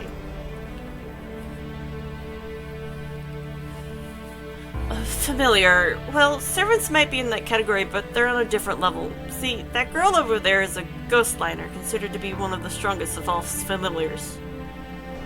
Do I know this? What the fuck is I it? have explained it to you, but it's just the highest form of familiar a human can summon. It's not servant? Like, servant, is it the same as a servant, or like, what the fuck? It's the magecraft term for a servant. Okay. Yeah, so while we call them servants, in as far as magecraft is concerned, they are familiar, and they are the strongest kind of familiar, which is a ghost liner. Okay. A ghost liner? So does that mean she really is a ghost? Kind of. The spirit of a human, someone who died long ago. The residual thoughts of a person of exceptional ability who remains in this world even after their death. But that doesn't make sense. Ghosts don't possess a physical body. Ghosts can only hurt other ghosts. So how could I, who possesses a body, be killed by a spirit? Ghosts. Well, they are similar, but Saber will kill you if you keep thinking like that. Servants are incarnated heroes of the past, so they're kind of a spirit well beyond humans. Huh? Incarnated heroes of the past? That's right. Whether they're from history or the modern world or fiction, these spirits of dead legendary heroes are summoned and materialize here. Well, the role of the Master is just to summon them, and the Holy Grail is what helps with the materialization. There's no way a mere mage could give spirits forms, so we need to rely on a powerful artifact. Wait a minute. Are you saying that a hero from the past is... What? I look at Saber. So she's a hero of the past too? Well, sure, nobody in the modern era would dress like her. But still. But that's impossible. I've never heard of magecraft like that. course not. This isn't magecraft. Just think of this as a phenomenon brought by the Holy Grail. Otherwise, there's no way a soul could be recreated and actualized. A recreation of a soul? Does that mean these servants are different than phantoms? Heaven's Feel? Heaven's Feel? What? I'm confused. Why are you bringing up Heaven's Feel? That's what the third magic is. Heaven's Feel, the recreation of the soul. I forgot it's also called Heaven's Feel. God damn. Yeah, that's why that route's called. That's why that route is called Heaven's Feel, because we see Heaven's Feel be enacted. Ah! I hate fate. I hate it. Who's talking? I can't even tell anymore. This would be Tosaka because it's a lecture. Nope. Once something, whether that be humans, an animal, or even machinery, achieves something great, they are removed from the cycle of reincarnation and sublimated into something with a higher rank. Didn't you even learn about that? That's what heroic spirits are. Put another way, they're kind of like pseudo-gods who are all worshipped in some way or another. Seances, mediums, and other magecraft that deals with spirits just borrow some of the spirit's powers to perform miracles. But servants are heroic spirits themselves, used as familiars. That's why they typically accompany you in spirit form, but materialize when it's time to fight if they're needed. So they can switch between spirit form and being corporeal? I don't see your servant right now, so does that mean he's in spirit form right now? No, he's healing his wound in my compound summoning circle right now. Remember, Saber wounded him earlier. If I'd made him withdraw even a heartbeat later, that blow would have annihilated him. Listen, only servants in spirit form can defeat other servants in spirit form. We can attack them when they're materialized, so we might be able to defeat them like that. But you've noticed all the servants are monstrously strong, right? That's why we should leave the monsters to deal with the monsters, while masters hang back and serve as support. Grr. Tosaka's explanation ticks me off. I don't know what the other servants are like, but calling servants monsters doesn't feel like a fair description of Saber. Anyway, humans who become masters use their summoned servants to defeat the other masters. Did you at least get that much? In theory, yeah, but I'm still not convinced. First of all, what kind of sick mind thought to do this in the first place?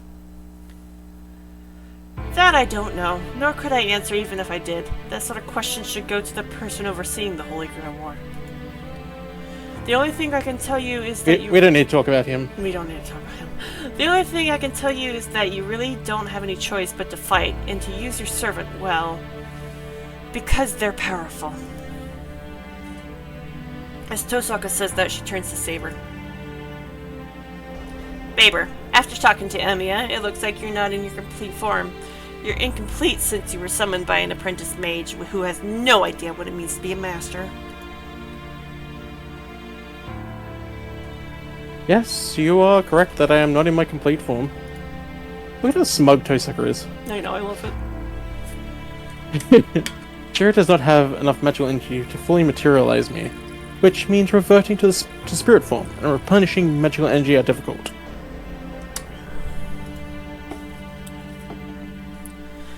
I'm surprised. Your situation's worse than I expected, and I didn't think you'd be so honest with me about it. I was actually just kind of simply trying to find out your weakness.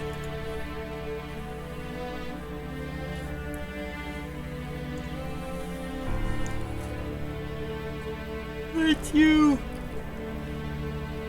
I am reluctant to reveal my weaknesses to an enemy, but I also do not think I can deceive you. There's no point in hiding our situation from you. As such, we are better off if you know our circumstances and give Shura a better understanding of the situation. Are we gonna end soon? We've been going for fucking almost 4.5 hours. Oh yeah, I'm tired. I don't know when to stop though. Everything keeps happening. It's gonna keep happening until you decide to stop. Stop it. Okay.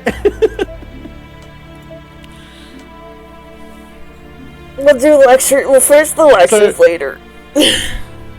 Yeah. So in the future, let's just when you feel too tired, you go, okay, we're stopping now. It doesn't matter where the scene is, and unless you want to continue the scene, we're just gonna stop. Okay? Okay.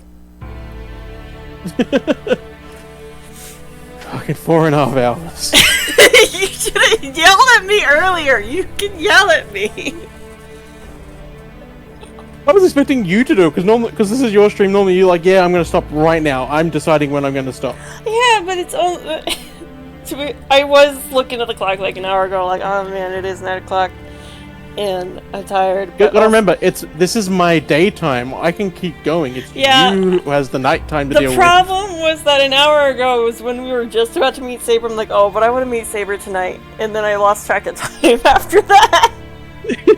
And so, like, I was thinking about it, but I should voice it when I'm like, maybe we should stop soon. So yeah, I'll do that. Please feel free to voice it. I'm happy to stop when you are. Okay. Alright, we're done. I'm stopping the stream. Good night, Ember. Love you. Night, bye bye.